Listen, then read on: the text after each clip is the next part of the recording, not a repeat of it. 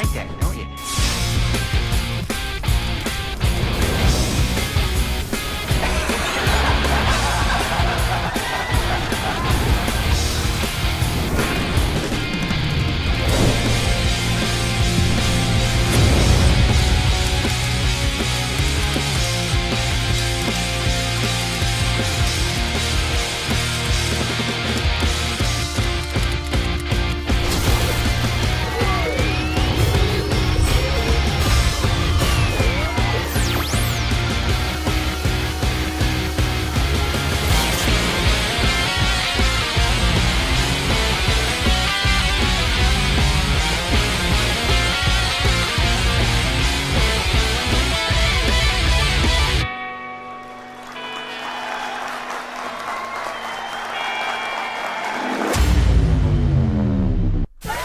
Hello, and welcome to yet another episode of Grinds My Gears. What's this, episode 4?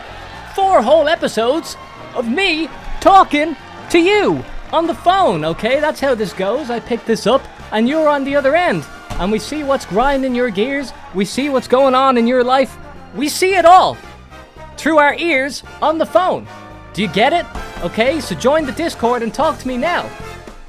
Hell yeah.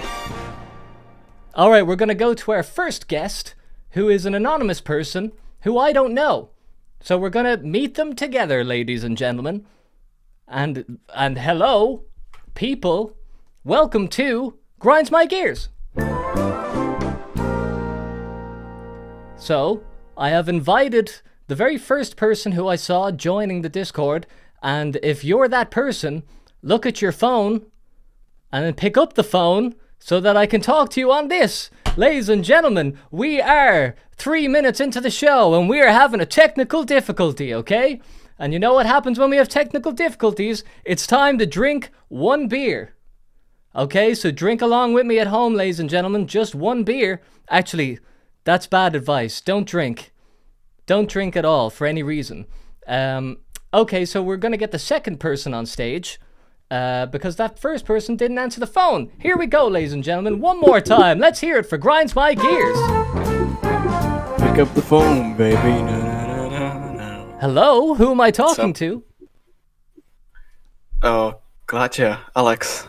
You got me? You remember me? Alex. It's Alex. Alex. Alex, and Alexei. you've been on the show another time, haven't you? Yeah. Last week. You said that to drink beer, so cheers. I have some beer on me right now. So. Oh, okay, you know what? You're the perfect guy to talk to about this because I have got a bottle opener and wait until you see what it says. Do you see this? Wait, my stream is kind of Alex, delayed, so I don't see it. your right. stream... Optimize the stream immediately because I've got a bottle opener that says Praha. And what does that mean? Oh, nice. Yeah, that's Prague, where you're from. I know everything about you, Alex. So what's grinding your gears this week? I already know what it I'm not is, of from- course. I know everything about you, but just let the listeners know. Yeah, I'm thinking right now. Is it like? Yeah, it's like a pint. The bottle of are nice. Did you say you're I'm just single seeing right it now? Right now. No, I said that the bottle opener is. It looks like a pint. Oh, sorry, I forgot. Pint There's as in- there's a delay on the stream. We're talking in the past. It's like half a minute. Yeah. Yeah, it's a Sucks. long delay. It's a very long delay. I forgot about that. Okay, so tell me, Alex, Mm-hmm. what's grinding your gears today? I just cooked pizza today. Like Bro, just cooked? an hour ago. You know what that Yeah, means yeah, on the and, internet? Yes. Yeah. But you're cooking a pizza But now. I actually cooked. It tasted really good. You know, it was really good. Okay, but that doesn't and, sound like something that's very annoying, Alex. That sounds great. That sounds like you cooked No. a tasty pizza and that's what's going on in your life. Yeah, but the thing is that I have the cast. You know, I have a broken arm. That's if you remember. Yes, and how's And the that going? cast. You didn't break it again, did you? Yeah, I can move my fingers. You know, everything's alright basically. Is it your right arm or your Sometimes left it arm? itches, you know. My left arm, actually. Oh, okay. I'm a alright. righty, so You Yeah, know, so you're I'm not lucky. really inconvenienced or anything. I'm Now, lucky. Yeah. I thought you said earlier that you were single. Now I'm gonna ask you because you wanted to talk about pizza. I'm gonna ask you, are you single? Unfortunately, yeah. Unfortunately, okay, so you're single and you wish you weren't. Is that right? Like, who doesn't, you know? I mean, some people out there are lone wolves, you know, like alpha chads like me just wandering around through the wilderness, just looking for something to eat, you know what I mean? That's all we're thinking about. The Giga Chads Yeah. is Alpha Chads, I said. I meant to say Giga Chad. Um, it's fine to enjoy your own company. Somebody likes doing that. But you want someone in your life. You want a lady. And what are you doing to let her know that you exist? Uh, not Staying much, at to be home and playing honest. on your Just, computer, calling into live streams. yeah, that's about it. Do you go out? Do you have friends? Unfortunately. Do you go to public places?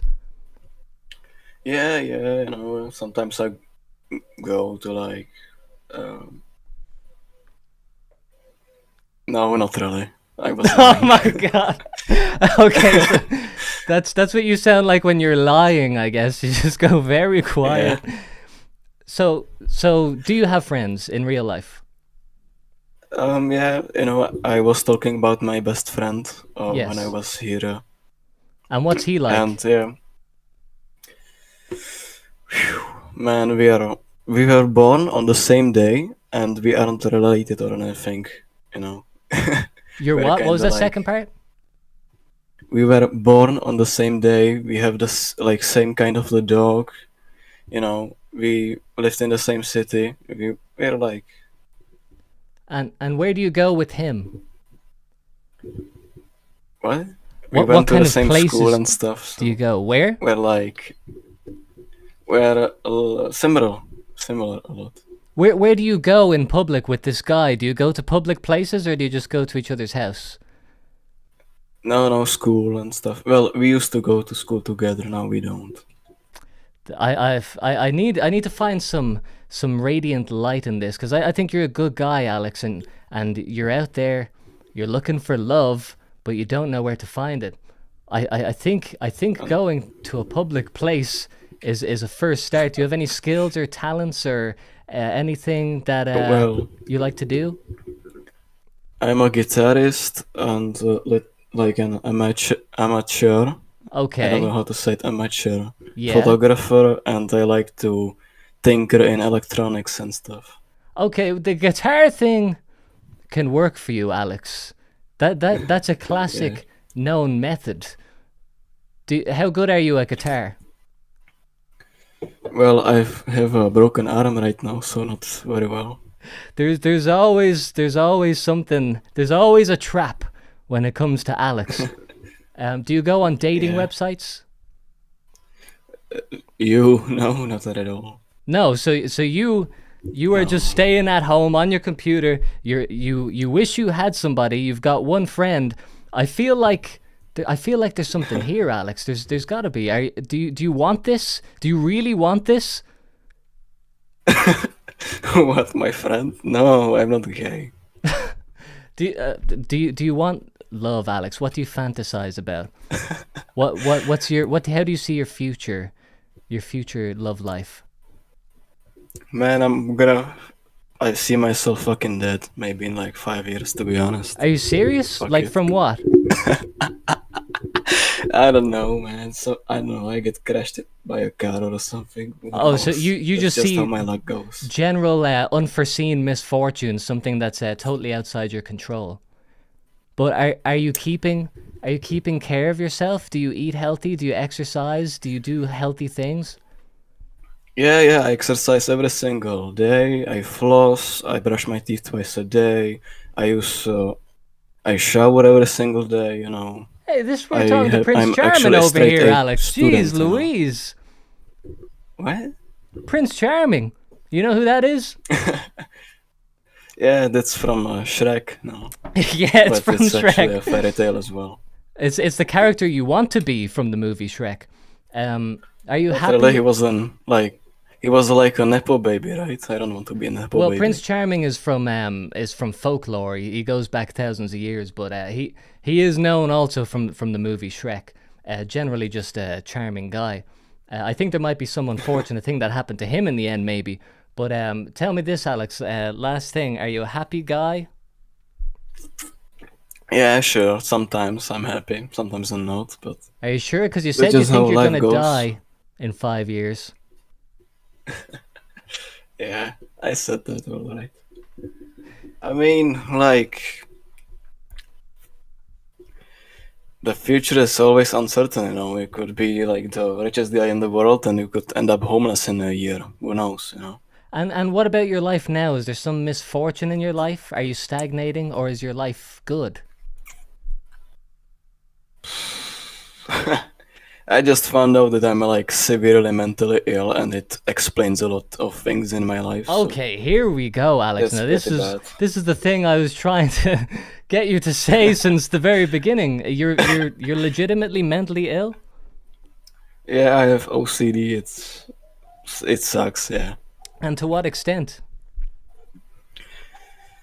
I wouldn't say that like it's getting worse or anything. It actually kind of got better lately, but yeah, it's How does your OCD manifest?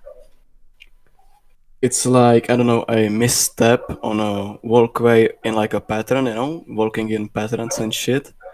And I'm sorry, can I swear here? Yeah, yeah, go ahead. Okay, thanks. Oh, here it You know, comes, it's ladies and just gents. This is gonna like be a big one. yeah, I don't know. I walk in like a pattern on the floor or something, and I accidentally misstep, right? Okay. And then, like for 2 days straight, I don't think about anything else than just not taking that step. Or it's like I have to clean my hands. I know this is like a stereotype type, but it's very well known that washing my hands, it's like my bread and butter. I just stand there in the front of a sink for like 10 minutes, just rubbing my hands until they're red. For That's like 10 minutes every day, or every time you go to the bathroom, you'll be washing your hands for 10 minutes. it's like impulsive. Sometimes I go days without it, and sometimes it just happens. Sucks. And have you been to the doctor for this? Have they officially diagnosed it? I'm kind of, I don't know. I've never been to a doctor, but it's 100% sure that I have it. You just know. I'm not like diagnosed or Do anything. your parents do OCD shit? Are they crazy? I don't know, man. I don't really know them, to be honest. They're kind of negligent of me. Oh, you don't know them now. Like, do you live at home now? Yeah, like I know them, and stuff, but So they don't really you're spend in time the with house me. with them now, are you? Uh, well, kinda. Kind of like you're at the back or something. Well, I'm right now in the house, and they're somewhere outside. I don't know where they are. Okay, they're somewhere outside. So, like, to what extent are they negligent? They just let you go to your room, you just play on your computer all day. Do you have dinner together? Like maybe once a week, and that's like really a maybe. And so, like, one of your parents cooks dinner and they give it to you and you just eat it in your room? Yeah, sometimes I sometimes stay in the dinner room, sometimes I don't. And how do you feel about that? Do you wish you knew them better? I don't know. When you mentioned it, then wait, I need to close my windows. There's a dog barking. I can hear that, but don't lose your train of thought. When I mentioned Yeah. what? When you mentioned that if my parents are like crazy, then my dad is kind of impulsive, he's aggressive and stuff. But it's Oh, kind of probably from him drinking a lot. and does he drink a lot at the moment? Like I mean, he goes by 6 maybe, like pints of beer every single day. every single day? Oh, Yeah. that's. Hey, listen, I'm familiar with that kind of life. You and me, brother, we know what goes on. European drinking cultures. Yeah, I'm drinking a beer right now. So, Yes, this is it, folks. let's just continue the cycle of violence. Why don't we? Let's just not No, change but anything. mine, Let's do to our mine children what our is. fathers did to us. Yeah, but my beer is non-alcoholic. It has satsumas and ginger in it. Okay, all right. It You're tastes being kinda smart. good. Yeah, we Yeah. someone in the chat there says Euro drinking is crazy, and yeah, it genuinely is. It's a continent-wide problem, especially for the cold countries. I don't recommend it, and I do recommend not drinking at all if possible. But some countries, I genuinely believe having one beer helps me in life, just one beer. But let me ask you this, final thing before I let you go. Do you think there's hope for your father? What's going to happen to him? I mean, I'm kind of was talking harsh about him right now. He works like at least 10 hours a day as a conductor, and he's so tired and he doesn't sleep a lot, and I don't see him very often. It's just sad. Well, at least he has a job. That's something. What about your mom? Yeah. Yeah, she has a job as well.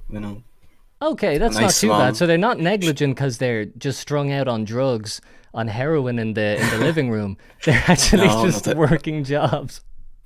Not like that, no. Okay, that's not so Nah, bad. they're like good people, but when I was a kid, my parents were always like away.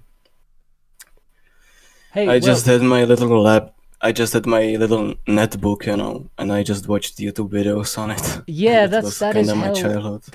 it goes a lot of the time, and that's a trend that will continue in the future. But if I could say one thing to you, because here, listen, this isn't an advice show, but I can't help but give advice.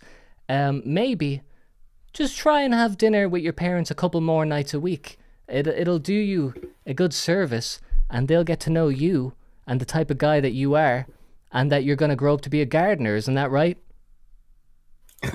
I don't want to be a gardener. Okay, you said that I last week, just didn't you? had I just had an offer to be a gardener, and it's a well-paying Okay. job. So But do you think you would do well that? off Do you it think for you me. would have dinner with them more than once a week? Yeah, sure. That's a no then. You're being polite, but that's a no. Yeah. Well, Alex, it seems like your life's just gonna stay the exact same. Don't change anything. Just keep going on that netbook and see what happens. And I'll call you in 5 years and see if you're still alive. How about that? The funny thing it's that you're right. I still use that netbook that I used as a child from time to time. So All right, Alex. yeah, Good to talk things to you don't really again. change. More updates in future about where you go in public. Okay. Yeah. Okay. See ya. That's the mission. All right. I'll talk to you later, Alex. See ya. Okay, there we go, folks. Sometimes that's just how it goes. And sometimes it goes other ways. All sorts of ways. Okay, so we're in the show now, right? And thank you to Spazador's Agricultural Supply for the $5. And he says, Alex, just because you want it and doesn't mean it will. Don't stop moving. So I should have said that to him while he was on the phone, actually, shouldn't I? I think I ended it in a negative kind of way. But that's just the kind of mood that I'm in today. How about that? Sometimes you'll call up and you'll end up worse than you were when you started. Okay, if you leave your house and go to a strip club, I'm sure a woman will be on your lap, but no one wants a shallow thing like that all the time. And that's true. You can go out in public and actually also be worse off than if you just stayed in your room. There's no clear answers here, folks. It's a complicated world. All right. Now, two types of music playing at the same time wasn't part of the plan, but how about we go now to a guest? The first person who was on the show, do you remember his microphone wasn't working? Well, he's on the phone now. Let's see what he has to say. Hello, caller. I can see that your microphone's muted. Can you hear me? Can you hear me? Yes, here we go. Who am I talking to? Brian? Brian. Now, what is grinding your gears today, Brian? Um, so I guess it would be my work schedule because I work 12 p.m. to 9 p.m. Okay. So I wake up, go straight to work, come home. It's too late to do anything, and then that's my day until the weekend. Okay, so midday till 9 p.m. That's a tough one because that includes all of the hours where you're supposed to do things like have lunch, have dinner, and and the time where you actually live your life is all of the hours where no one does anything. And how many days a week do you work? Monday through Friday. Oh my God. Oh well, at least you got the weekends. That's not too bad. What is the Yeah, job? yeah. I got the weekends. It's not too bad, But I mean, during the week, it's like it kind of sucks, I mean, I could deal with it, being at work and 'cause, I mean, I'm usually by myself at work, so I mean, I love it, I don't have to deal with anybody. But then when I check my phone, I see all my friends are having fun together. My girlfriend's at home. I'm like, fuck, I want to go home. Does your girlfriend have a And job then, or is she just sitting there waiting for you like a Labrador? so we just moved to a different state. So right now she's not working because I want her to finish school. So she's at home with my dog. She'll be sending me pictures of my dog, and I'll be at work like That's looking at the tough. time. And I still got 6 hours to go, and I'm like, oh my god, dude, it's gonna take a while. Okay, so what is the I get to job? work. Um, so I work on servers. So like software, hardware issues, troubleshooting. So it's not a bad job. It's cool. I love it, but um, there's a lot of downtime that comes with it too. So I'll get to work. I swear to God, 3 hours will pass by. I look at my clock, and only like 38 minutes have passed. Yeah. Sometimes you look at the clock and it's 11:54 and then you look at it again and it's 11:52 and you're like, "What? That's not possible." That happened to me once. Yeah, yeah. It turns out it was a reverse clock. I didn't know that at the time. But anyway, forget about all that because that was just nonsense what I said. But what age are you, by the way? I'm 27. 27. Do you see yourself in this job for a long time? Because that's kind of a serious age. We're not talking about 19-year-old funny business. We're talking about 27-year-old semi-serious business. Yeah, I just started this job earlier this year. I mean, it pays really well. Benefits are good. Job is really cool. Like I said, it's just for me, it's just a schedule. I don't want to sound like ungrateful, but, complaining about the schedule when the job is really good. I don't really want But you to sound grateful just for having a job. It's like we gotta live our lives, and I get what you mean, but I've never been that grateful for jobs. I've always been grateful for being at home and playing with my dog, but not so much for getting the luxury opportunity to work for somebody else. In fact, I don't know how people do it. It's a tough thing. Do you like just having someone else saying like this is what you got to do, and then you just sit down and do the jobs? Like, does that suit you? I don't really like being told what to do. But um, but this job, like I said, I don't really interact with anybody. Like, I mean, I'll say what's up to my boss and then go to work. Do you say what's up Like to I him don't like I'm not verbatim? really Is that micromanaged. What's up? do you literally say what's up? You said I say what's up to my boss. Does he walk by and you go what's up? Yeah, I say, hey, what's up? Okay, And I'm he just trying smiles, to says get an hi, and accurate then picture here. I'm creating a visual image. yeah, no, I'll say what's up to him. I'll say what's up to my coworkers if I bump into them, and then I go sit down, pull out my phone, and then I'm on YouTube or I'm just on my phone waiting for something to happen. And then once my boss leaves, I just hang out until it's time to go home. Oh, okay. Here's the problem. Like, how much time do you spend at work but not actually doing work? I would say, I mean, it fluctuates, but I would say most of the time there's not much to do. So I say I spend like 7 to 7.5 hours of the day 7.5. just hanging Okay, out. so your job is good. It pays well. You don't have to talk to people, but you have to spend 7 hours. Did you say a day? Yeah, So you basically just don't even have a job. You just show up to somewhere and do an hour, a couple. Oh yeah, it's from 12. It's from 12 to 9. So you do a couple hours of work. But I yeah, mean, yeah. my thing is, I used to work in a factory doing the most Mm. monotonous, boring shit you can ever imagine, and you could just like walk around all day and do nothing, but the monotony of it made me quit the job. I was like, this is the best job ever. I don't have to do anything. I couldn't handle it. Like, I think there's probably a point where you can't handle it. You only got the job and you're already saying like, I'm kind of concerned about this. How long can the show go on? Um, well, I mean, right now it's kind of important for me to have this job, so I can keep the place that I have, and my girl can go to school. But the plan is, once she's out of school, we save up enough, we go back to our home state. So for me, it's worth it in the long run. But I mean, like I said, like the job is good. It's just for me, it's just like the schedule. Like sometimes Okay, I kind of just want to yeah. watch the sunset, but I'm inside my job. Well, what about how do you spend the money? Because the trap that a lot of people fall into is that you work all day and then you don't get to do anything on the weekdays, and then on the weekend you just spend the money because you're trying to like make up for lost time. Do you find yourself doing that?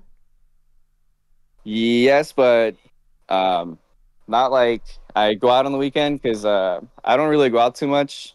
I usually stay home, but like I spend money on like concerts, like figurines and like just shit I don't need. So I mean, I've been trying to slow myself down and not do that anymore because I mean all that money adds up and that's money I could be saving. But Yeah. I yeah, it's mean, a hard habit to break for sure.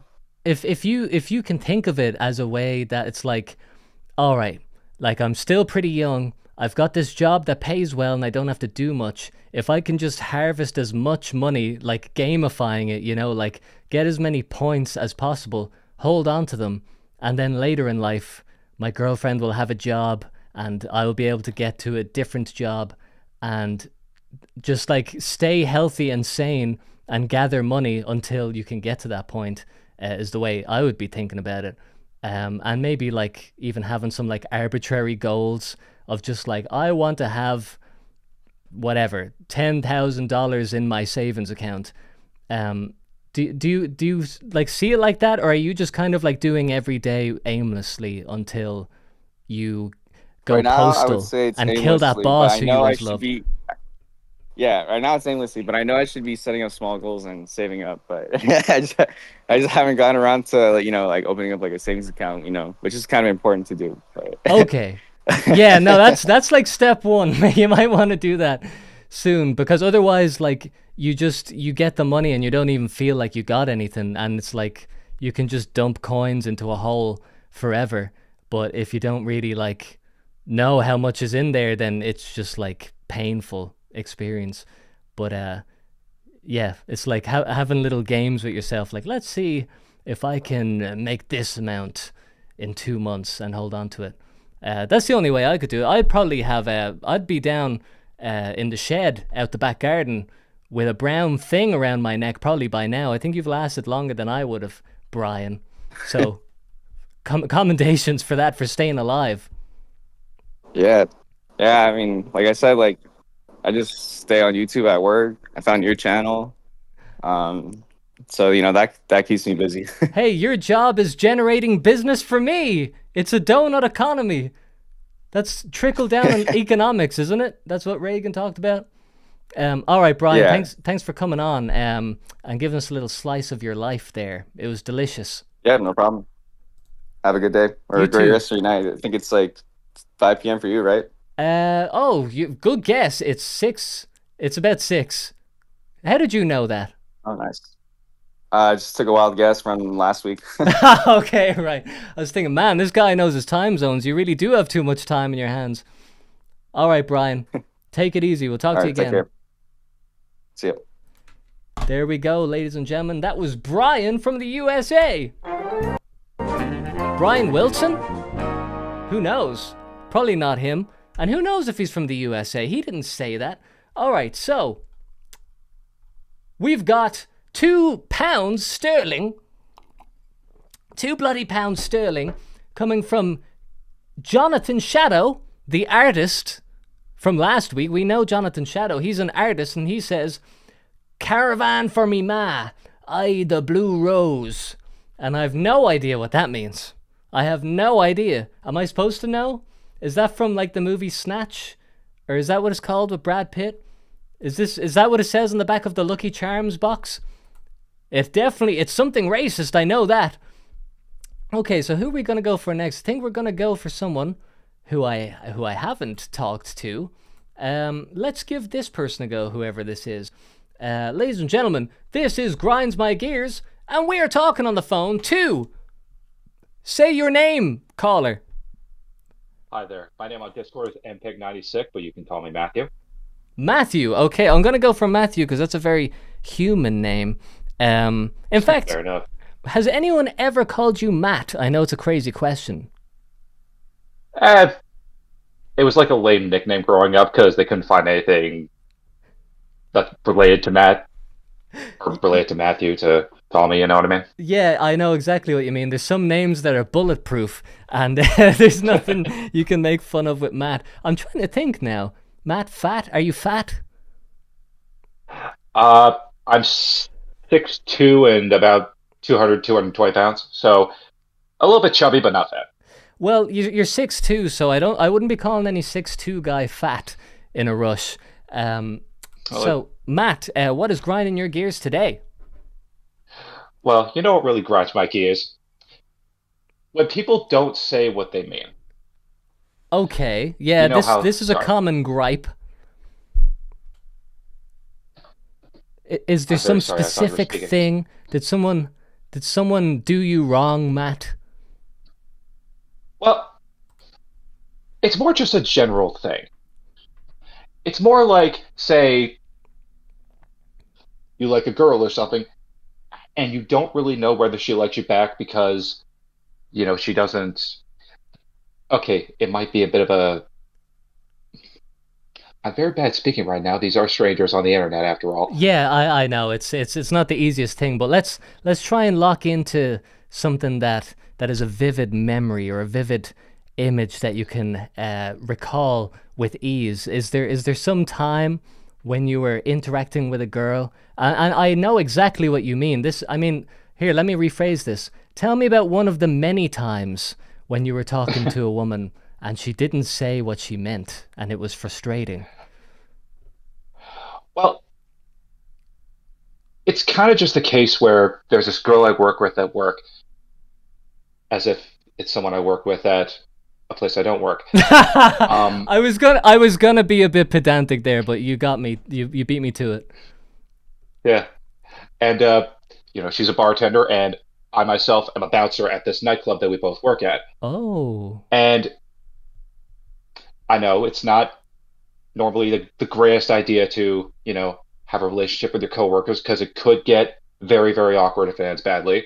But in any case, I do like her, and it's kind of just a case where she, whenever it comes to actually admitting whether or not she might like me, she tends to be very mealy mouthed, and she also tends to like dance around the subject and all that good stuff. Now, And it how can would she be dance somewhat around the tiring. subject? Like, is it an unspoken thing that there's some kind of like, I know and you know and we're not mentioning it, or has there been actual opportunities where she could say something but she's not saying it? It's kind of just a case where she essentially, when I say likes to dance around the subject, she tends to be very non-committal with her answers. Like, there was one time I asked her out, and she said, "I'm going to say no for now." It's not expressing disinterest at the time. It's just saying, "I don't want that right now." But it's kind of just the case. I'm kind of the guy who prefers to get definite answers. I prefer certainty rather than uncertainty. I'm sure a lot of people are like that. And I'm sure she has her reasons for saying not right now. But it's kind of just a case where I think the previous Saturday, I'm sorry if I'm going on a little bit. No, The no. previous Saturday, sorry, to add a little bit of context, Yes. I am doing a correspondence class. And basically, what that means is I'm taking a high school class in order to get some credits for university. You're taking a high school class. Yeah, I'm currently 28, but while I did graduate high school, I don't have the required credits in order to go to university. So what did you miss out on in high school that you're getting now? Well, right now I'm just trying to get like 5 more credits. Right now I'm doing like a math course, and a correspondence course is just they give you a booklet and then you email the answers to the questions at the end of the chapter. You know what I mean? Or I, at the end of each chapter I to I'm a just certified teacher. I'm laughing because I'm thinking, okay, so 6'2" bouncer, bartender girl. There's some will they, won't they? Why is she dancing around the subject? And I'm just imagining you talking to her, being like, "Yeah, so I'm in high school. I'm 28 years old. Not in high school. I'm just study. I study math in high school in my free time. What do you do?" And she's like, "Hey, when you get that high school diploma, maybe give me a call." The, I mean, she is like much more educated than me because she's actually going to school for electrical engineering. well, she's a bartender, so I mean, you know, there's no worse or better than when it comes to bartending. Everybody's the same, and I know that because I've done it. And you can be a brain surgeon, but if you're a bartender, you're sweating and you're serving people drinks and they're drunk and they're telling you, "Wait till I tell you about my father." And there's no glamour and pride in that working until 4 o'clock in Yeah. the morning. So I actually thought you have the upper hand here because you're the bouncer, you're the security guard. That's like an elite level position in the bar because you don't have to like make small talk and look silly. You look strong and cool. Is that right? We do have to make small talk. Like if someone asks us where the bathroom is, I have to tell them for the 50th fucking time, even though I'm right next to the bathroom, it's right over here. Okay, so And that's you. it's I'm imagining like you're the guy, you're the guy in the bar, and like if someone wants to talk, they say, I need information, and you're like, that way. Okay, cool. I've just always thought there's something very silly about working in bars where people chat to you and they kind of like what we're doing now, but like someone will be pissed drunk and they'll tell you about their whole life, but it's like a very obviously biased and wrong because they're drunk and they want to be your friend. It's kind of like daycare. It's like adult daycare. Um, so I've always found that the security guards are like in bars, they're like sober, actual like normal people, and it makes you look so much better because the bartenders are used to talking to literal idiots, retards. I was gonna say, I don't know why I censored myself. Bartenders are talking to literal people with retarded brains, and then when they talk to you, you're like a genius because you're sober. Anyway, I kind of got in a tangent there, but go. You were telling me about your qualifications. You're getting into college. yeah, I'm doing a correspondence class in order to go to university. And do you think And the that reason this why I want sorry. is this a thing for her? Do you think she wants that from you? Well, it's less that I'm doing that to impress her and more just I'm currently in Canada right now. I'm from Canada. I live in Ontario, and I'm attempting to join the military. And with joining the military, there comes a lot of perks for, getting shot at and all that good stuff. And one of those is free university. Okay. You're Yeah. really going for the university thing here, Matt. Yeah. All roads lead to further education. Well, yeah. And also, the reason I brought up that correspondence class was because it's a mathematics correspondence class. And I asked this girl to help me since she's in school for electrical engineering. And also, she was originally in university for mathematics because she originally wanted to be a math teacher. I don't know what could have possibly scared her away from teaching a bunch of dipshit kids, but Who knows? It could have been anything. So someone in the chat says 60 says maybe she's just being polite. Maybe she just doesn't want to say no and she wants to keep the friendly dynamic going between you. Do you think that could be the case? that could very well be the case. But can never really know for sure until they outright say it because I'm not a mind reader. But again, the reason why I brought up the correspondence class was I asked her for help. She said yes, and all that good stuff. So I'm not saying there's something there. I'm just saying she's willing to put up with my more awkward side. She's willing to put up with all the awkwardness and help me out. So I thought that was very nice. Do you think there's a chance that maybe you could make an outright proposal, which is like something that if you say yes to, then she definitely enjoys your company. It can be like it can be a small gesture, but do you think if you asked her like, "Hey, do you want to have a drink after work?" What do you think she would say? She say it's 3 in the morning, leave me alone. Because Okay, I'd say yeah. the same thing. You're aware enough to know that that's too much. Okay, I trust you. I think you know where the boundaries are. Yeah. And do you think Yeah. you're And going to keep plus, trying? sorry. How would you feel if she outright said no, like get away from me, you freak. You weirdo, you 6'2" abomination of man. How would you feel? Uh, I think I might feel. I'd obviously feel bad at first, but at least I'd know. Okay, that nothing's happening. Whatever, and then a burden might lift off my shoulders. You know what I mean? Yeah, would it be worth the risk? Because as you said, there's going to be that awkward work dynamic. Would it be worth the risk doing it, or is the idea of like asking her out and her saying no and the awkwardness of that, is that too much to bear? Well, I've already asked her out, and she said not right now. Oh And I yeah. kind of, with no uncertain terms, I said like, "Hey, the ball's in your court. The offer's always open." Or yeah, Well, it's funny that you say that because everything you're saying, every guy listening to this is going to completely agree that like, yes, I've been in this situation. Just tell me no or yes.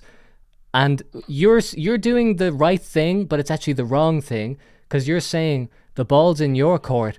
I guarantee you, Matt, she will never ever, even if she loves you, even if she imagines the rest of your life together, that she is not going to come to you and say, "So, time has come and I'm ready." Because that's not how it happens. For some reason, you just have to keep asking, and then after four or five yeah, times, they say yes.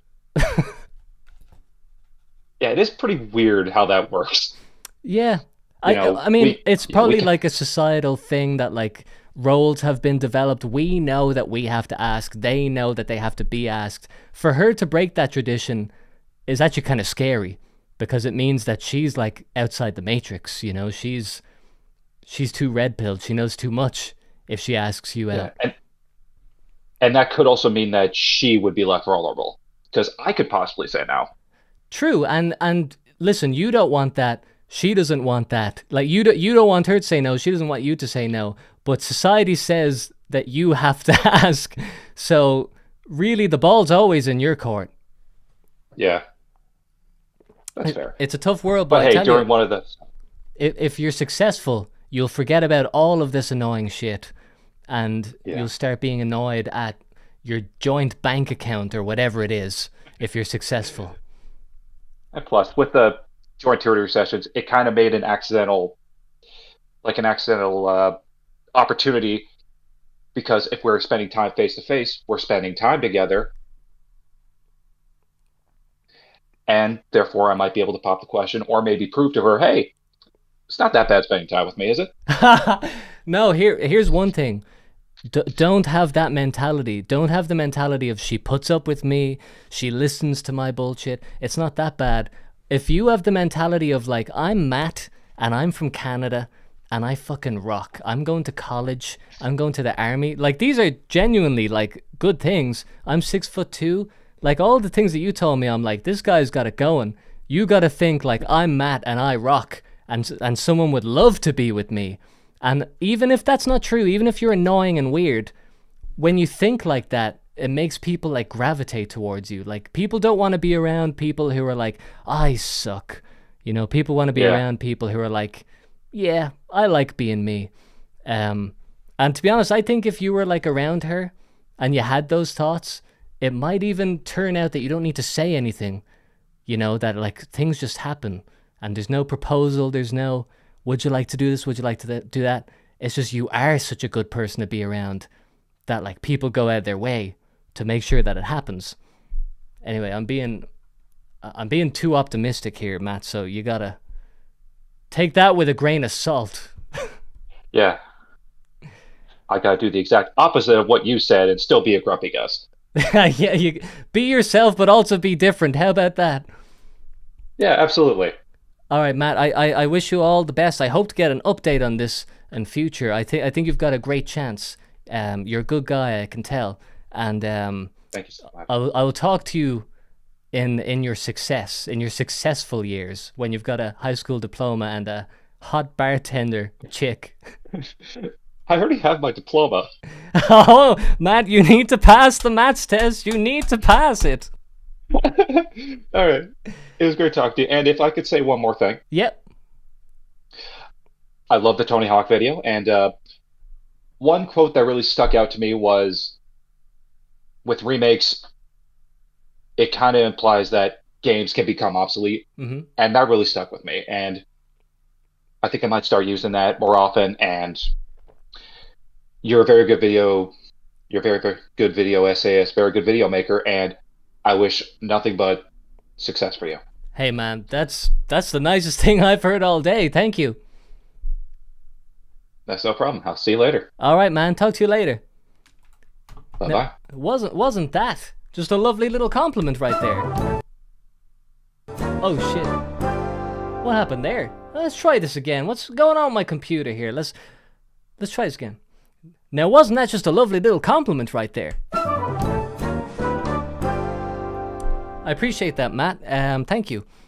Okay, and yeah, okay. Let's move on to the next guy because this guy's trying to get my attention. I know who this is. All right, hold on, 1 sec now. Gajira Lives says, "Sup, small dude, love the show." Hey, what's up, Gajira Lives? Love the show. Welcome to the show. Okay, this is what it is. It's a show. All right, it's a good old-fashioned show. Hold on now. Can you still hear me? What's going on? Where's the sound? Where's the sound? Oh yeah, it's muted because... Okay, never mind. I muted my own sound. I think we got a super chat in there, did we? Oh yeah, that was from Jonathan Shadow. I read that out. Okay. Now, forget about the Buzzcocks, because here is the next caller. Hello, caller. Who am I talking to? You're talking to the businessman, aka BW Trickster. I know who this is, and you know, there's not a lot of small little icons that I can see on my computer and recognize, but this is one of them, Trickster. How are you doing? I'm doing good. Just got out of the road. I was doing some stuff. You got out of the road? You were driving a car? No, I was driving a scooter, an electric scooter. You were driving an electric scooter? Are you like parked somewhere now? Oh no, yeah, I'm at home. Okay, so you made it. All right, because we don't condone I made it. live stream calling and driving. You know, it's illegal. No. Trickster, just so the people know, BW Trickster here is one of the most OG small dudes of all time. Am I correct in saying that? Oh yeah. I mean, I've been following your stuff since the iFunny blowout days. the iFunny phase. It's funny because I'm not even aware of my own eras of whatever it is I do. The fact that that's the way you see it is funny and interesting to me. As far as I know, I'm just doing the same thing all the time, and more people keep coming. Oh yeah. So businessman, aka BW Trickster, what's grinding your gears today? It's the same old. Gotta make rent. Gotta make pay bills. Hold on a second now. I need to make a point, okay? It seems like whenever I ask somebody what's grinding your gears today, they say, and then I can tell that they're trying to think of something on the spot. Now, have you or have you not been aware that I was going to ask you this for at least 20 minutes now? No, I just popped. I thought this was like a regular call. Okay. I mean, I it thought this was is. like a little walkthrough call that you're recording, or if this was an actual live stream, because I did pick up that this was a live stream. I'm looking at it right now. Okay, fair enough. I'm overestimating how much people are aware of what it is that I want from them right now. But let it be known, when I call you up here, people, Yeah. make sure that you know I'm what's s grinding your gears. Okay, so now I'm gonna have to Sorry, yeah. you want me run it back and be honest about what's really grinding my gears? Absolutely, that's what I would love, Trickster. All right. Run it back. I Run hate- back the record. I'll Rewind. run it back. I'll rewind. Ref, let's restart the game. I hate it when people just don't have that self-awareness. You know what I mean? Oh yes, I know They what don't- you mean. This They is don't this care. is a You big know one. what Yeah. I mean? They don't carry that sense of. And my definition of self-awareness is very vast. It's very different from other people because I consider self-awareness as, hey, I'm gonna die, so I gotta make the best out of it. Why should I care about anything? So automatically, my moral high ground or whatever. I'm not trying to be corny, but my moral high ground is like at a very high standard. So it's like I put myself first over other people. Where I'm getting at with this is that people will just take the most smallest situations and make it like the biggest problem of their lives. And I'm like, just run away from it. Just I don't know. Okay, I'm you're not sure kind of you're saying a couple things there because like you yeah, could say yeah. you saying that other people are taking a small problem and making a big thing about it. You could say Mhm. that you being annoyed by that is you doing the exact same thing that you're annoyed by. Yeah, yeah. And someone in the chat here, 60 again. I'm Nihilist quoting worldview, 60 a Bob. lot I'm today. an optimist. Believe it or not, I'm a very optimistic person. Yeah, that's what I was gonna Like say. I 60 says feel good about things. 60 says quite a nihilist worldview, boss. Real sociopath out. Hey, if it came down to saving 20 adults and one child, I'll save the one child. I mean, come on. That's our future right Well, there. I mean, it's funny because what that guy said. You said what you would define as self-awareness is that we're all gonna die, and We're all gonna essentially die. Well, yeah. because what you described was nihilism, pretty straight up. Yeah. And you called it self-awareness, which if that's what you want to do, that's fine. But I think you're very in your worldview that maybe Yeah. you're not even seeing that like there's a word for what you just described, and it's not the word that you said it was. Is there a word? Is there a word? Nihilism. Shut up.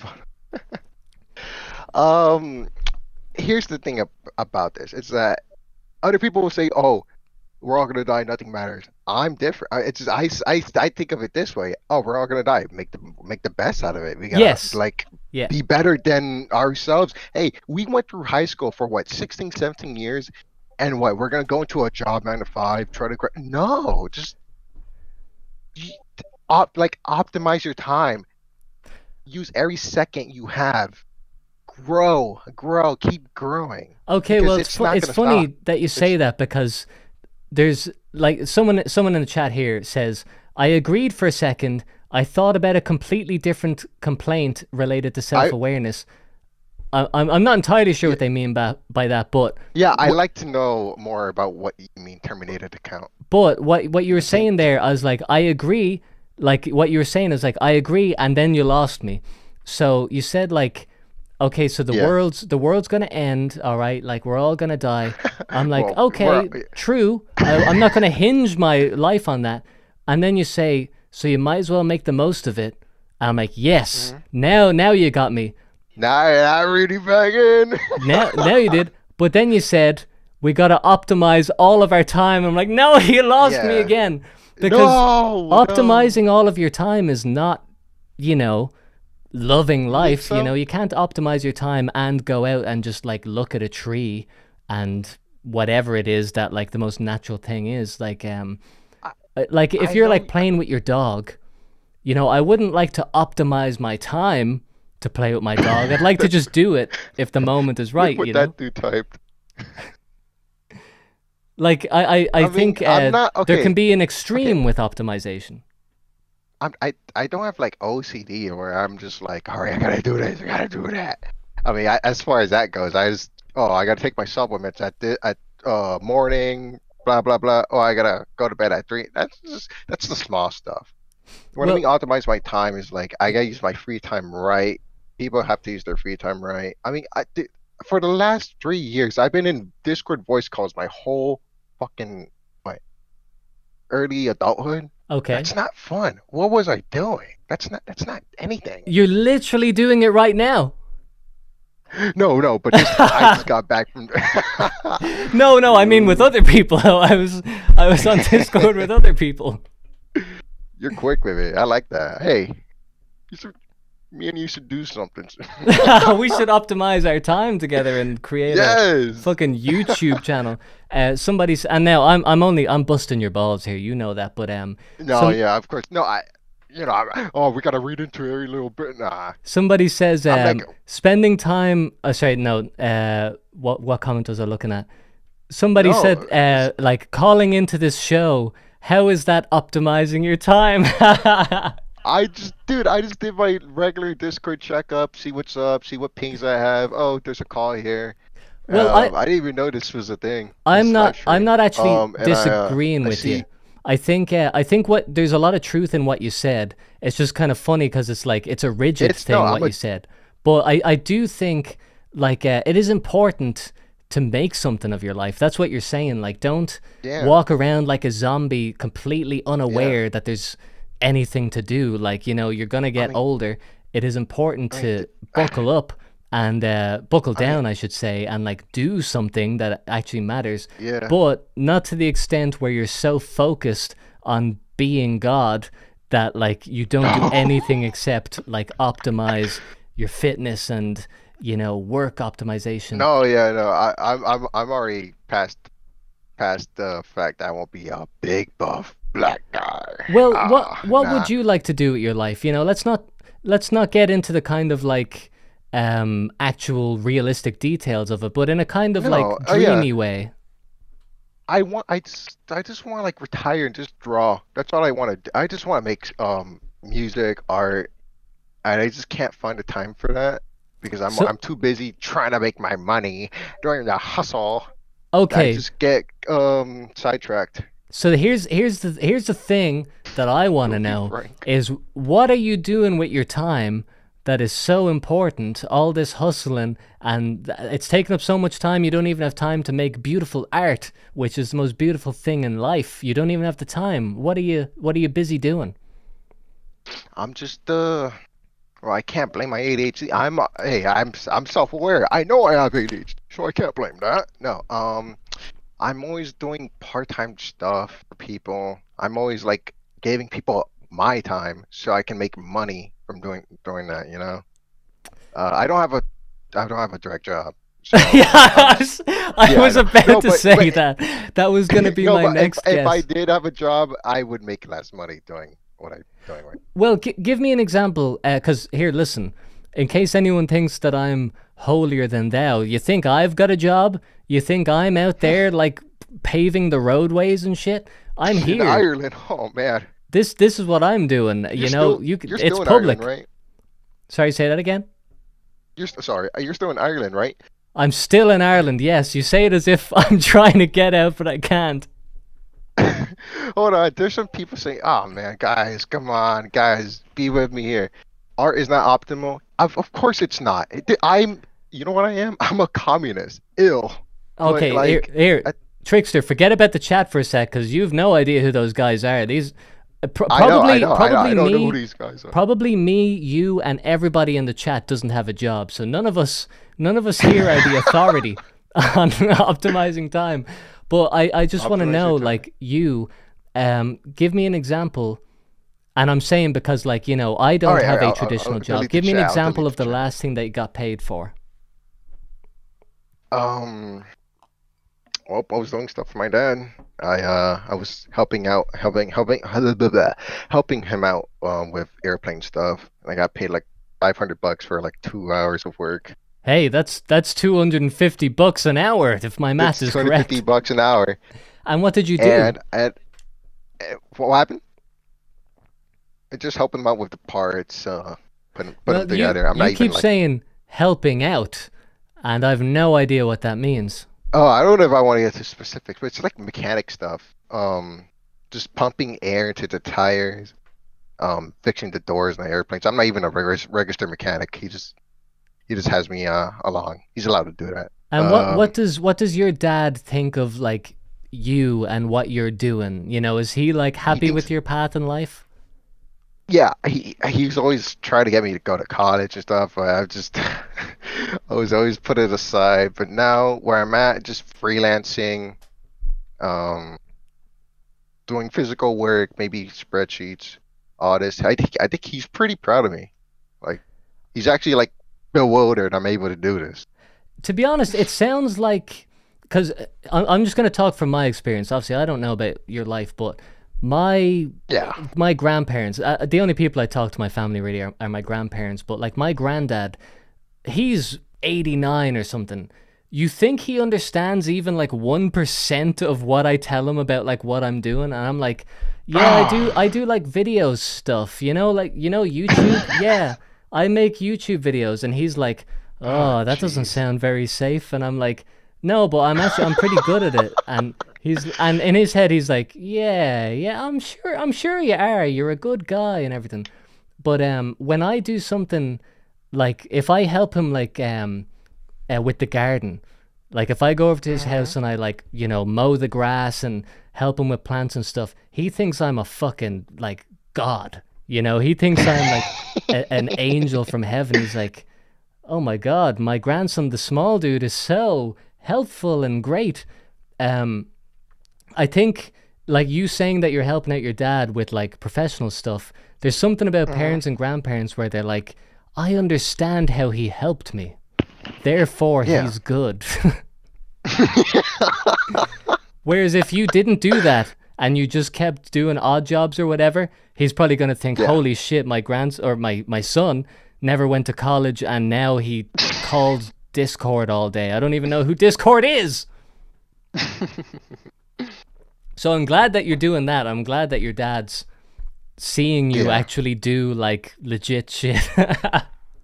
No, if I had a different dad, I feel like no, because it's I love my dad. We all love our parents. Devout Sharad says they calculate worth through labor, which is actually that's so damn true. Like you do one bit of labor and they're like, I love my son. Literally, I just bought milk for my mom. She looked at me as if I was a different person. And here, listen, what's your forward-looking agenda, Trickster? My agenda. You mean Yeah. political or just life? I don't know. I feel Life like agenda. opening the Let's go for floor that. to you to tell Let's me go for a one life more agenda. thing before I let you go. I'm not sure if I should pick a specific thing. I've got the feeling that you probably have something loaded up. A little bit. What you got cut off?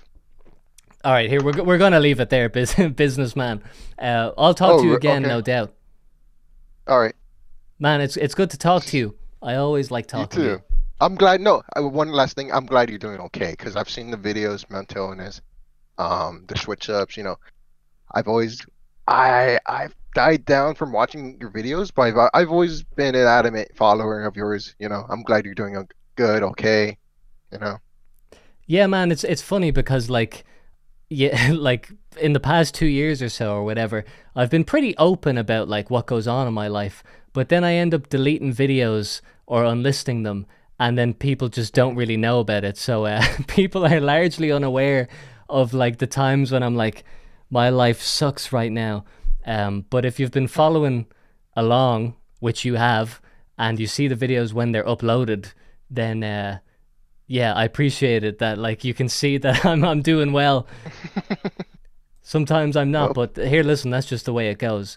But I always That's like fine. keeping in contact with people who've been around. It's not just about uploading videos. It's nice to get familiar voices and stuff, and I appreciate that. Yeah.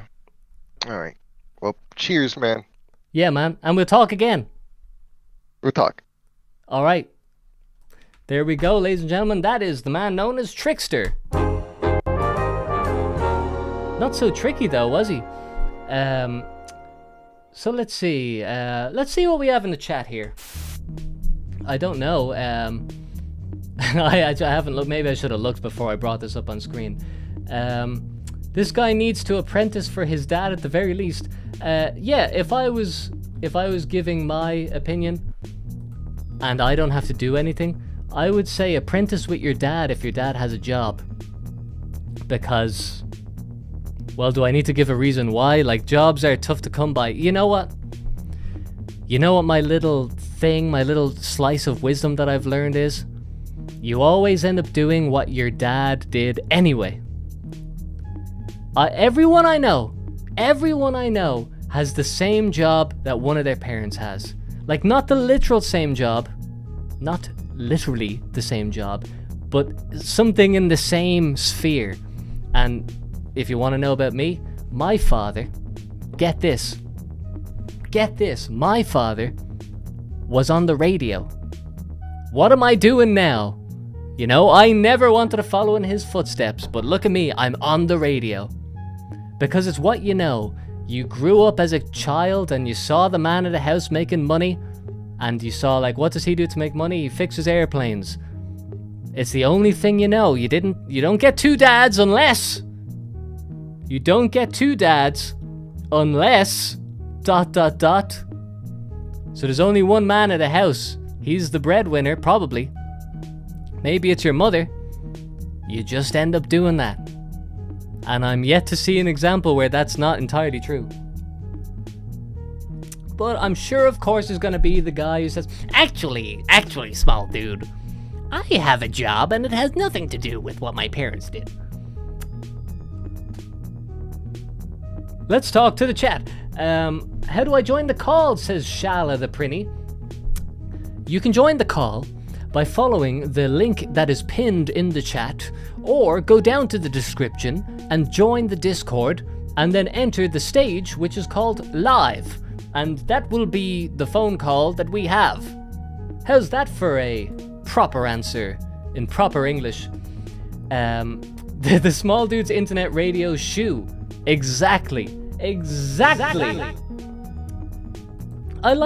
do like that. It feels comfortable to me having like an internet radio show, because when I grew up, I saw a guy have a radio show and I was like, you can make money from that.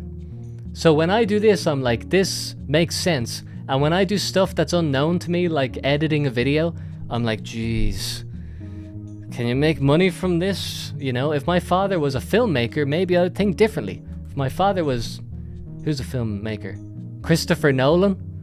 Then I'd probably be like, the only way to make money is films. Had a dad and a stepdad, both welders. I ain't going to gas and oil.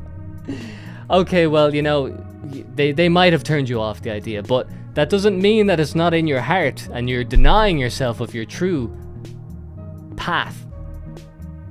Take what I say with a grain of salt, okay? It's just a generalization. My parents, plumber, librarian, were supportive. Oh my god, man, how many of these beers have I had? Nearly one. Although it is a 10% beer. Supportive. My parents were supportive of me being a full-time musician, and I'm grateful for that. Yeah, I mean, to be honest, my parents were supportive of me being a full-time musician. That was probably a mistake. I don't know if it was. I don't want to say that, but they were like, as long as you're doing something. But a full-time musician, that's a tough gig. And I know because I tried it for years. That's a tough gig. But if you can navigate it in the modern way and make sure that you're not just relying on your band popping off one day, you know, make sure you get online, figure out how to have an internet presence, and be more than just a person who like strums the guitar, then that's where the money is. But be careful being a full-time musician. That's all I'll say. A lot of traps. Took a radio broadcasting class in college. Oh no! Hopefully this comment gets better. The teacher was like, you guys really missed out. Working radio rocked, but it's dead now. I still listen to it though. Miss Tredidley. That's your name, I guess. Yeah, like I just said, my father was in radio. He was in radio. And I always thought, like, I like radio. I like that it's a guy talking into a microphone. You can just listen. Your mind makes the images of where they are. Music comes on. It's all a very, like, mentally stimulating thing because you have to make images in your head. Obviously, it's a bit different with a live stream. You can see where I am. But with radio, in the past, that's what it was. It was kind of like books with audio that, like, people say words and create worlds in your mind. But your broadcasting college tutor is right that you missed it because it's over now and it's not coming back. And I know someone who did a radio course, which is crazy. How the fuck could that be possible? I know someone who did a radio course and their professor said the same thing. And guess what? Their professor talked about aliens for half of his class. Because your man is just, this guy is coasting on his radio professor job and he knows that his time's coming and he just talks shit about aliens. Waste of money. I'm sorry, I know you did it, but waste of money, radio college. Wow. I would rather eat my money with my mouth and shit it out my ass. Sorry, I shouldn't have gone that far. I got to the live channel, but I don't want to be rude and interrupt or anything. Okay, well let's go to another caller, alright? Let's go to another caller. I'm reading your chats here. Been doing this for 10 years, says Alex. Half of the gigs are live shows, the other half is tech. I think strictly music is impossible. Even big bands have side jobs. Okay, Alex knows the deal. When you're in it for 10 years, you don't just get on stage and play gigs. You do sound tech. You do you engineer for other. And stop me talking. I'm just gonna pick someone who I don't recognize. How about that? And they are gonna be on the phone so soon. You know, if you're in line, you might want to check your phone because I'm calling. All right. Hello. Hello, did I scare you there with my aggressive tone telling you to pick up the phone? Yeah, I think I'm gonna start crying here about soon. Oh man, don't do that. No, that's my worst, that's my worst nightmare is making a caller cry on a live stream. I've always been afraid of that. Yeah, you're gonna get canceled. A small dude makes his viewers cry. Yeah, or you know what? That used to get you cancelled. Now that sends you straight to the top. That makes you the #1 streamer. What is your name? You can call me Noah. Noah. Have you been on the show before? No, but I've been in the YouTube chat. Okay, and what is grinding your gears today, Noah? Being ghosted by people. By people or a person in particular? That's happened with several different people to me. Okay, sorry. We're gonna talk about that in a sec. I just saw someone in the chat. Someone in the chat just joined, and they say, "Hi, can you talk? I wanna end my life." This is not the place to go if you're really thinking about ending. I don't know what you expect me to say to help you. I just nearly made Noah cry here, for God's sakes. Okay, so Noah, several people have ghosted you. And then Hindquarters says, "Sounds spooky." Yeah, in a way. Ectoplasm everywhere. Okay, so what has happened? Why are you driving people away and they can't bear to just tell you straight up, "I don't want to talk to you anymore"? No, I have no idea, actually. So all these people that have ghosted me, they've all been, girls. They've all been girls. Okay.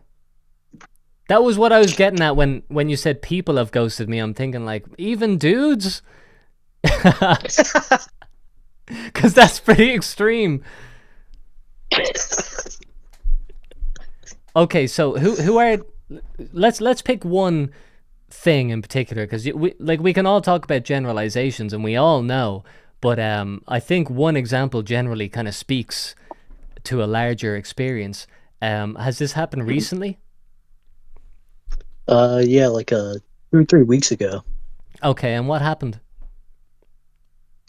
Well, yeah, we were hanging out probably for about a month, and then suddenly we planned to hang out on a Monday, and we were talking all the way up till then. And then the day comes, and she just says nothing, and she hasn't responded to me since. And you, how did you meet this person? Online. Like on a dating app? Yeah.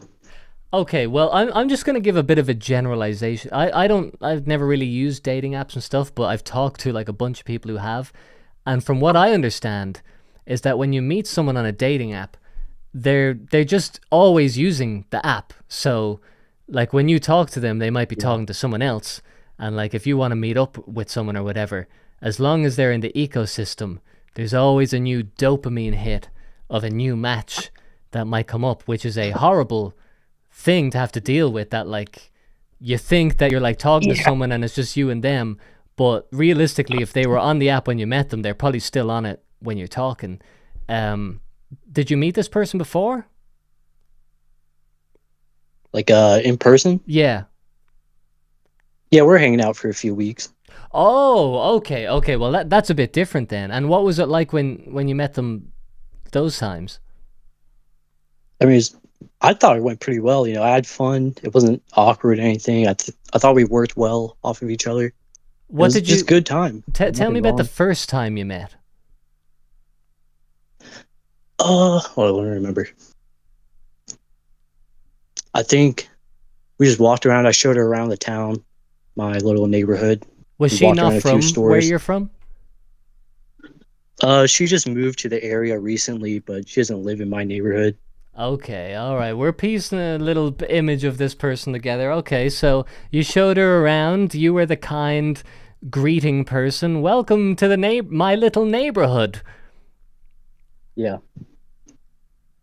And did you have like a special thing that you're like, here's the best thing, like I'm from here.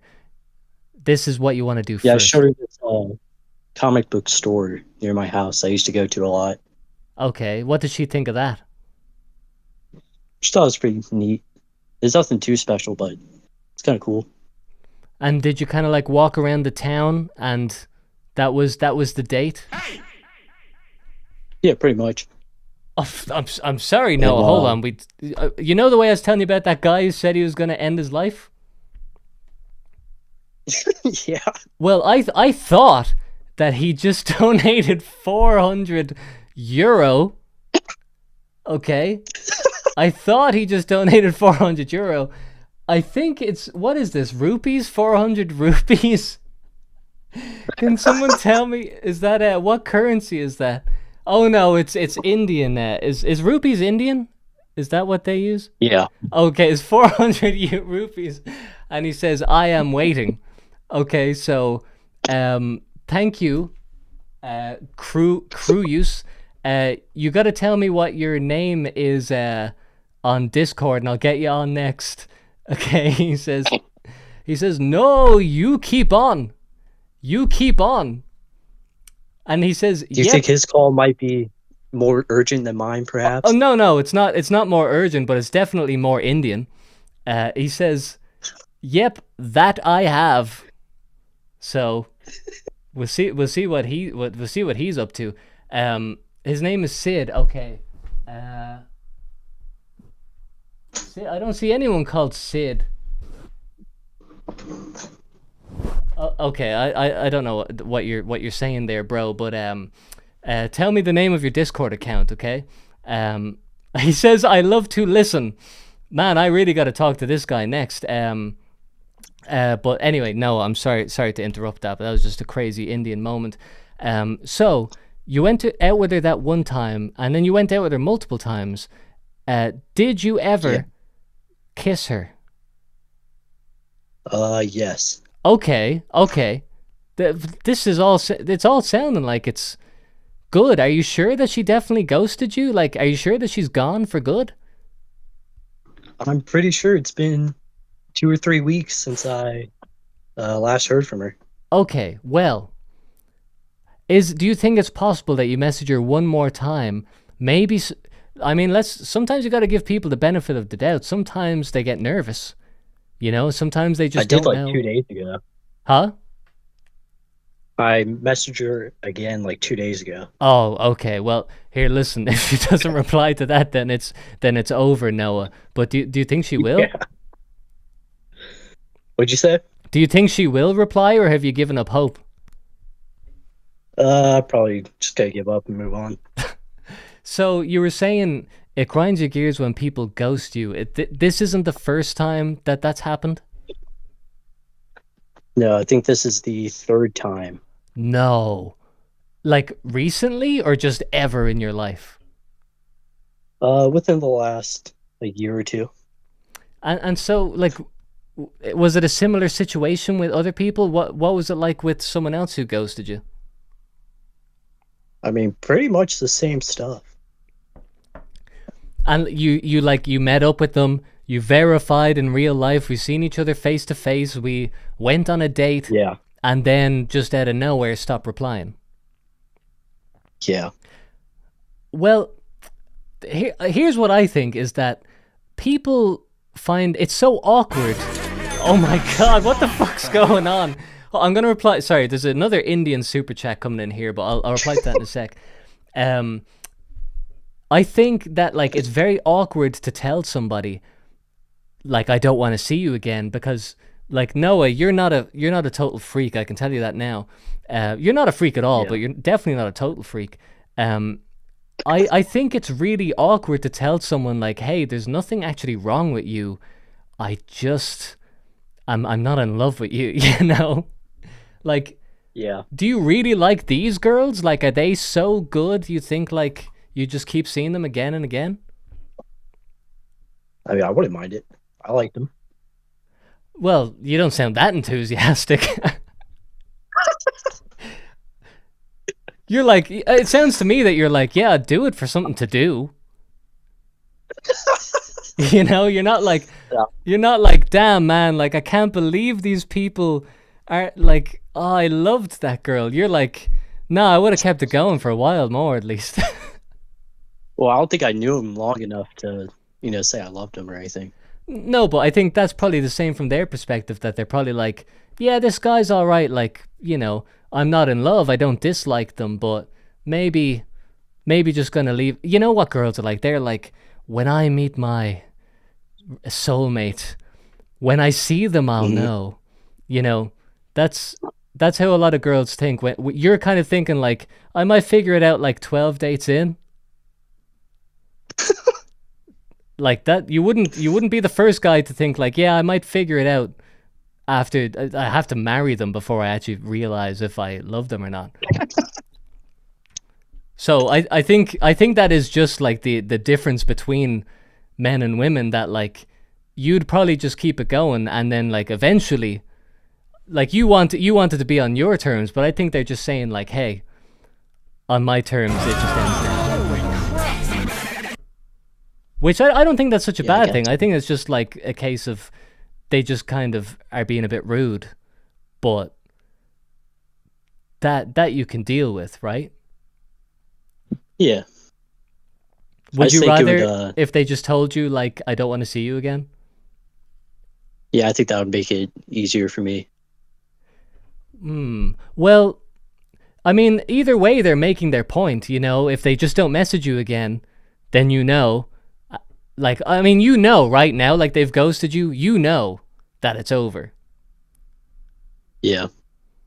But like, do you think that like just a text saying like for sure, like confirming it would really change much? It won't really change anything, but I think it would make me feel a bit better about it. Well, I think just because I'm not invested in your life. I think that they're just they're doing their way of saying it's over, and it's not the best way of doing it. But I think let me give you the closure and say, look, it's over, and now you can just move on with your life. Like now you know. Do you feel better? Yeah. I think I do. Thank you. small dude. You don't have to say that to please me. I'm not an expert, but I genuinely think that like sometimes you have this stuff like in your own head, and then you say it to like a friend or something. You're like, hey, listen, this and this happened, and then she ghosted me, and then your friend says like, oh shit, well I guess it's over, and then you're like, yeah, like someone else saying it kind of like puts an end on it. Mm-hmm. I hope. Anyway. You're still gonna try though? You haven't given up hope, right? But like talking to girls and stuff. Yeah, like you don't let this make you think that like it's gonna happen every time. Yeah, of course. Yeah, you got to keep on. You got to keep the faith, because all you need is to be right one time. You only need to meet the right person once, and then you never need to do any of this shit Hit again. the jackpot one time. Exactly. So just keep gambling. All right. I am a Noah. gambling addict. You're a gambling addict with women on dating apps, and here, listen, you're deep in. Your big win is coming. All right, Noah, I'll talk to you again. I hope you have more success in future, and we get to talk about it. All right, thank you, small dude. All right, man. Thanks for calling in. See ya. Okay, there we go, folks. Now, I need to figure out what's going on with these Indian people. I can't believe I said that. I just said that in my life. Okay, so we got to get Sid on. I'm going to have to figure out who that is. He says, you want guru. The guy wants guru. I can teach him. Okay, we're going to hear your thoughts now in a second. Harjas Singh says, holy moly, your Tony Skater video was amazing. Here is $1. Blame my country's trash economy. You are the best. Please make another video. Thank you very much, sir. Thank you, sir. I will take those. What's that? 100 rupees. I will take that, and I'll put that towards the next video. I'll do some good stuff with that. Okay, so and then Matthew Pickard with the $5 Canadian. Matthew Pickard says, in the words of Joey Ramone, I just want to be with you. I just want to have something to do. Hey, listen. Ain't that the truth? No one knows all about that. I just want to be with you. I just want to have something to do. Punk rock has said every important message in the world. Indian are good. Yup, listen to him first. Oh my goodness. Okay. Now, I actually don't know if that Indian guy is in here. I really don't know. Here, listen, this is your chance here. You can tell me what your name is on Discord, Cruz, and I'll get you up, because you sound like an interesting guy. I'll get you up. And in the meantime, ladies and gentlemen, in the meantime, we're going to have another beer. And Matthew Pickard says, do not redeem that. People are saying I should not redeem the super chats from the Indian guys. Do not redeem, sir. Do not redeem. Okay. Yeah, everyone's saying I want to know what grinds his gears. And Cruz just keeps saying his name is Sid. Sometimes I wish people could just call me. You know, like I don't have to choose. There is no one called Sid in here. And he says, oh, can you give me? My God, man. Here, let's look at this. I need to take a 1 second breather with all this interracial chatting going on. This is a quality stream, in my opinion.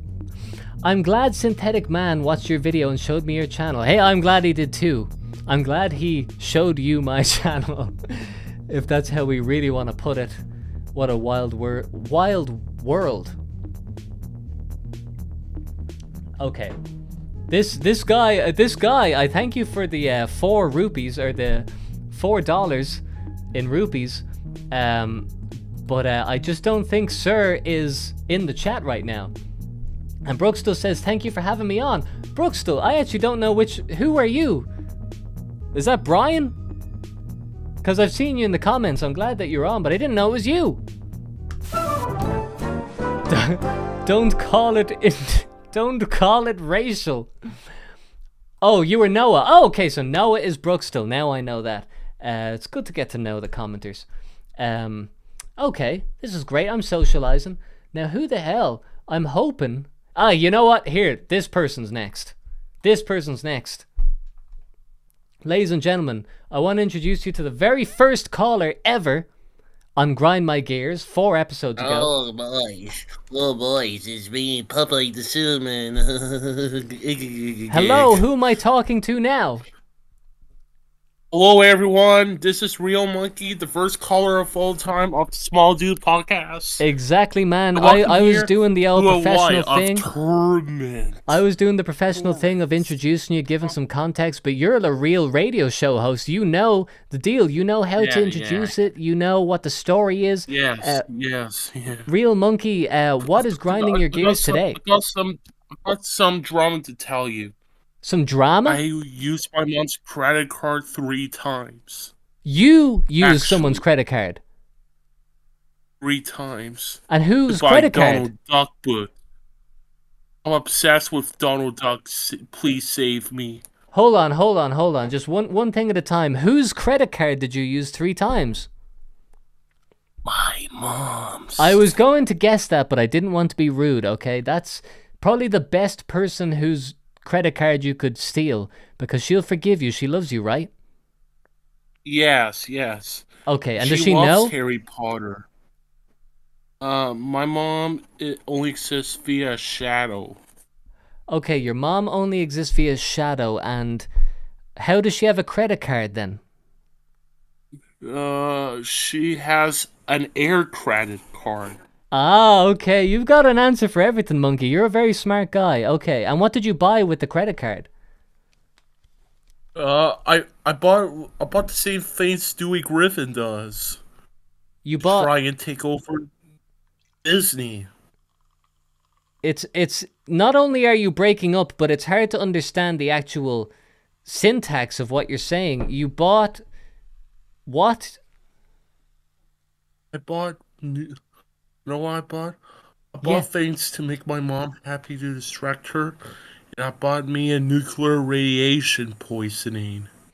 Why does your mom need to be distracted? Because my mom doesn't know what I'm actually full of. What are you full of? Tom? Monkey? Yes? Did you say your mom doesn't know what you're full of? Yes? And what are you full of? Semen.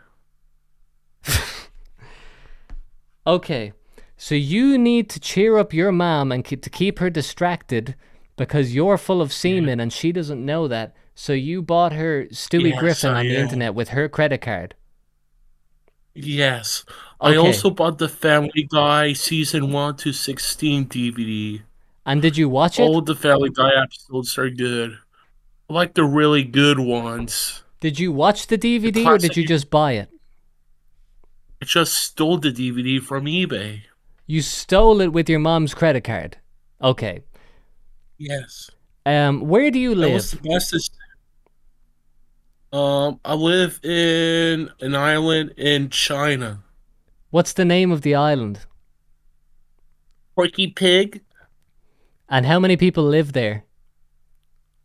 Me, and my mom, my divorced dad, and you. That's an excellent answer, actually. I wasn't expecting that, but you are right. I am there. And have you seen me? Yes, I saw you yesterday. You were taking out your clamshell beer. I was taking out my Pawtucket Patriot Ale bottles. Is that what you're trying to say? Danny's gone. Ladies and gentlemen, you know, he was doing so well. He was doing so well. I don't know why he left. LOL, What a kid's talking, but appreciate you talking to them. Hats off, says the Indian man in the chat. Thank you. Thank you. Man, I want to be called so bad. There's a whole lot of stories I have. Okay, Harjas Singh. And hey, Harjas Singh became a member of the channel. So thank you. That's a surefire way to get straight on the show. Harjas Singh, what is your name? Crowuse is also there. There's 2 Indian men in the chat and I don't know what your name is. How do I get you on? And they're debating between themselves about who should go on first. Harjas and Cruz, one of you just tell me what your name is on Discord so I can get you on the call immediately. Now I'm begging people. I'm begging people to get on. Okay? What about me? I just told you what about you. They're in your home now, says Devout Sharad. I feel like too many people are on this Chinese island that I live on. It shouldn't be right. Sid. Okay. Listen, is it just me, or does anyone else understand what's going on right now? Harjas, go first. There is no one in the Discord with these names. Okay, Harjas is coming on, ladies and gents. He said sure. Okay, I don't know why they're paying me money to not come on the show. Most people don't pay any money and they get on for free. This is the opposite of what reality should be. Would you ever do a game stream in the future, says Jayhawk. I love the idea of it, but it takes so long to make normal videos that I'm like, okay, I need to spend as much time as possible making a normal video. I don't have time for streaming a game, right? And I don't know how to deal with that, you know? I don't know how to deal with the fact it takes so long to make videos. I would love to just play a game for like hours, but that means that I'm not doing other things. So I need to figure that out at some point. I think I might need to make like a bunch of good videos until I can take a break and just play Silent Hill 2. Okay, listen, we're gonna get... Harja says, downloading Discord, okay. Ladies and gents, it's not just my videos that are a fever dream, it's the live streams too. And Mr. Turtle, very just straight to the point, says, just take a call. Just take a call. Okay, that's great advice. Let's take this person. Okay, let's see who comes on now. And Jayhawk says, I respect the grind. Thank you, Jayhawk. It is a grind, and I'm in the grinding phase right now. Follow me for another 4 years and we'll be doing gaming streams, don't you worry. I will run out of steam eventually. Hello. Hello, who am I talking to now? You may call me Alex, I guess. I may, or... You said I may call you Alex, but it's leaving the door open to maybe coming up with my own name. Yeah, of course. You can call me whatever you want, actually. That's very generous of you, but I'll call you Alex because that's what your name is. So, Alex... What is grinding your gears today? Well, actually, what is really grinding my gears today is Indians. There's for some reason a lot of them in the chat. Oh, yeah, we've no idea what's going on with the Indian invasion today, but I'm loving it. They're sending me hundreds of rupees. But you have a problem with Indians. Sure. No, I'm just joking, of course, but what really actually grinds my gears is HR departments. Oh, and I had an encounter with one today. All right, what happened? Well, it wasn't a pleasant experience, really, but what happened is I applied for this CNC machining job, because that's what I am. I'm a CNC machinist. Okay. And I had to talk to this one girl who's like, I think 5 years younger than me, and I'm 25. And she gave me this note of questions that I had to answer. And I was asking, it was a stack of papers, like I think 10 or 12 papers of just questions about nothing, about what is my stance on life, what is my zodiac sign, was unironically one of the questions. Hold on a second, are you sure about? She actually works at the place? I have no idea. If she didn't, if it was some kind of prank, I'd be relieved. If it was a prank. I mean, but I don't think it was. Now, you're obviously, you're not from an English-speaking country, right? Where are you from? No, I'm not. I don't think I'm comfortable with doxing myself this way. Oh yeah, that's fine. But you're like European country, right? Yeah, yeah, yeah. Uh, s- I think you can tell by my accent. kind of. Because I a lot mean, of people say it's quite annoying. no, it's fine. I'm not great at that. To be honest, I'm just personally interested, but it's fine. But you were saying she handed you a piece of paper that says, "What is your stance on life?" Now, I just want people to know that that's a rough translation. she, that's not the exact wording, right? I'm sure that made more sense Yeah, in your language, that's right? not the exact wording. That's my rough translation. So, is that what it actually meant? Because that's a crazy question to ask. More or less, it was about my life goals. It was about like what my family relationship were. I'm trying to figure out like Uh, this is I feel like there's an answer to why this happened, but I cannot even fathom why someone would hand you a piece of paper. It was everyone, right? Not just you.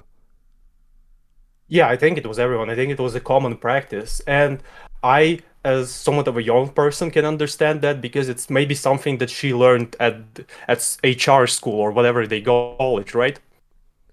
But But you said people she's who are only older and 20, they're right? yeah, she's only 20. Okay, so she's just a stupid kid who doesn't know anything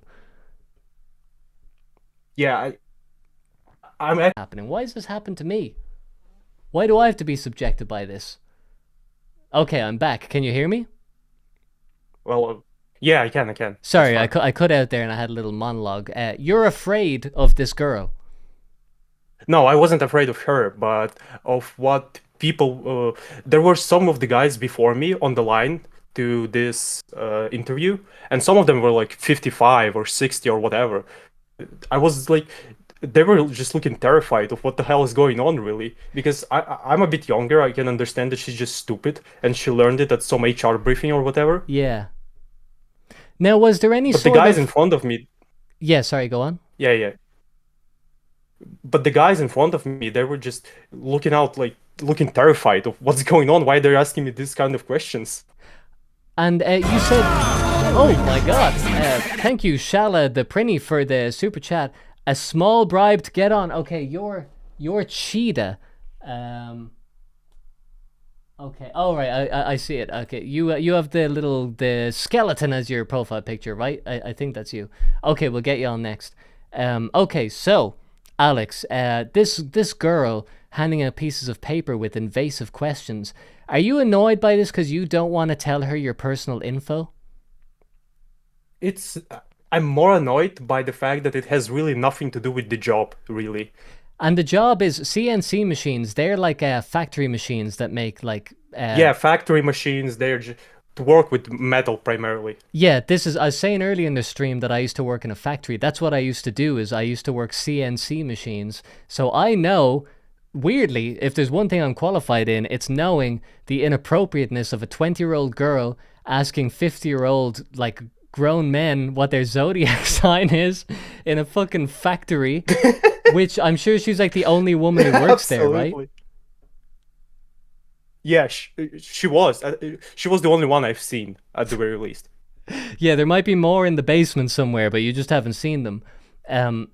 So was there any kind of freaky questions? Did she ask you like your pronouns or something like that? No, not pronouns. I think I'm far removed from this kind of stuff, like geographically. It didn't get to us yet. Yeah, I'm kind of wondering what institution has primed her for this bizarre behavior.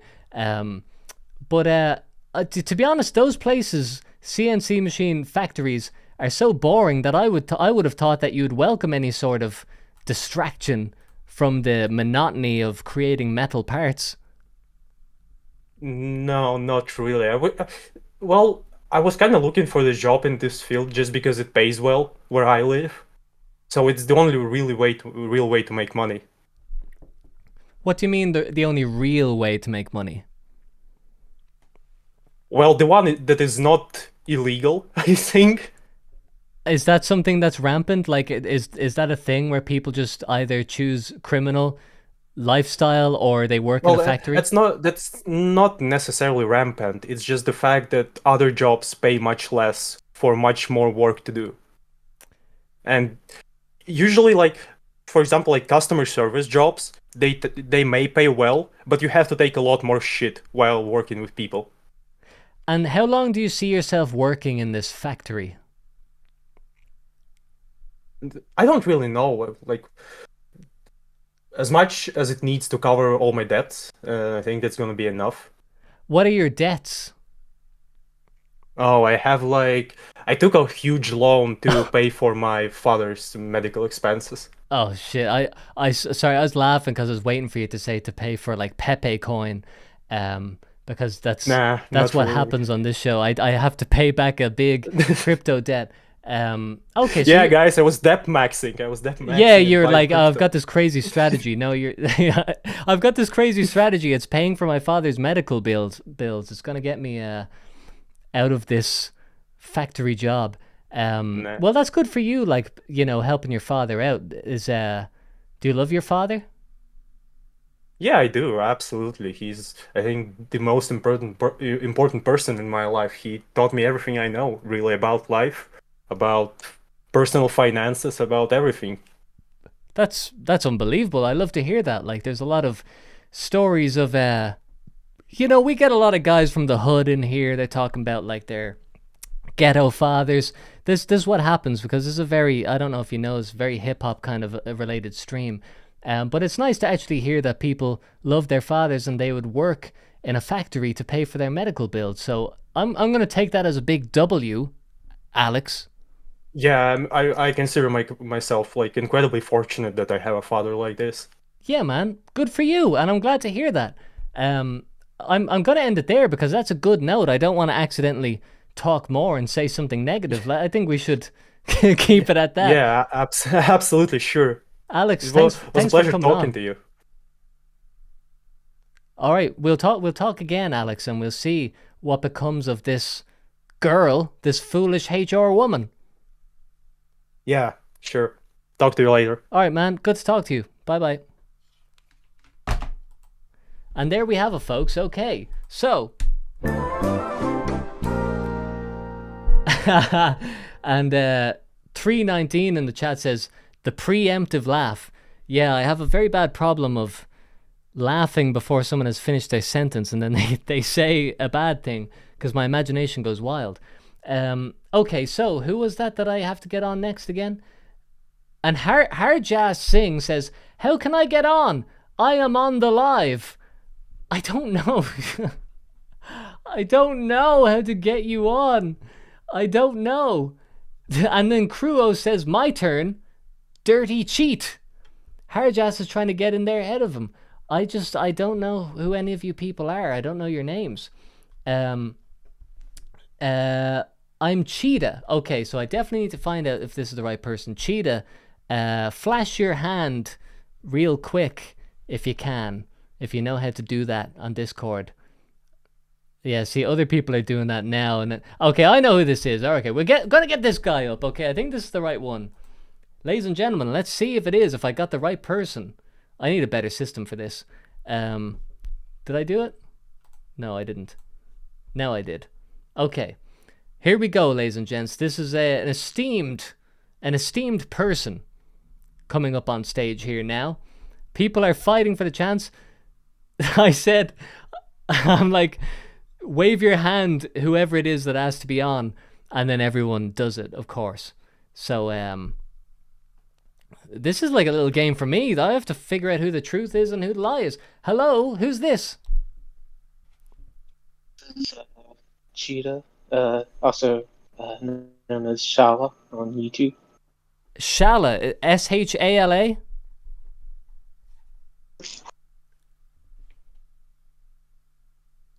I'll call you Shala, right?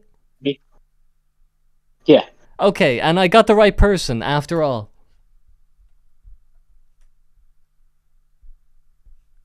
Hello? These Indian guys are really confusing things. Yeah, it's honestly this stream started off being a call-in show. Now it's a mental torture for me show. But here, listen, we're getting there in the end. Shala, what is grinding your gears? This is my 2 cents, but something I noticed is that there are people who on the left politically who essentially have like the same ideas of gender and sexuality as the people on the right that they hate, but they like they're like sort of skewed different in a way. They have the Like, same. Did you say the same know what I mean? sexuality? Like, the guys who are like, if a guy does this, he's gay, but it's sort of like they're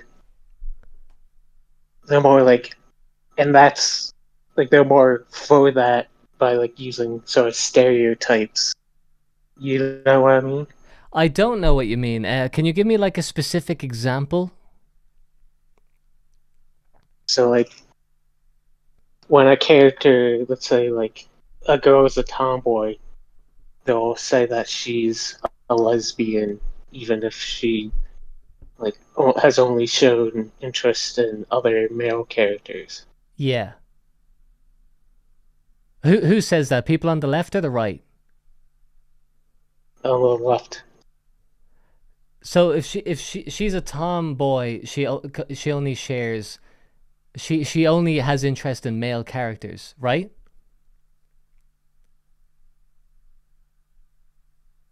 So it's Well, so like, what annoys you about this? What is there some logical inconsistency that you feel like they're not adhering to? just feel like there's so many people who are essentially just doing, red team, blue team, but they would agree with the people on the opposite side, but like they don't. Well, they're too side blinded to like see it. Well, have you ever seen that video from that guy Ryan Long, and it's called it's something like people on the left and people on the right are actually the same. Have you ever seen that like comedy skit? Yeah, the one where it's like everybody should go to their home country, and it's like, yeah, I believe everybody should go back to where they belong. Yeah, and like that's, I mean, whatever about that guy and like his opinions or whatever, like I don't know about him, but that video like actually explains everything. And it's a really like impartial video where it's like you'll say stuff like I'm trying to think of a specific example from that, but like what you said, like everyone should be able to go to their home country, and everyone's like, yeah, that's right. There are things that like, I think if you go to the extreme of the left and go to the extreme of the right, for whatever reason, they are kind of saying the same thing, but it's just a matter of if you align yourself with one side, you just have to say what that side says is the correct thing, and there's going to be a bunch of logical inconsistencies, because if you're so rigid with what you say is true, then like there's no room for nuance. And I think in general, if you don't have nuance in any sort of like conversation, then it just turns into like a very silly, like specific example thing. Like everything turns into a specific example of like, this character from this movie is stupid because of this. But like life isn't that simple, and like saying that you're left or right generally is too simple of a thing to encapsulate how complicated life actually is. And it is frustrating, and like Hindquarter says in the chat, it's all just team sports, which is, yeah, pretty much what it's like. You just have to cheer for your team, even if your team is doing the wrong thing, because that's what sports is all about. Basically, if someone doesn't have a religion, they'll turn like something else into their religion. Yeah, that's exactly what it is, man. I think about that all the time, is that like people want to have something to believe in because it makes us feel comfortable. Like, I think I'm not like a Catholic guy, but the teachings of Jesus are like, be good, love thy neighbor, and all that shit. And these are all good things, and people feel like well, if there's something going wrong in my life, I can just follow this team, and this team is always right.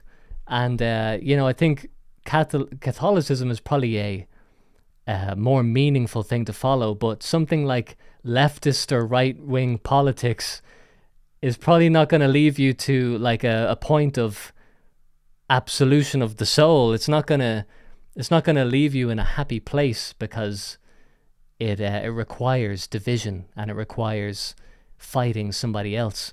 But like, are you like, what do you feel like you're on one team? Do you feel like you've made your allegiance to a team and now you have to fight the other side? I just like put this out there. I vote Democratic when it comes to elections, but as time goes on, I feel like essentially my politics are just becoming like, I hate annoying people. You know? Yes, yeah. Like, I don't want to side with the people who want to take away people's rights, but there's also like the really annoying leftist types. Well, I think anyone who's really into any subject is going to be annoying. Like, you take comic book guys, like people who are crazy into comic books and that's all they talk about. If you don't want to hear that anymore, you're going to be like, shut up. Stop talking about that one specific thing. Actually, in Spider-Man issue number 476, Spider-Man says that he actually likes brown bread, but then in episode 673, he says he likes white bread. What's going on? And you're like, I don't care. That's what a lot of like left and right stuff is. It's like, well, actually, if a lesbian girl hangs out with guys, she's a tomboy. And sometimes you're like, I don't care. I don't care what that person does. But like, you have to care if you want to be in the political game. But I don't think you are in the political game. I think you're just a guy, aren't you? Yeah. And it's annoying because being in the center, you love the left, and it's like, the people who are like, these disgusting gooner games, we gotta get rid of them. And then you look to the right, and it's the same thing, but like other moral side. I'm just trying to enjoy my fun games. Yeah. Well, the thing is that people on both sides want you to come to their side, so it's all about trying to get your emotions and like make you care about something. And if you throw enough shit at the wall, eventually they'll say something like, hey, Shala, did you know that leftists are ruining video games? And then you'll be like, hey, I love video games. Okay, I'm on the right now because I just heard that the left is ruining video games. Like, it doesn't matter the validity of the point. It's just about, your emotional response to be able to like, for people to get you to their side. But people also have their problems with centrists as well. They say like, this guy's a centrist, he's not picking a side, and people get pissed off with that. So you'll never win. As long as you play the game, you'll never win. So maybe I got the centrist achievement in Disco Elysium. Yeah, I think when I was playing it. That's probably the most relevant achievement you'll ever get in your life in a video game. Just like saying, I think everybody has a point, and then like just going away and playing a game, just like living your life then. That's fine. If you want to do that, I think that's fine. You've got my permission, Shala. That means a lot to me, small dude. Yeah, I know that's what you came here for, so that's what I'm saying. Hey, you can walk away with the small dude's permission to be exactly the way you were before you called here at all. Okay, I'm glad to have you on, Shala. It was good to talk to you. If I could just say one more thing before we hang up. Because you were talking about like your grandpa like knowing 1% of what you do. Right. And so, I, not to self promote here, but I do live streaming and playing with a friend Okay. on YouTube, Cool.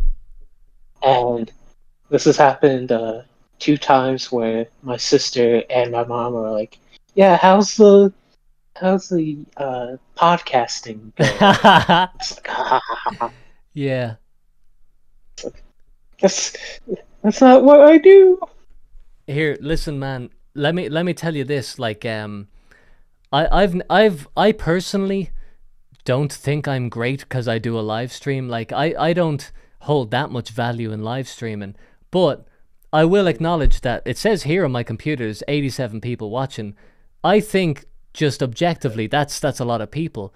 But there is no amount. Yeah, There's no amount that your family will say good job. It maybe if it's like 1 million, you know, if it's like 100,000, if you're the top streamer in the entire planet, they might say, that's pretty good.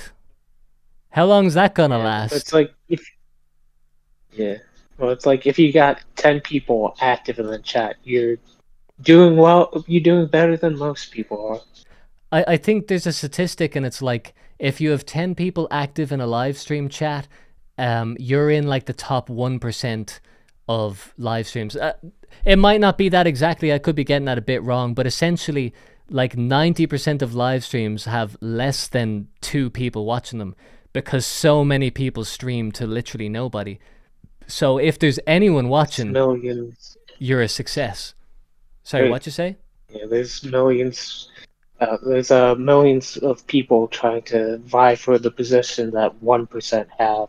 You know. Yeah, so basically if you have 10 people watching, it's actually like a significant thing. It means like you're doing 10 times better than most people. But just saying, there's no amount that will make like a normal person give you credit. So, you know, try not ever want that. It's a hard thing to do, but you know, we're in it together, sort of brother. Validation has to. Yeah.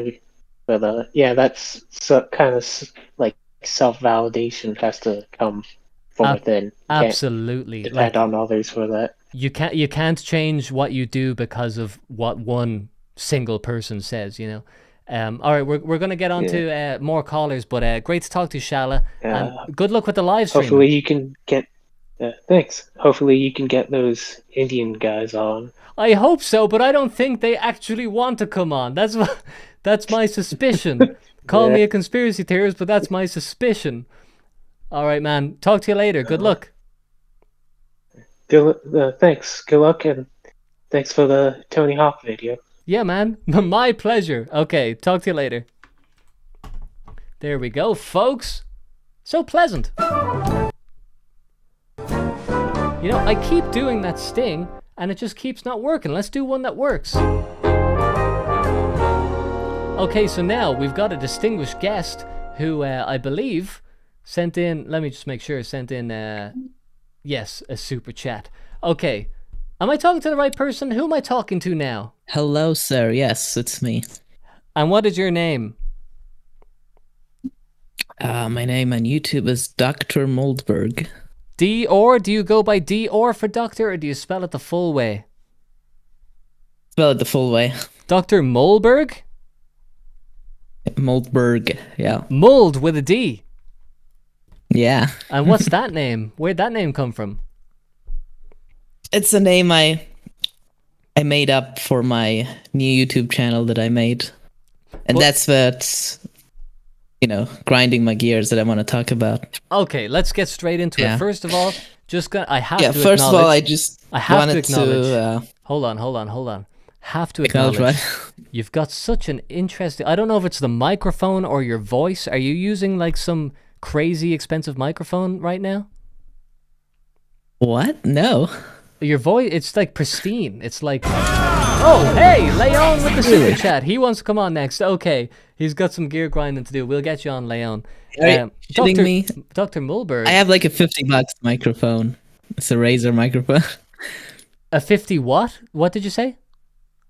$50. Oh, $50. I don't know what's going on, but you're coming through crystal clear. You must have like an ultra expensive internet connection or something. I don't know, but I'm hearing you like you're in here right now. Yeah. Okay, so Dr. Mulberg, what's grinding your gears today? Yeah, basically, first of all, I just wanted to talk a little, glaze you a little bit. That yeah, I liked your videos. I actually saw you on Synthetic Man when he was streaming. He Okay, watched your cool. video, and yeah, that was nice. That seeing that how much effort you put in your work, it's really inspiring in a sense. Thank you, man. And it's funny because like I Yeah. get this and I'm not complaining about this, but people say like you put a lot of effort in, and I'm like I that's just the love of the game, It's like when Yeah, you just I want to get it. see something done, you just do it. It's not effort to me. So if other people see it that way and they're inspired by that, like just it doesn't matter about views, just do it for the love of the game. Then I'm happy if that's what people walk away with. Yeah, that's amazing. I wish my mind worked that way. I wish I could do that because I have that passion, but that doesn't come with the effort. And I think it's because I have ADHD, which basically kind of makes it a lot harder for me to apply the passion that I have in the real world, work for it, And part of the reason that was grinding my gears, especially because I just made a YouTube video, I made a commitment into making good things, making them regularly, but now I'm already slacking off. Well, I'm gonna say something here. All right, now I've said this a couple times today, but take this with a grain of salt. I just found out that ADHD runs in my family. So I haven't done a test. Really? But I've been looking into it, and every time I read about ADHD, I'm like, damn, man, that is me. And I really don't think I need to take a test because, like, it explains everything.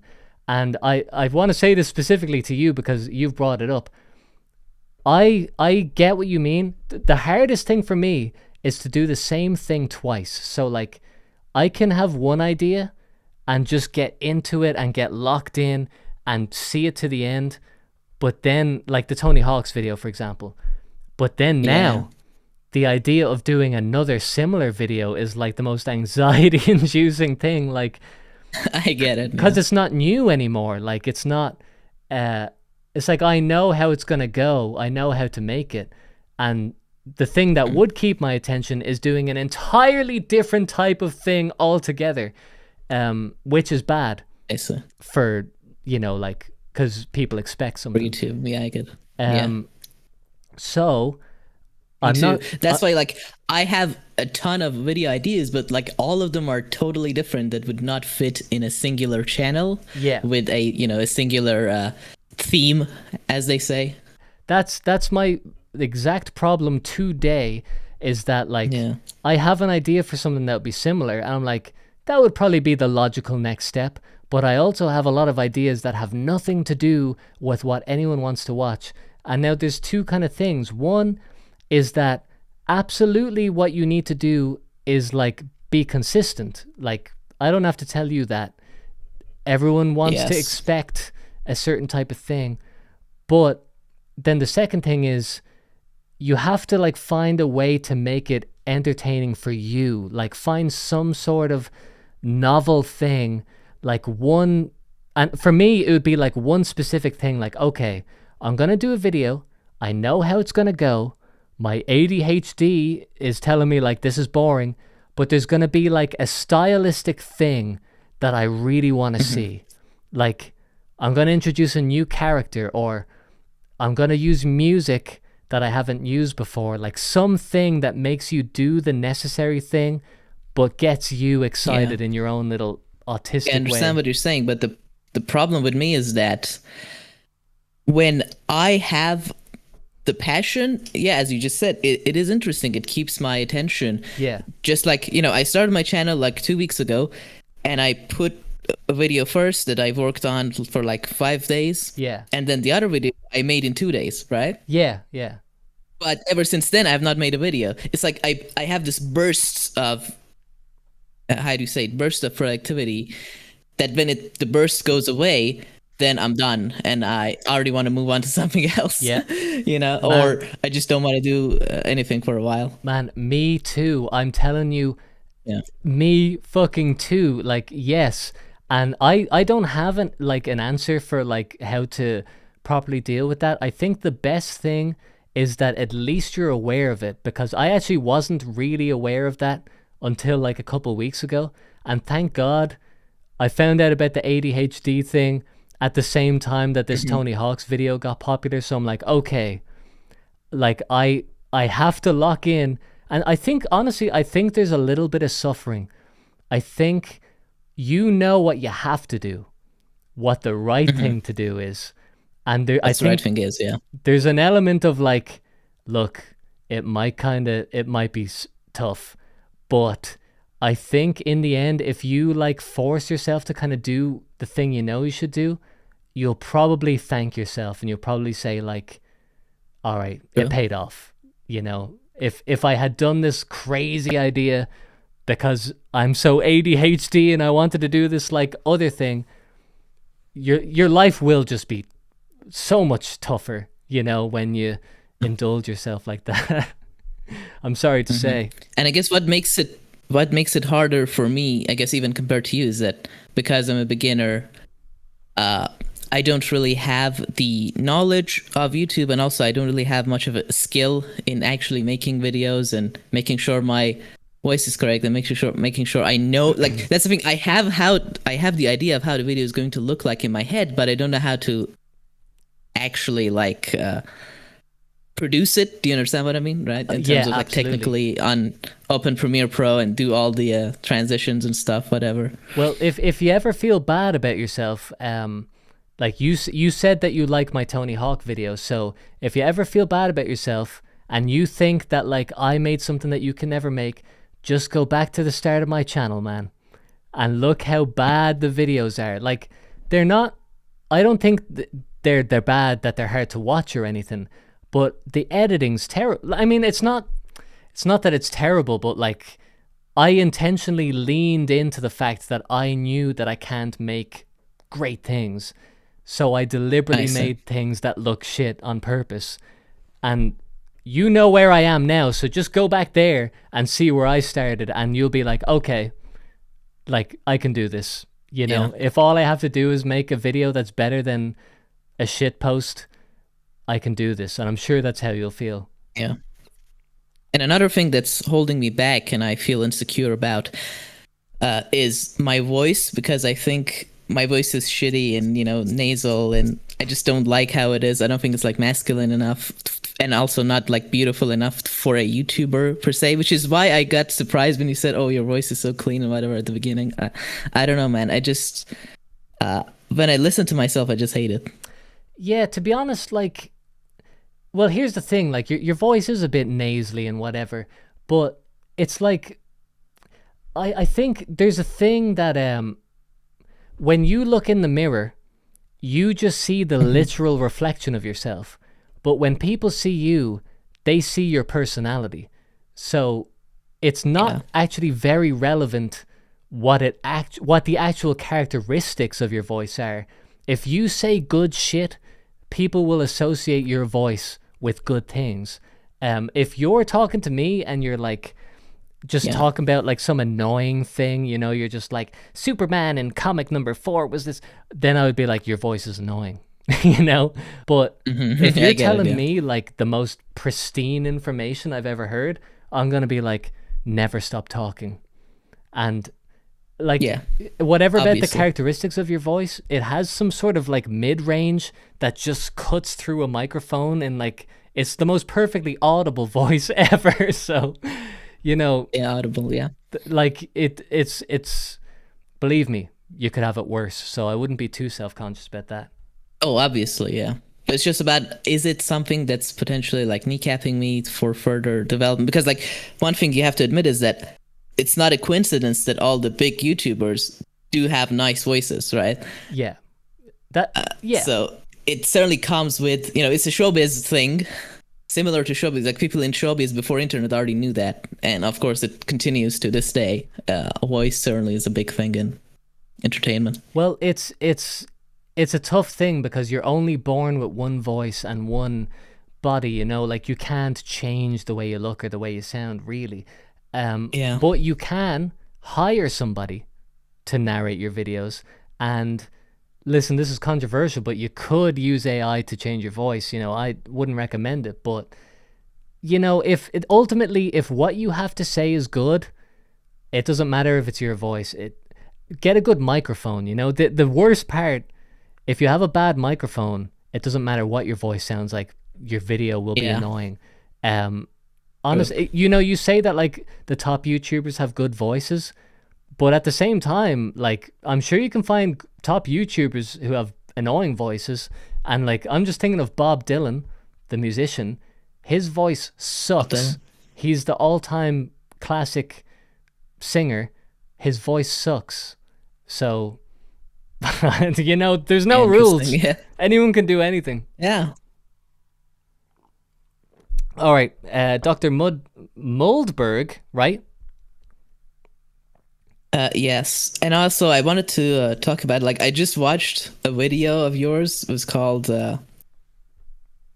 Only Fams. That was a music video. Like, that was interesting. Was that, like, your own original music that you made, right? Yeah, I mean, specifically the melody and the guitar parts I wrote when I was like 17, and I actually I remember so vividly being in my girlfriend at the time's shed, smoking a joint back when I used to do drugs, and coming up with that song. It had different lyrics and stuff, but then I wanted to make a song for this channel, and I changed the lyrics, and now it's Only Fams. And I'm so glad that like... I actually really liked it, because I also play the guitar. Again, the same way I have on and off type, you know, passion for it. Sometimes I play, sometimes I don't. I'm kind of rusty. But yeah, I really liked that. I mean, I can tell you like that kind of music. It's, well, here's the thing, and that you'll know well, is that when you get into something, you just get into it. And like, I probably won't go down in history as a musician, you know, I'll probably go down in history as a video essayist or whatever, because that's the most mainstream thing that I do. But there will be people who hear like music I've made, and I'm like, that's good.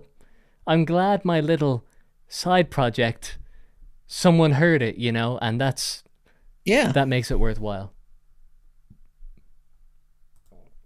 All right, man. Beautiful. I mean, after all, you do it for your own, you know, personal development per se, and it's amazing. Yeah, I mean, so you do things for your own personal, you know, interest. So you have to like negotiate a little bit, do some things that people want, but like, you know, it's a balance. And like, if you're fortunate enough to be able to do something that people want to watch, even if you don't want to make it, that's a blessing, and it gives you a platform to make the things that you want to make. So, Dr. Moldberg, thank you for coming on. I hope to hear an update on your thriving YouTube channel in the future. Yes, sure. And one last thing, because other people are telling me in the chat to say, said, are you willing to come to Synthetic Man's Shotcast, because he wants you there? Oh, yeah. Okay, so I don't know if you're a representative for Synthetic Man's YouTube channel, but I emailed him before I had actually watched him reacting to my video, which, as silly as that sounds, me watching someone watching me, but I emailed him, and I know I sounded a little bit schizo in the email, because that's just, I type like that, all right? So then I watched the video, and this guy thinks I'm insane. Like, he thinks I'm genuinely like not schizo. Yeah, so I was like, oh shit, I should have written an official type email with like proper grammar. So if you want to get onto the representatives and the Council of Synths, you know, maybe like spam email him and say, yes, I love to socialize and I love to be on podcasts.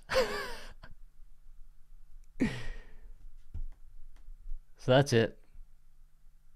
Yeah. All right. Well, I'll talk to you again, man. And the message is out there now.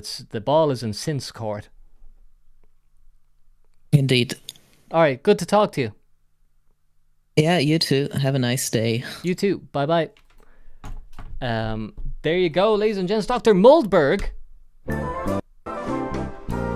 Okay. Now, there's been a couple chats. I feel like that was probably like the longest call we ever had. Because I remember Leon is up next, and then after that, the Chris Chan PFP.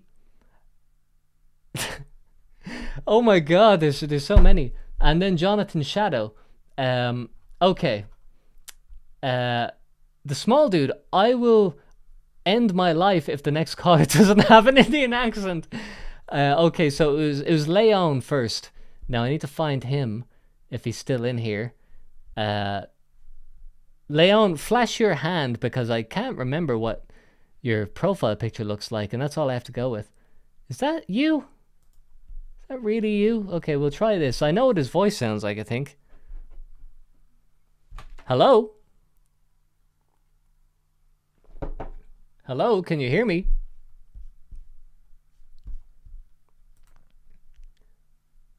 Someone's tagging Leon. Hurry it up, they say. Yeah, I'm not entirely sure if I'm onto the right. I need to figure out a system for this. Funky Monkey says, do you think you'll do more game reviews, or hard to say? To be honest, I don't think I know enough about any game to talk about it at length like Tony Hawk's. I would love to, but the right game has to come along. Like, I can't just do it about anything. So I'll definitely be on the outlook for it forever. I would always love to do that, but it has to be the right opportunity. Okay, so we've got someone who's on the line, but listen, if you're on the phone right now, you might have to unmute your mic or something like that. That's what I've been told. And Leon, if you're in the chat, you know what? He might have actually gone. If you're in the chat, let me know if I got the right guy. We also have that Indian guy who's saying, I am with my hands raised. It's the Chris Chan PFP. How am I don't know what Chris Chan looks like.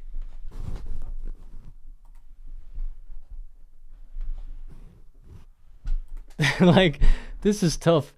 I'd love to get that guy on. Nobody here looks like they have the Chris Chan PFP. I think that. Oh yeah, here it is. Is this it? Okay. That guy who I got up was not talking correctly. Oh my god, it's Sid. Sid is in the chat. I don't believe it.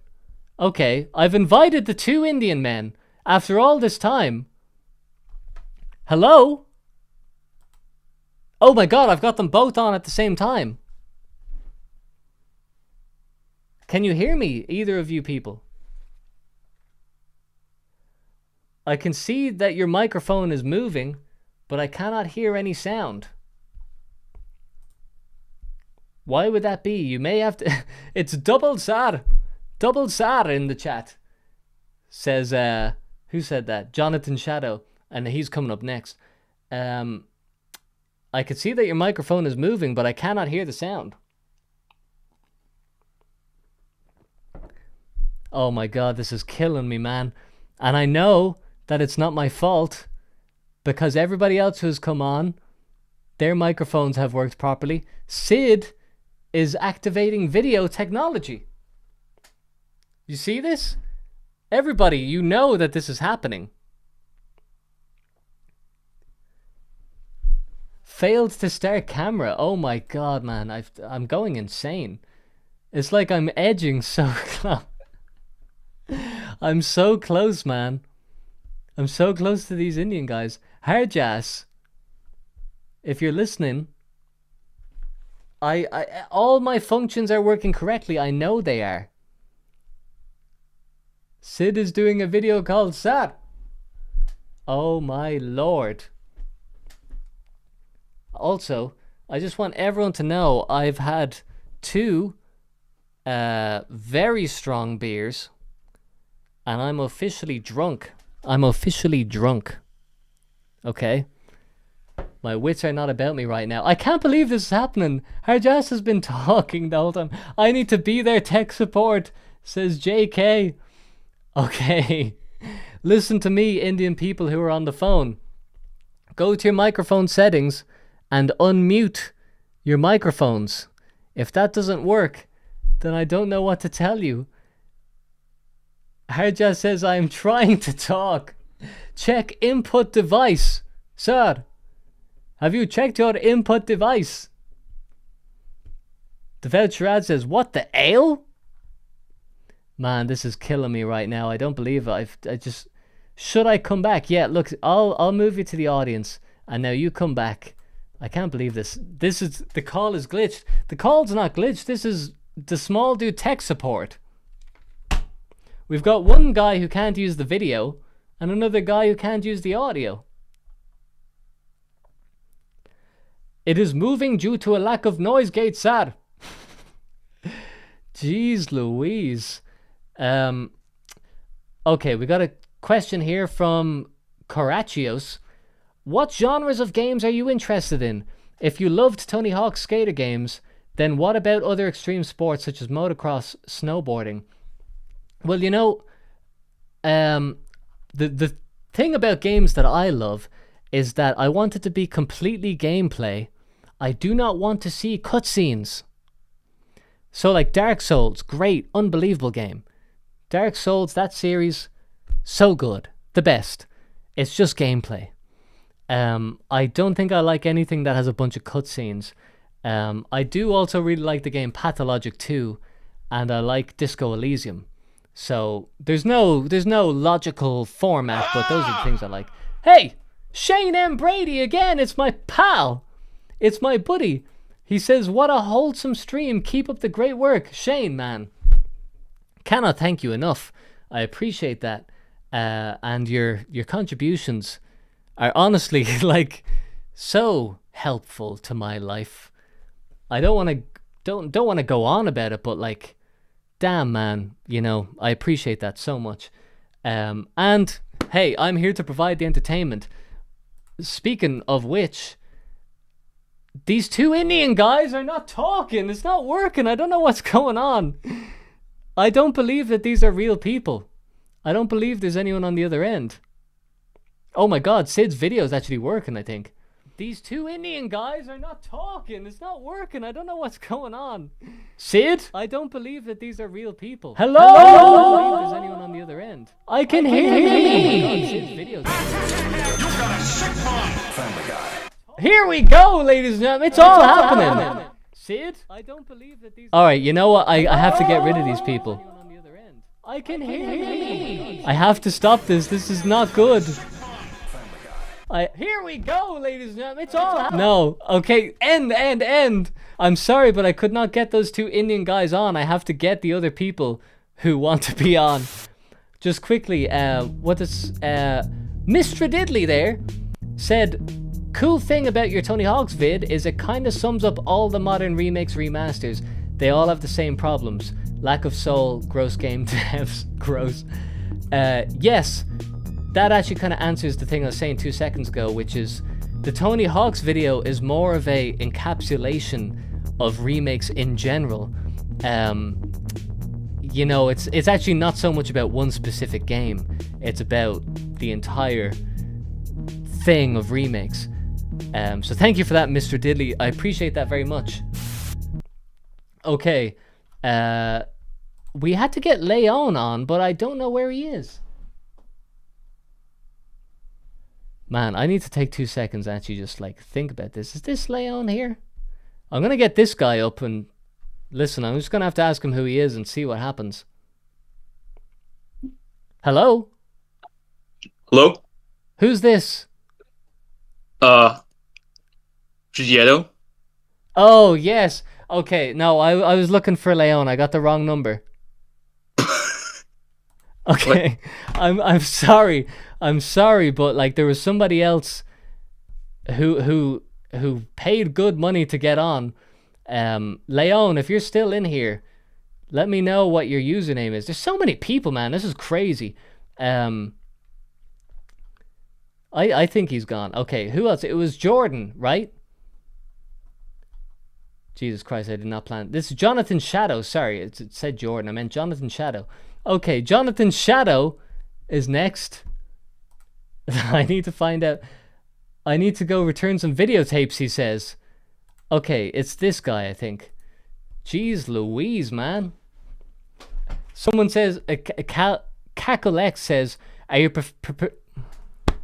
he says, are you prepared for someone to jump in and just N-bomb?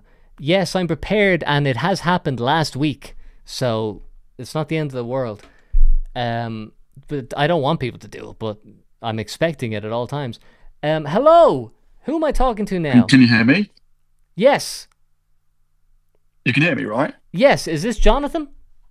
Yeah, dude, how's it going? Oh, I got the right guy, man. Yeah, Okay. you did. Yeah. I was stressing because when those guys came on and started doing the video call, I thought something dodgy was going to come up on screen. Oh, really? Oh, okay. Well, that's exciting for me. That's like punk rock, Well, you no, know? That's it's like not. anything you can happen. can get banned if they put some dodgy stuff on. You would have been nuked.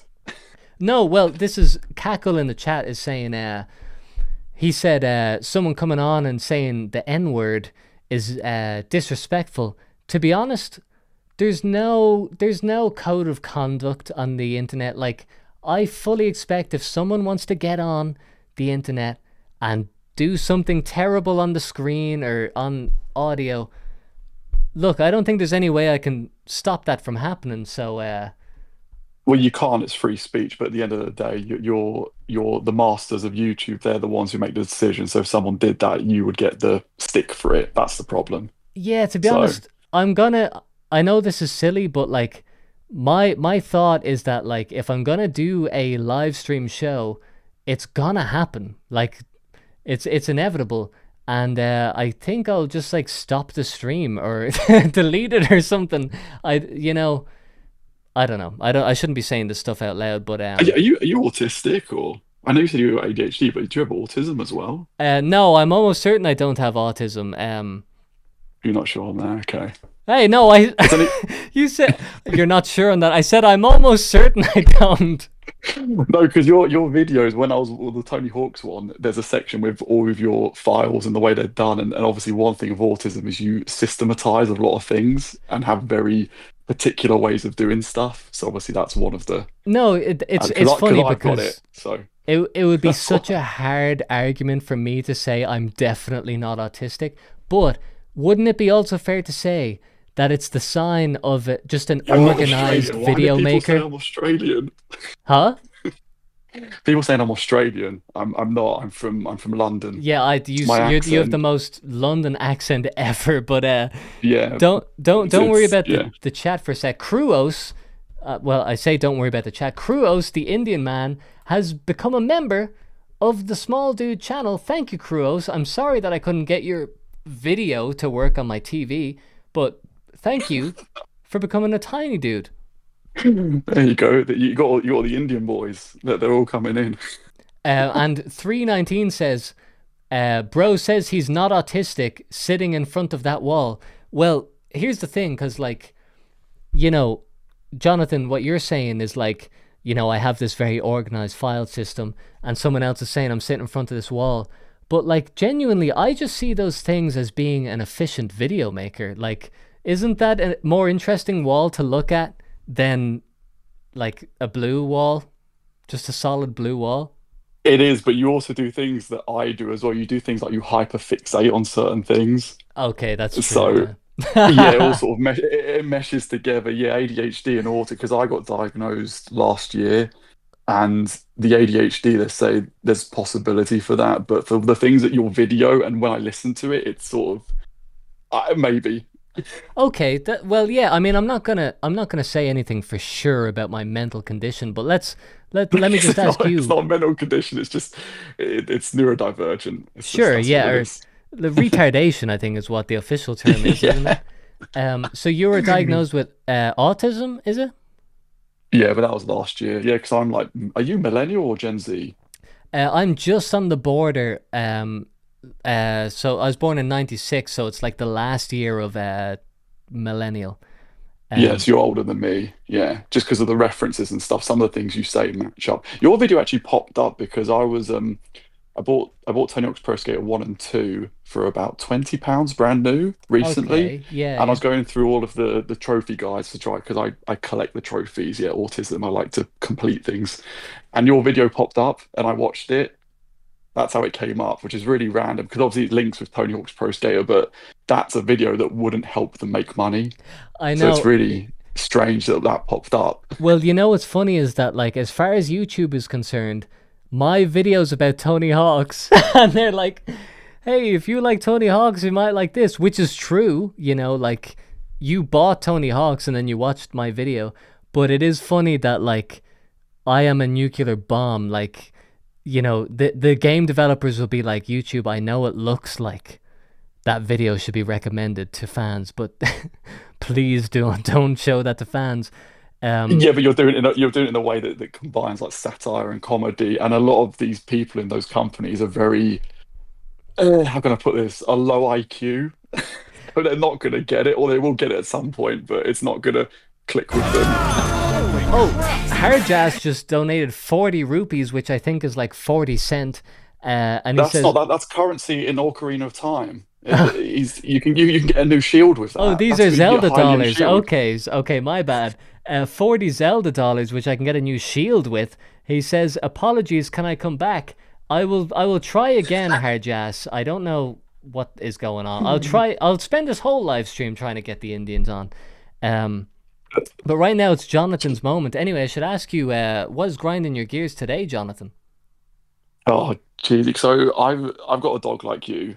I've got a German Pointer. I think when you went on my channel on the arts, did you see there was like a painting of her? I think you might have seen it. Maybe, but I wouldn't have realized that was your dog. But we went on your channel. We saw some great paintings. We also Yeah, saw animals. a squirrel. Yeah, I like animals and stuff. Yeah, I prefer animals to people Yeah. because people are just not the best. But yeah, going to like in London, I go to basically like an open park of like forests and stuff.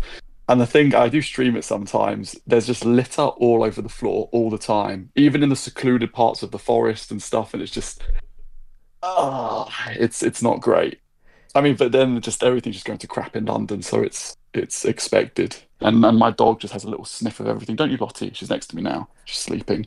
Oh, Yeah. she's looking up at me. I've actually noticed that today, that like, because every time there's litter, my dog wants to go and sniff it, and it has made Yeah, me and that's the thing. I have hyper to aware get of her the away from shit. it. Yeah, because you don't know what it is. It could be anything. Could be. So I have to tell her like, okay, let's go this way, and then she'll come with me. But it's just, You know, it's depressing, but yeah. you know what I've seen every single day for the past like 2 weeks when I'm walking my dog in the morning, is there is a literal used diaper on the path that I walk. So literally, someone has just thrown baby shit. It's brutal. Yeah, That's that beyond is the brutal. worst litter I've ever seen in my life. And every single day, my dog goes up and he goes to try and sniff it, and I have to say, Zoop, stop. Just stop. Yeah, I mean, when I lived in Spain, in southern Spain, in Estepona, it's like Costa del Sol. Oh. There wasn't much of that at all. I used to It live was- in it was- Granada in the south of Spain, and Oh, really? You're near to me then. Yeah, that was 'cause I used to pretty go close. I used to go to an animal sanctuary, but it's going more towards the Gibraltar way. Did you play golf? I say this because I trained as a golfer. I was to become a golf pro, and I was playing with a lot of Irish people, and they were all coming over from Ireland. no, it's You- funny because like we say, like, I was in the south of Spain. The south of Spain, the main demographic is Irish and English people. Like, Yeah, that's it. Yeah, because I'm part Irish as well. Because I'm English, Irish, Scottish, Polish, and Sicilian, or Italian. That's Yeah. what we do. Is we moan about the cold weather in our country, and then we just go to a different country and colonize it. And if you go to the south of Spain, like, everyone there is Irish and English. So There's a lot of Irish and English. Yeah, I mean, I was speaking Spanish. They were trying to, but yeah, it's nice though. It's quiet and nice. But obviously, London is a hellscape, and I can't escape. well, Jonathan, I'm gonna ask you something now, and I'm gonna put you on the spot. But Go on. ¿hablas español? Yeah, tú hablas español. Oh Do you yeah, un speak poquito, Spanish? sí, yeah. Yo Oh, vivo you can say- vive en Granada y yo estoy aprendiendo español un poquito solo, sí. That's pretty good. Yeah, you're viven in Estepona hace 3 años. Yeah. Oh, you can 3 do that. años, no, qué bueno. Muchas felicidades, Jonathan. Well, the people in the chat saying no habla español. Or you could do Italian. Do you want to learn some Italian? No, Tu- tu no, parli- that's tu- that's tu enough parli italiano? multiculturalism for one day. Oh god. Kruos, the Indian man with the 200 rupees. I don't know what He doesn't even say anything what he wants me to do now. He's just... He's making it rain. You're getting paid today. Yeah, he's making it rain. I am his whore. And how much have you got to give to YouTube? If they make a donation, how much is there a split that you have to give to them, or? Yeah, man. Let's just say, as a generalization, you give them most of it, and just that's horrific. That's bad. To be honest, why don't you do can you do like a donation and it's direct? Yeah, you know, actually, maybe I should think about this. You can. I'm sure most in the people probably description don't want and to do hear that. this, but... Yeah, because if they're taking, I mean, YouTube don't deserve anything the way they're going. So why they're getting anything, I don't know. To be honest, you know, as much as we like to complain about YouTube, I would not be able to do a live stream without YouTube. So if they want to take, I can't remember what it is, like maybe like 30% or something. If they want to take that, I'm like, you know what? If that's your fee for letting me broadcast this across the world to like 80 people, then you know what? I don't have a better alternative, so kind of have to suck it up. And put something. Wait, have you got anything in the description? I don't think you do. I got Patreon, so you got that. But yeah, you're looking at it as we speak. Dude, I've got you on the phone with Discord with my AirPods in, and I've got watching it on the laptop because YouTube at the minute with VPNs and stuff, I've got to change it because even with this stream, I had to put it on a VPN to watch you earlier. Why? Because it was all messed up. Because the YouTube servers at the moment they're going down. It's better now. I mean, I had to put the stream to 480p, so it would continue. And it keeps crashing out. People are having a lot of issues today. Oh, okay. So... I just get on here and upload stuff. I don't really like watch stuff, so I've no idea what it's actually like from your perspective. Jonathan, it was good to have you on. I'm gonna try get this Indian guy on again and make value of his many rupees. Just make sure you don't redeem. Oh yeah, I won't redeem. Sir, I know that. I know I won't redeem. Yeah. All right, Jonathan, take care and good luck with the doggo. Yeah, cool, man. See you later, dude. All right, bye-bye. Okay, there we go, folks. There we go. Okay, now Sid. I have to get Sid. Who else was it? I know there was someone else. I think somebody else was on first. Man, I'm gonna have to go on YouTube and search how to look at super chats exclusively.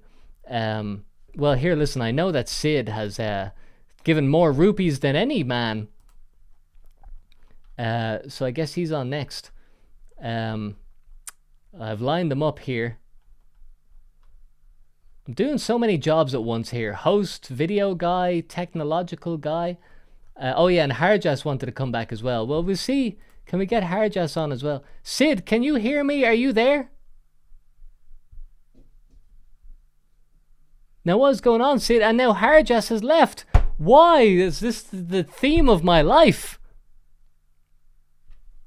Hello, Sid. I just don't get it. And then I'm going to invite Harjas up. Okay, Harjas wants to come up. Harjas. And look, you can see this, ladies and gentlemen. You can see he's trying to talk and I cannot hear. I cannot hear you, sir. Why is this happening to me? Why me? I get that things happen to other people, but why me? You know what? I'm going to keep them on for the rest of the show. And if they somehow figure out how to get things working, then that'll be good. And it'll happen spontaneously. But right now, I'm getting another guy on. Hello, can you hear me? Hello. So your microphone works, right? Yeah. So I'm not crazy. I was afraid it was gonna glitch out. Okay, so who am I talking to now? My name is Art. I'm the Hell Funny Network on YouTube. Health Pony Network? The Hell Funny Network. Oh, Hell Funny. Like hell, like Hades. Oh, Brian the God has become a small dude. Thank you, Brian. I appreciate that. Hell Funny Network. Okay, so we're talking to the Hell Funny Network right now, Brian. Can you believe that? Brian, the member of the small dudes. Hell Funny, what is grinding your gears today? Art. Oh, well, today. Or in general, there's a yesterday. couple things. but I'll focus on one topic just to keep it simple. So, for me, mostly it's the stigmatization behind a lot of machine learning tools. Yes. Or artificial intelligence. Yes. Hot topic. Okay, let's get into it. I agree with what I think you're gonna say. Yeah. It's one of those things where just to kind of add some context, for the longest time, I've always been how would you say, a clanker, as they call it now. I've always liked the idea, robots and all that. Yes. So you're for the a longest time, you're I a was clanker following- lover. Yes. Yeah. Absolutely. I think we should move past that specific part of the conversation as soon as possible. Yeah. Oh yeah. I feel there's don't things wanna fall on off the the tip of cliff too my far. tongue that should. Let's move on to the stigmatization of robot people. Yes, and the lovely tools. So just to get into it, I haven't been much for using a lot of the tools that have been out for a while. I mean, I've been aware of them. There's like your language learning model stuff like ChatGPT. That's like a big one. When people Yeah. are just like, yeah, I go to ChatGPT. I ask, how do I make a really good salsa? That's And- what and you just get normal a good people recipe. know It's it like, as. oh. Like that's the average person's idea of AI is literally ChatGPT. Yeah, and it's really funny because for the longest time, this type of technology was so primitive. I think I would say even a few years ago, more than a few years ago, probably like around at least 2018. I remember specifically diving into the topic because it was a big interest of mine. It's specifically for me, it's voice stuff. Like it's to put it simply, AI voice stuff, voice conversion, for my interests. But Yeah, I mean I know personally from I think in 2021 was the first time I was using it like legitimately for for making videos and stuff, and it was so bad.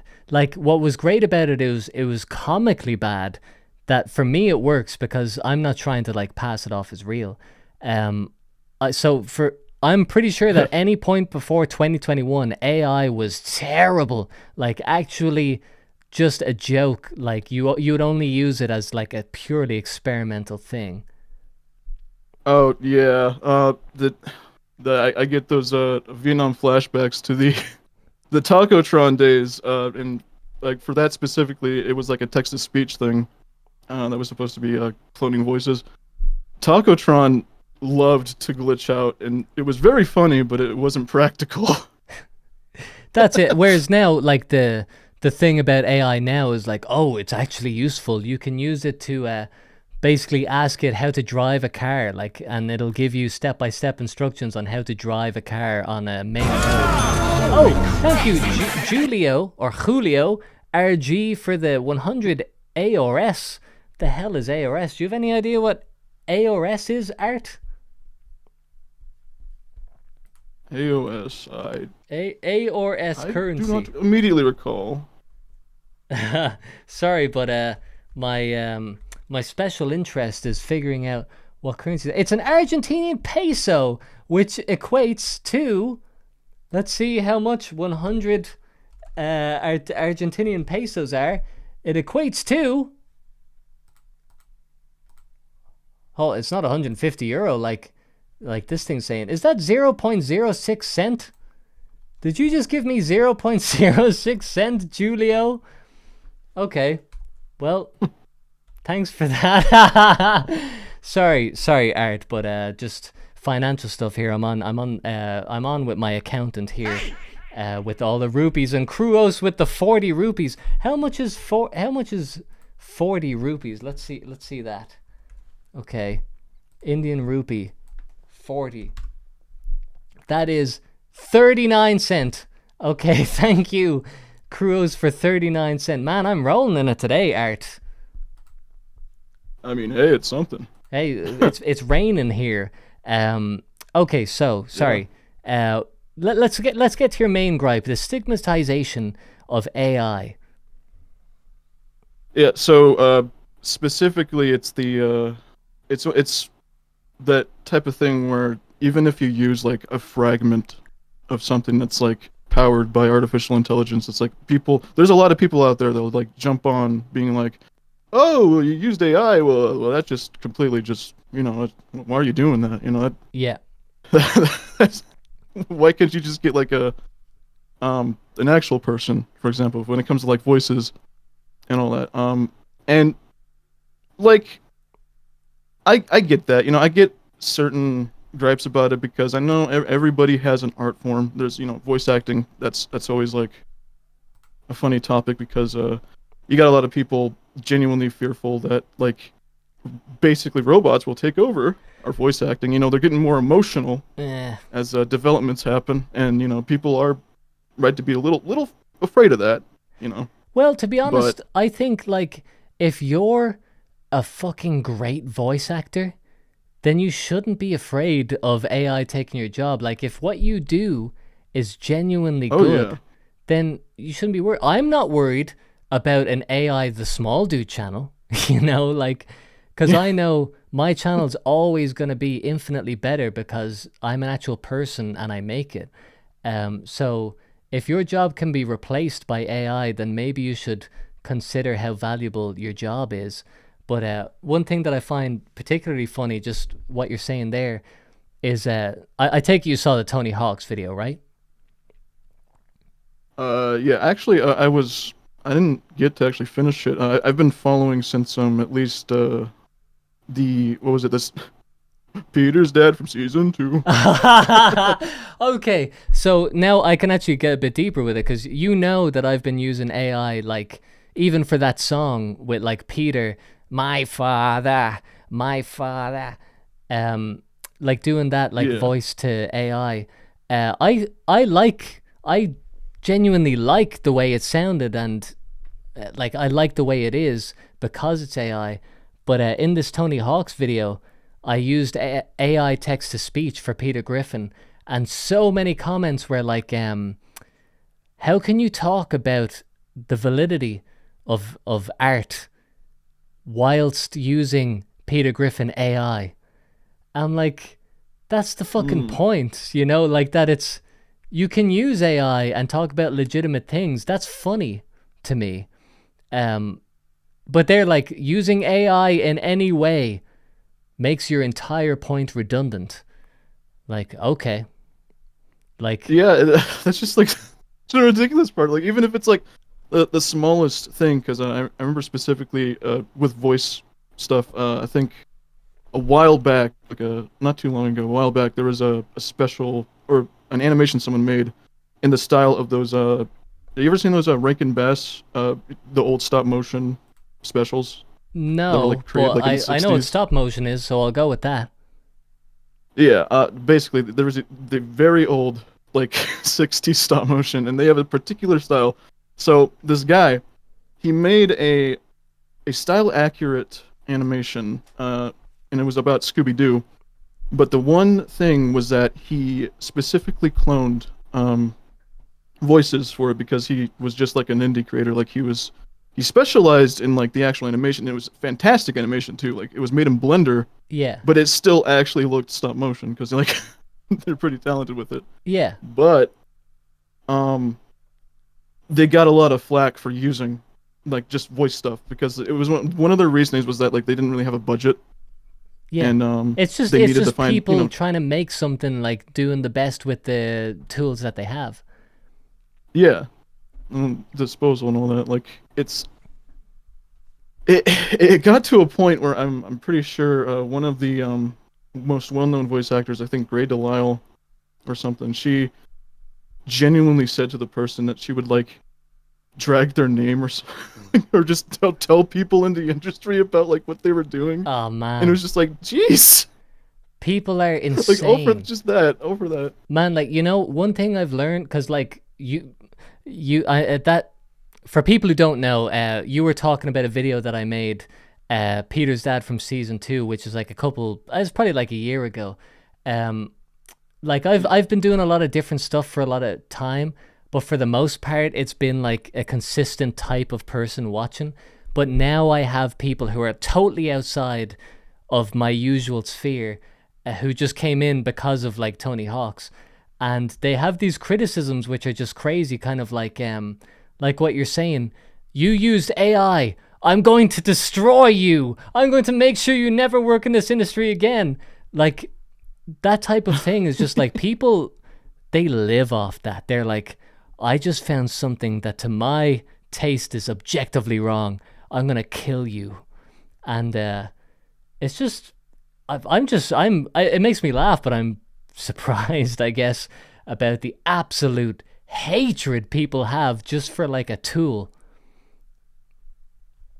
Yeah, and that goes like either way too, for not just like voice stuff, but just everything else that like artificial intelligence can like touch on. And like you're gonna have people going like the quickest way possible either way. Like no matter what the tool is, like they're always gonna be like grifters and people like, you know, using whatever they got. Yeah. It's one of those cases where it's a lot of the times it is like the minority, or at least the majority of the people that like do that, the bad actors, they're the loudest. Yes. Like out of everyone, and it overshadows like the potential that like these tools have, and it's like I'm the way I see it is, obviously it's one of those things I don't get too bothered by it, at least in a sense where I can still continue to create things that, you know, I want to create with stuff like voice conversion and all that. Yeah. And be completely fine. My major issue just lies with the fact that like there's just it's just a growing thing. A lot of people like they immediately see it now. It used to be like, oh, that's kind of interesting, but whatever, you know, like years back. And now it's like they see it and immediately negative depiction. Like, oh, you use that? It's not a natural thing. It's a learned thing that people have learned to say. When you see AI, call it out as if it was racist or something. Like, if you see it, you've got to make sure that it's known that it's not okay. To be honest, it's a good thing that, you know, I think AI is useful. I use it. I think it's funny, especially the jankier it is, the more I like it. If it can fool you into thinking that it's a legitimate thing, I don't really like it so much. I'd rather just have the legitimate thing. But you know, a tool is a tool. Yeah. If you put it in the hands of a monkey, he's going to use it to beat you over the head with it. So that's just the way it is. And listen, we just have to accept it. But Hell Funny Network, thanks for coming on and sharing your thoughts. Is that a YouTube channel, Hell Funny Network? Yeah. It's I mean, I won't be too specific about it because it's, you know, it's whatever. But I am I'm not too far from you in terms of, I guess, the count I have on there. It's just that it's one of those occasions where one of the things that blew up for me, of course, it had to do with like voice conversion. So now there's like a certain type of video that I'm expected of doing. Yes. And it lies in the meme category, specifically the Family Guy meme category. I don't know what it is, but I've always been inseparable from Family Guy somehow. Here, listen, Art, we got to talk about that next time you come on. I'm interested in that. I'll try to check out your channel if I remember to look it up after this. And we'll talk to you again. Like, join the Discord again, and we'll talk. Oh yeah, for sure. Once again, thanks for having me. Yeah, cool, man. Good to talk to you. Yeah. Bye bye. Okie doke. I should just probably hang up when I'm done talking. Okay, now, two things, the immediate next two things I want to do is, one, I want to get up that Indian guy because he's been saying it's fixed. I assume it won't be fixed. And then I'm going to talk to someone who's in the queue now, okay, so don't leave, whoever, if you're in the queue, someone who I haven't talked to. Where's this? Okay, Indian guy first, and then we're going to talk to a new person. Oh my god, is my Oh my voice god! audible now? Hello? Please just say hello. Is my voice audible? Yes, your voice is audible. I'm so glad that it is. No. Oh, thank God. I hate the Chinese. I hate living here. It's constant agony. Thank God I'm here.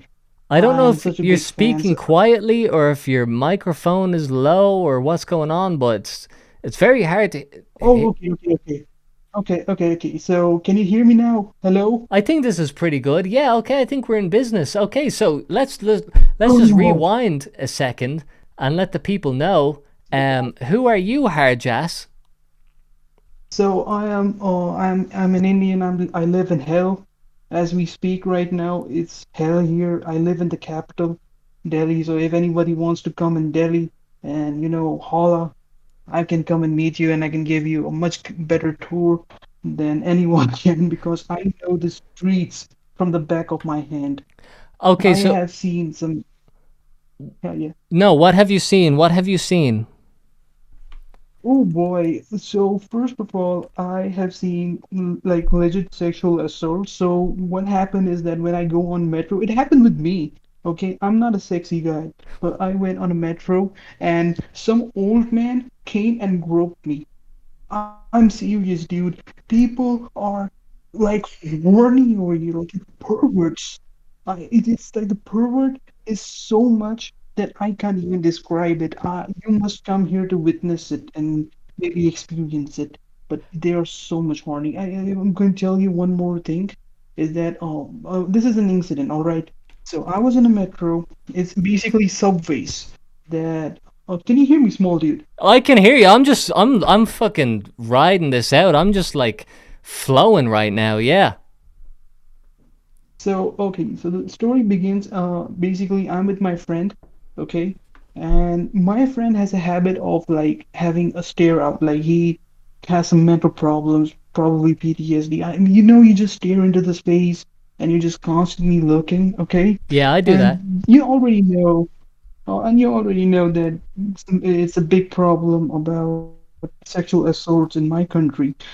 Fair enough. So my friend is just staring out, and he doesn't realize that he's looking at a chick, and the girlfriend just tells her boyfriend that these two guys are creeping me out, and I'm like, oh my God, we are in trouble, dude. We need to get in the next station. But before we got out, the guy literally grabs my and he just says that you were staring at Michael. Like, should I report you? If you don't, fork out some rupees. I'm not gonna report you to the police. Like these are the people that I have to deal when I used to go to college. Now I just do work from home and I work in fraud. So I can give you some examples of the scams that every Indian has to go personally when they're just living their life, like normal lives. Hold on. So what? So I just what? Somebody's saying the stream is a bit laggy. I feel bad for anyone who has only heard half of what you were saying there, because I think if you missed a single sentence, you're probably missing out on a lot. Oh, and Tito with the $2 says 10 out of 10 schizo and Indian stream. Keep it up. Hey, first of all, I gotta say, how do I pronounce your name, caller? it's Harges. It's like her, like in hurry, her, and just. It's like just, Oh, just like her. Harges. Just you can. Yeah, that's it. That's it. I You have don't I have to to worry thank you. about. I have to thank you for indieing up this stream, because it's something that the stream has been lacking dreadfully as an Indian flavor. So you're I based. have not even talked about my main grinding, like my main problem with Indians is that right now the Supreme Court actually banned stray dogs. We have stray dog problems in my city, and these stray dogs are not like puppies, like not cute or anything. They will legitimately follow you or even bite you. Like every 15 minutes, we have bites and rabies attacks, and the elites or the rich people or the middle class are so much angry over this decision. It's amazing. Like they don't want to live a proper life. Like the Indians here don't want to live a proper life. They want to live with stray dogs who will bite them. Who will... It's amazing. Like I don't even understand like why Indians want to be such like slum dwellers. To be putting much more precisely. Okay, so I mean, I feel like I have 1,000 questions, but at the same time, I feel like I just know I have like a knowingness for exactly what you're talking about. And the You can one, be open with me. huh? You can go full open with me. Don't just limit yourself. Just say anything you have in mind. I'll explain it all to you. It's not that I would even restrict myself. It's just there's kind of like things that can't be said in words, and I guess what I want to say is like, why wouldn't you do everything that you can to be somewhere else? Oh, brother, I want to, but Indians are now are much ahead of me, and the immigration program has turned Indian into cockroaches. There are Indians in Eastern Europe. 10 years before, there was no Indian in Eastern Europe, dude. How the fuck did Indians launch all the way in fucking Croatia? It's amazing. It's beyond crazy. Like, these people are just going anywhere to live in except for India. So Well- if I go back, sorry. No, go on. Sorry, go on. So if I immigrate to anywhere, like if I wanted to go to USA, there are already Indians there. They have ruined the reputation. I'm a Sikh, so if I go there, I'm again targeted. If I go to like Ireland, I'm seeing a lot of Irish people are angry at us because it's justifiable. Like Indians are buying houses while there's a whole housing crisis going on in Ireland, and it's very disturbing. And then there's UK. UK I can't go because there's already so many Indians. So I don't want to add up to the problem, and I just want to see if I can live a much better life over here, and probably just do my best or make best out of circumstances, like making a mansion out of twigs. You know, someone has a comment, and Hindquarters has a comment in the live stream. He says, "There's a drastic shortage of Indians in England," and yeah, I mean, he's being sarcastic. And it's funny because like I was talking last week about how I lived in an apartment with 8 Indians a couple of years ago, and like that was just one subjective experience from me. Like that's just one story from one guy, but for me it makes me feel like there's more Indians than there probably are in Ireland. And I think it's the thing of like, it's not a case of like actual numbers, and it's not a case of statistics and like how much people should be here and how much shouldn't be here. It's like a feeling people have that like, I feel like there's more people who aren't Irish than people who are Irish here. And I think it's actually genuinely not a good thing that like, if you want to come here and you're a perfectly legitimate guy and you've got a perfectly legitimate job and you're a good guy and all that, that if you come here, you just automatically get pegged as one of them. I think that's a bad thing. But like 12 Ounce Mouse says in the chat here, how do you survive in that kind of environment? It's like, it shouldn't be right that you stay in a place that you don't like if you don't want to be there, but it also shouldn't be right that other people have to accept you into their home if they don't want you to be there or whatever, or if there's too many people and there's not enough room. It's true. And like, there is a housing crisis here. I can't get a house. This is my grandmother's house. When she dies, I have to leave. I don't know where I want to go. And I'll be honest, if you, an Indian guy, came over and got a house and I didn't get one, I'd be pissed. And it's not your fault, but like, there's just, the world's in a tough spot right now where there's kind of not anywhere good to go for anybody. I'll just add up more to the problem. So I just want to explain why there are so many Indians in abroad, and there's a whole systematic, fundamental scam going on that I can explain if you give me 5 minutes. And I will 5 minutes? 5 minutes? You know I have attention problems, Hargis. I'm so sorry. Make it 4. Make it 4 and we've got a deal. I'll do it 3. Let's do 3. Let's do And I'll 3. just tell You're a you reasonable man. I'd have you in my home any day. All right, let's go. So the thing is that there's a lot of immigration consultants. So what they do is they talk to NGOs and they talk to a lot of these activists abroad. So these activists and NGOs pressure universities and colleges to accept diverse students. So these colleges and universities see business in it. Like for every Indian, they're getting funding from NGOs and from other institutions. And not only that, the Indian who has to go abroad is forking up a lot of money. So these NGOs and activists is one major problem of why this is happening. And the other thing is this illegal problem. Like if I give out 20 lakh, 20 lakh is like 20 million rupees. They guarantee me not only with a job, they guarantee me with the promise of living the best life abroad. And when I see what has happening to my fellow Indians in Canada, especially who have been through illegal immigration, I'm not up for it. And you can see why is this happening. Is this all because of immigration consultants in my own country selling a false dream for cheap money? And this is why so many Indians are escaping. And because how much of an India is a shithole. Well, I'm so sorry. I might have.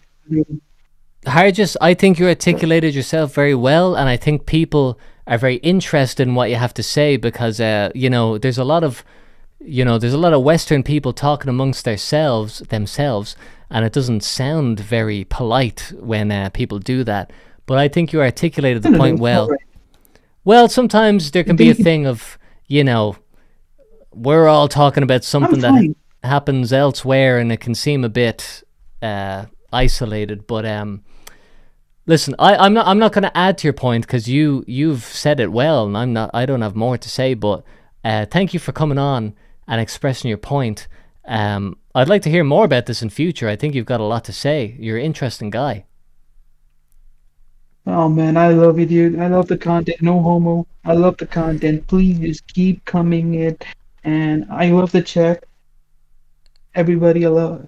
And I just don't know how to end it. So, tata. Harjus, you're a great guy. I hope all the best for you happens, and best of luck. And we'll talk again. Okay. See you, brother. All right, man. Take care. There he goes, ladies and gents. Who knew that's how that would go?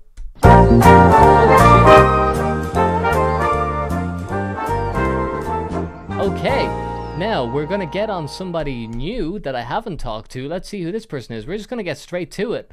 I'm not going to say anything about what just happened because it's just time to get on with the show. Hello, who are we talking to now? Hello. Hello, how are you doing? What's your name?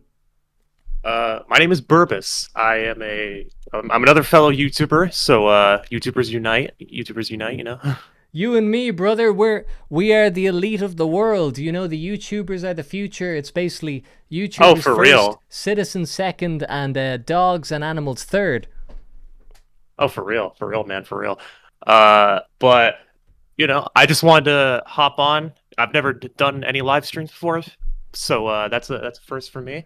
That's okay. There's nothing to it. You just talk as if. I mean, yeah. As if 100 people are listening. That's all. That's all it is. Oh fuck, 100 people? It's actually not 100. It's actually gone down to 75 ever since we started talking about the very esoteric problems of Indian emigration. But we'll get it back up. Don't worry. We'll get it back up. Okay. Basically, I wanted to hop on and say. First off, loved the not the 1+2. Loved the 3+4 video you made, Tony Hawk. It was very, very well edited, very well made. And that's coming from me, who makes terrible edits on their YouTube videos. So congratulations on that. Thank you, man. Hell yeah. There are a couple things I wanted to mention about the video though. So I remember this one part. I'm sure this isn't what you meant. But like on a first watch, and I've watched it like twice already because I'm an insane person. Even I haven't watched it twice. Yeah, I watched it twice, and on the first watch, I was like, okay, does this man just hate gay people? Oh my god, that's what you got from it? I mean, I know I spent a lot of time talking about gay people, but okay, I'll let you talk, and then we'll get to that. Yeah, okay. That was just my first watch. Okay, not to toot my own horn, but I'm gay. I'm very gay. Oh my god! Congratulations! Well done. Oh, I know. Thank you. It's very awesome. Kissing dudes and all is like really cool. It's tough. I couldn't do would it recommend myself, honestly. So the bravery that you have hell to yeah. do that is commendable. Yeah. And that was like my first watch on the video. I was like, but after like a second watch, I was more just like, oh, I understand what he's saying now. He doesn't hate gay people. He hates that it's like being like forced and shit like that. And like the whole like equal rights employment thing you talked about with Iron Galaxy, like that was something I never even like knew about really, because it was just like I'm somebody who doesn't believe in that whole like well, let me ask you this: do you believe in the woke mind virus? Oh well, that's something I find. It never crossed my mind, but like people would comment, and like on both sides, some people be like, "This guy's anti-woke," and then other people would be like, "Yeah, this guy, whatever." People would say stuff like, "This guy's just mad about wokeness. He always talks about wokeness." I'm like, I never said the word woke once. I never. Yeah, you never talked said about... the word woke once. Yeah, you never like... said it once, and I actually do respect that a lot, because it's better to formulate a conversation without like saying like a buzzword first about something, like saying like, oh, this is woke. Just give the facts how it is, instead of just pulling like I've been in here for like the last hour and a half or so, and I remember hearing like Synthetic Man brought up, and it was more like, don't be like a Synthetic Man who says like, this game is woke, this game is trash. Instead, actually formulate a conversation with it first. Well, instead of bringing up buzzwords. That's a great point, because something I've always had an issue with, and this goes back so many years, is I used to have this girlfriend who was really, she studied art history, and she was really good at like discussing art, which is a really difficult thing to do because a lot of it comes down to emotion. And we were watching an interview with this artist, and he was saying like, I really like X because it's good. And his whole argument was like, oh, I really like this thing. And he just kept saying he liked it, but he never said why he liked it. And she pointed out to me that like, that's a problem. Yeah, it's a really immature thing to just say like, Tony Hawk's is good, and it's like, okay, but why? Oh, no, or like Tony Hawk's is bad. Like, all right, I've learned nothing. But why? Yeah, so if you say like Tony Hawk's is woke, it's like, all right, maybe it is, or whatever your definition of woke is, but like, you gotta tell me why. And the thing is, like you said with woke, like it's a buzzword. So as soon as you say it, people's minds go into like a different place, and they start being like, they're in like a combative mindset, which is not what you want people to be when you're trying to make your point. So using the word woke is really counterproductive. Sorry, but I gotta say thanks to Brian the Gaw saying with the $10, thank you, Brian. People don't care if you're gay. We're tired of it getting shoved in our faces, he says. I honestly, people shouldn't care if I'm gay, I don't give a fuck that I'm gay either. It's more, I do get what Brian is saying there. It's like, I don't think it's wokeness. I just think it's like people shoving something down their face, Yeah. It's not like wokeness is like it's like, I feel like the actual definition is something along the lines of like bringing awareness to social injustice or something like that. Well, the actual reason why the word woke was invented was it was actually like it was created by people as a positive thing. Like, I'm woke, like I know about the evils of the world or whatever. I'm woke. It was supposed to be like a good thing that you say about yourself, but then it got like turned against them. And that's kind of confusing. I don't know where where people stand now.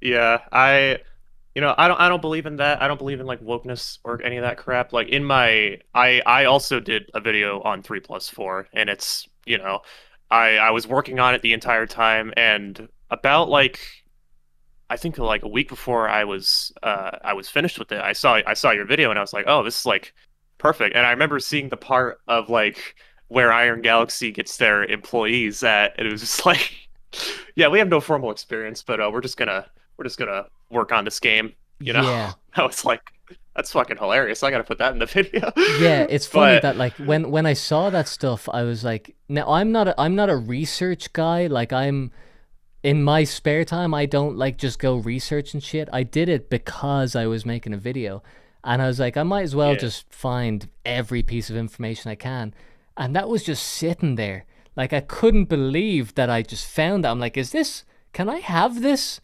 Can I just find this clip and use it? Like, it's just yeah. it's just like unbelievable. Like what a perfect clip. It says so much. Oh yeah. Like I had no idea that those YouTube videos even existed. So honestly, thank you for that. Honestly, that helped me a lot with my video. So thank you. And how's your YouTube career going? Oh, it's fine and dandy. I never like tooting my own horn because I think that that's gayer than me. But fucking Tooting your about own horn is literally the gayest thing that anyone can do. If you think about for it. real, man. If you I mean, think about the yeah, actual honestly. visual image of what tooting your own horn might look like, I hope people are getting a graphic, really, Very graphic. really Very graphic image. But anyways, back to that. About 1,500 subs. About 19,000 on the 3+4 video. 19,000 views. So, 19, did you pretty say? good. 19,000. Yes. 19,000? Oh my god, that's crazy, man. Like, it's funny because I don't really watch YouTube that much. Like, I have a personal account where I'd watch stuff I'm actually interested in, like a Black Sabbath documentary or something. But on the actual, like, the Small Dude channel, I just watched Tony Hawk's videos for like a month. And so, like, everything Tony Hawk's just gets recommended to me, and I had to stop looking at it. But it was kind of amazing to me that, like, someone would make a review of the new game and no one would watch it. It would get like 800 views because no one really cares about the game, you know?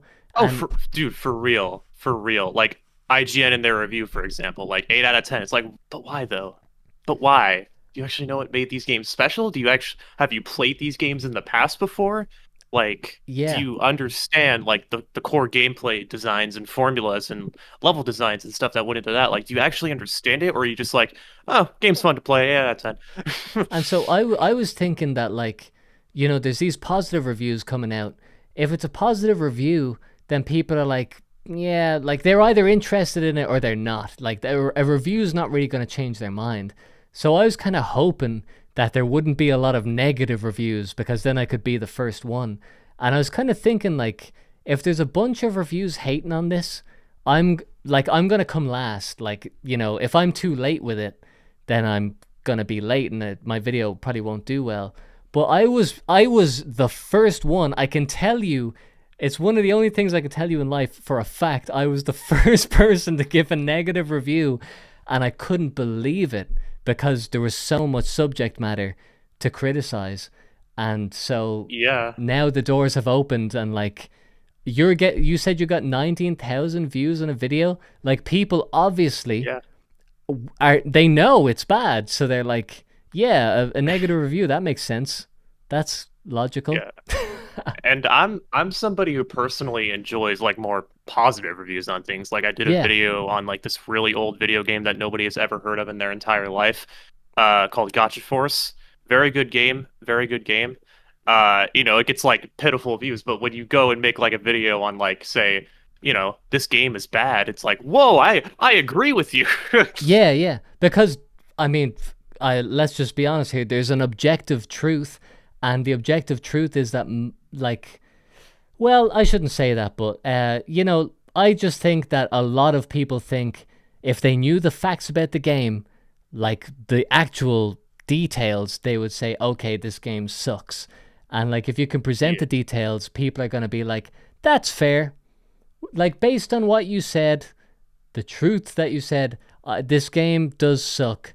I agree with the video. And ultimately, people, it's not about whether it's negative or positive. People just want to watch a video that's actually saying the truth. They don't want to hear a 7 out of 10 bullshit review just because Oh, for real. it's IGN. For real. You know?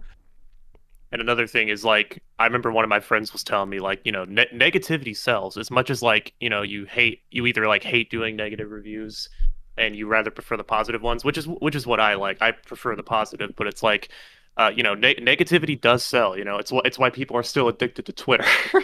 Here, listen, I'll say this, and someone in the comments, Ninjas1432 says negative gets views, but I personally think that the truth gets views. If it's a positive thing, like if Tony Hawk's Pro Skater 3 and 4 was a great game, like a truly, honestly great remake that is perfectly faithful and fun to play and all of that stuff, if that was all true and I made a video saying Tony Hawk's is the greatest fucking game ever, people would watch it. It's just unfortunate that the truth is that it sucks, and it's the truth that people want to know, so the truth is often negative. Like I personally enjoyed 1+2 because I thought it was like, okay, this is actually a really good start, really good game. And what was I gonna say? It was like if I was making YouTube videos back in 2020, which sounds like a terrible thing to do, but if I was making videos back then, I was like, calling this game great. I'm sure it probably would have gotten some traction, but I never make videos intending for them to get popular. That's just a death sentence. Yeah. Honestly. Ultimately, if you have something to say and it's a legitimate thing, then that's what people want to hear. So I'm glad to hear your video's doing well. We're gonna get onto the last few callers here. I've been on here for hours, but it was great to talk to you. Burbus, right? Yeah, Burbus. Yeah, Burbus. And I'm sure people are probably sick of hearing about Tony Hawk's right now because they watched my video 5 times, but maybe they want to check out Burbus's video and see more opinions about the same thing. Yeah, the video is called Tony Hawk's Pro Disappointment 3+4. If anyone wants to check it out, then go ahead. I cover more. This is the last thing I'm going to say before we move on to the next caller because I don't want to take up much of your time. But I cover more of like the 3, like the AI slop 2, section. 1. All right. There you go. You cover more of the AI slop section. That's it. That's your selling point. All right, there you go. All right, move on to the next caller now. All love right, your man. videos. Keep up the great work, and you have a good day now. All right, you too. Thanks for coming on. There we go. You know what? Sometimes I wait for a goodbye, but I probably shouldn't. I should probably say goodbye and hang up with confidence. That's what I should probably do. Okay.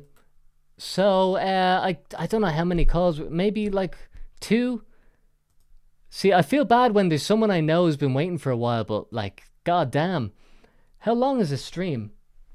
3.5 hours? That's not that long as far as live streams go, but I am hungry. Oh, I am hungry right now. So, let's see how many of these we'll do. We're going to do at least 1. Okay. Who am I talking to now? Who's on the phone? Your microphone's muted. But maybe now it's not. Oh my god! Okay, before we get to this caller who's going to figure out his technical issues, we've got 777 coming in from Gwiz of the Stars. What a great name. If you have time, would love to discuss what grinds my gears about your videos. It's not what you may think. We've got a professional here. Okay, that's a professional clickbait title right there. I want to know what's going on. They want to know what grinds their gears about my videos. It's not what I think. Okay, Gwiz. Okay, they're in the chat here. I'm going to give this person who I called up one more chance to speak. And if not, then we're going to go to Gwiz of the Stars. Hello, caller. Can I hear you? Nope, they're gone. Okay, straight on to Gwiz of the Stars. Okay, let's give this a go. All right, ladies and gentlemen, here we go. Yo, can you hear me? Yo, you are directly on the stream. That was quick, wasn't it? I know, right? Not too hard. Hold on 1 second. It's taken. I feel if sorry. Leon is I watching didn't have this my, and it took me an hour to try I did and not get have my Leon mic. on, One second. then I'm sorry, but okay, we've got Gwiz at the start, straight on. What's up? Hey, so I love your video. First off, I just want to say, hold on, can you hear me? I can. Sorry, I just the audio is blown out there for a sec. Could you say it again? Can you hear me? Yes. Perfect. Okay. Yeah. Hi. So, I just want to give some context first off. Love your video. It was awesome. Cool. The first time I watched it, I don't think I really got it. If that makes sense. Yeah. I was just like, this is like this editing is awesome, but like I don't really know what I'm necessarily looking at. And then I go in the comments and I see like all kinds of arguing and stuff like that. So what grinds my gears is the anti-art sentiment in the comments of your video. Oh, here if we that makes go. sense. Yes. Yeah, because like I see, drop the Family Guy crap. Like, no, that's what makes the video good. Don't you guys understand? So, yeah, I see this constantly on YouTube when it's like YouTubers talking about other YouTubers, where it's like, oh no, we just want the facts. Like, you could go far if you simplify your videos, and like I say, fuck that. Like, make art. Like, I think it's cool. Even if I personally don't really agree with a lot of the stuff in your video, I thought the watch was great, if that makes sense. That's honestly like it's something I probably shouldn't say, but if you walk away from my video and you don't agree with anything and you don't care about anything I said, that's fine with me. If you were entertained and you just liked looking at what was on screen, that for me is like the highest compliment, that you were just, I watched it, I enjoyed watching it. That's perfect. Yeah. Well, I mean, in the end of the day, I think there's a lot of people who kind of look at videos that make similar points to what you're making, and they kind of maybe sometimes see the videos as an accessory of making a greater political point. It's kind of a complicated conversation, but what I was just basically trying to say is what grinds my gears is anti-art sentiment, basically in general, in any form, like whether that's film, games, music, and YouTube videos. And the comment section of your video honestly kind of pissed me off with how many people are saying like drop the Family Guy stuff here or there. So. Well, it's I actually went through a bit of an emotional roller coaster with the comments, because I've never gotten so many comments so fast about anything, and of course, yeah, most people haven't, because I've looked at, like, when I'm watching a YouTube video now, I look at how many views does it have and how many comments does it have, because my video has like 60,000 views and like 2,500 comments. That ratio is crazy. It's so many comments per view, and yeah. Like, I mean, that's what we call an engagement rate. I work in social media, and what your video shows is people who are engaged with it. They're watching it over and over again. They're discussing it, and that's honestly matters more in the long term than view counts, right? Yeah. Engagement. So. And like, that's not something I would ever do intentionally, but I'm like, okay, it's good that people have their opinions and stuff. I never intended for people to get mad or anything like that. So then when I see the comments of, like you're saying, people are like, drop the Family Guy stuff, you should do this and this and this, and your video would be better if you didn't do this and this. And at first I was a bit like disappointed, as like, oh, people aren't getting it, like they're so hung up on a very extraneous feature that has nothing to do with, like, what I think the point of the video is. But then on the other hand, I was like, you know what, I'm glad that people are saying something, because if people have a reaction, it's the hardest thing to do is to get a reaction out of someone. And like the biggest insult that you can get after making a video is that someone's like, I have nothing to say. So I'll take it as a compliment, even though I agree that their idea of like tone down your expression is like not a productive thing to say. Yeah, I mean, at the end of the day, like, it's because you went, the extra effort with like making it a unique video, that is why it's blowing up. The points you make definitely are resonating with a lot of people. Again, I actually disagree with a lot of the things in your video, but I was thoroughly entertained. So I didn't mean to come on here and just glaze you. I just wanted to say that please don't lose the anti-art. Excuse me. Please don't lose the artistic vision, no matter how big or small your channel may or may not get. You know, it's why I subscribe to you, and I don't subscribe to a lot of people who put out, you know, other sort of like videos on video games where they're talking about like, you know, the concepts of DEI or things like that. So Yeah. yeah, that's really all I just want to say is that yeah, don't lose that vision, please. The world needs artists more than ever. So Yeah, man, thanks. I appreciate it because it's not a thing for me. If people disagree, that's fine. And also I think there's a lot of stuff in there that's vague, and you know, it's not necessarily my like absolute definite opinion. Your reaction is the best reaction you can get, which is like agree with parts, disagree with parts. Ultimately, I'm glad that you're allowed to say what you want to say, and it's entertaining enough, it's valid. So thank you, man. That's the highest compliment I can get. I appreciate you coming on and sharing that, and I wish you all the best too. hey, likewise. Just some parting words for you, and then I'll let you go here. Yeah. I you know, for the longest time I thought I might have been autistic. Oh, and here then we I go. went Here we go. Yeah, here we go. It Here we go. always comes back to this, doesn't it? Yeah, it does, doesn't it? Well, just hear me out. For the longest time, I thought I might be autistic, and then I went to get a test, and they were like, "No, you're not autistic. You're just ADHD." And I was like, "Oh, okay." So there you go. Well, that's funny because like you obviously heard what I was saying earlier, right, about ADHD. Yeah, someone was like, Jonathan was like, "Are you autistic?" And I was like, it actually clicked with me. I was like, no. When I heard about what ADHD is, that makes sense. Autism never made sense to me, and now, based on what you said, I'm like, yes, that makes sense. Like they're not the same thing. They're two different things. Well, I know earlier you said you wouldn't. Hold on one second. My Google's going off.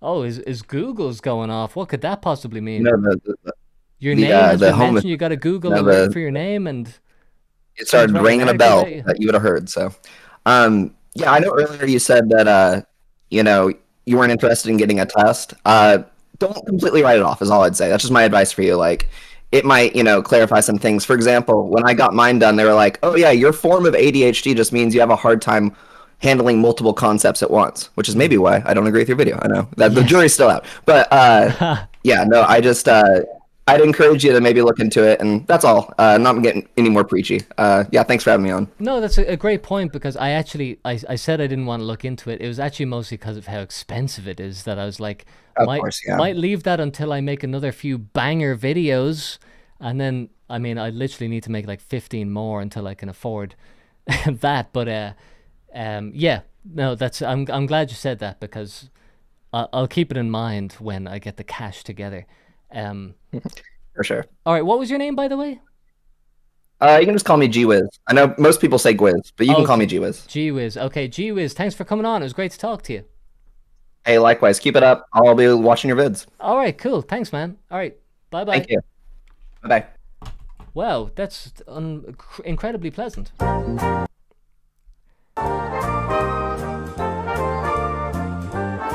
Okay. Sorry, just checking an email there. I can't tell you what it is, but God, wouldn't you love to know? I've been getting a couple of console action is in there. Okay, I think I have to talk to Jesus. Okay, I have to talk to 3 more people.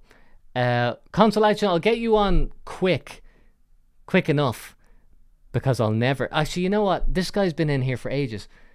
Console action, I'll get you on. Don't you worry. If you can hang on, I'll get you on. Got an email there about a commission, and man, putting out the Tony Hawk's video. This is the first time ever that like people are coming out and just being like, "Can I get you to make a video for me?" And it's people I actually know, and that means a lot because like I'm not the biggest YouTube guy. Like when people tell me about YouTube channels, I don't usually know who they are, but I'm getting emails and I'm like, I know you. I've seen your video. So yeah, man, that's cool. It's crazy that the just crazy the emails I'm getting. Okay, let's talk to this next guy. This guy's been on for a while. Oh, hey, hey, hold on. Okay, hold on, caller, just hold on there for 1 second. Devout Charade with the $50. Your persistence is an inspiration. God bless. You know, I gotta say this. Caller, hold on 2 seconds. I just Devout Charade's in the chat here. You know, there's people who've been following me for a while, and honestly, a lot of the time I'm like, are they still enjoying what I'm doing?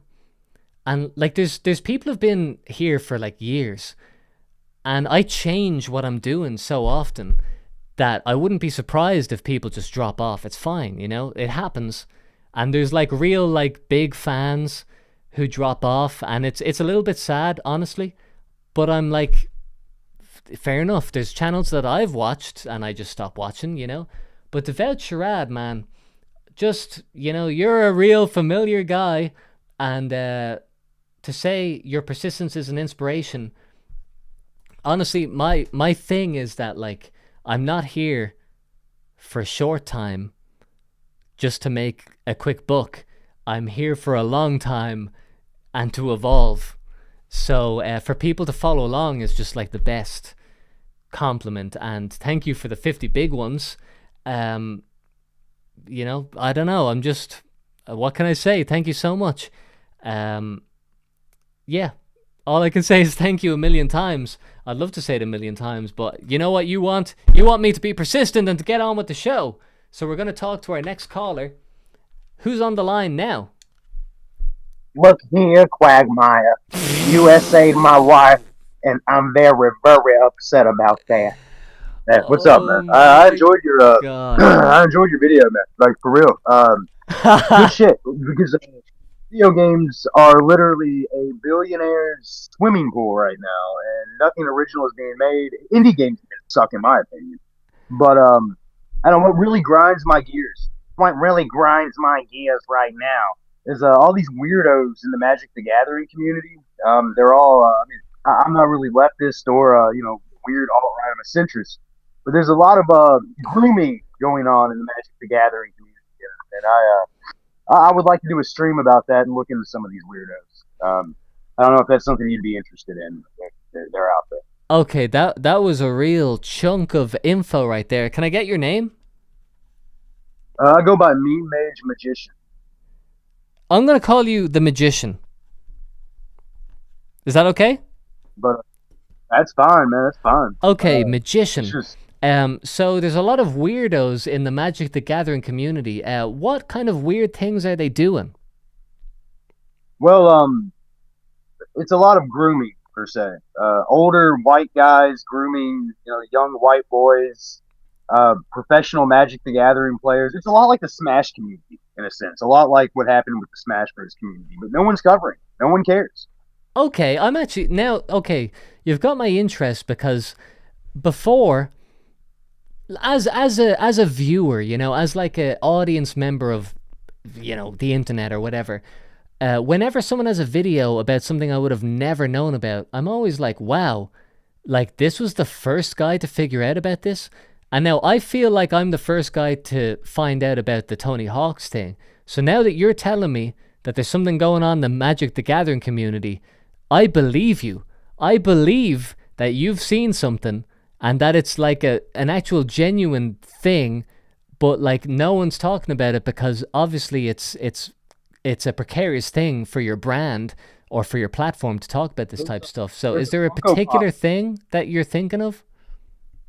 There's the whole thing in the Funko Pop group that no one talks about with all the kid grooming, and the top pop guy, he flew a literal minor to his house in Canada and did weird things to him for a video together. What they did, but with the Magic the Gathering stuff, no one's covering this stuff. There's sickos everywhere. I was on the ground floor of White Bowser. I don't know if you know what the fuck that is. I'm sorry if I cussed you. You don't want that on your channel, but you know, Chris Chan. I was an old Chris Chan troll. I'll go ahead and say that. I'm not going to say which one, but there's weirdos everywhere in every community, and no one's covering it. No one cares. But I like what you did with the Tony Hawk thing. You really pointed out a lot of stuff that needed to be pointed out. Well, here's what I am struggling with at the moment, is that the only reason I knew about the Tony Hawk's thing is because I played Tony Hawk's. That was my favorite game when I was younger. It's the only reason I knew anything about it. And now you're saying, did you say White Bowser? Yeah, like it's an old thing. He's dead now, though. Earl Doobie, he's deceased. Well, my problem is that I wish I knew all of the information that you know, and I would make a video about it readily, but I don't know what the fuck you're talking about. I haven't the first clue. I know that Chris Chan is like a lol cow, but I don't know anything about him. So it's like I can't make a video about it because I don't even know where to begin. I don't even know how to play Magic the Gathering. So I think... The whole world.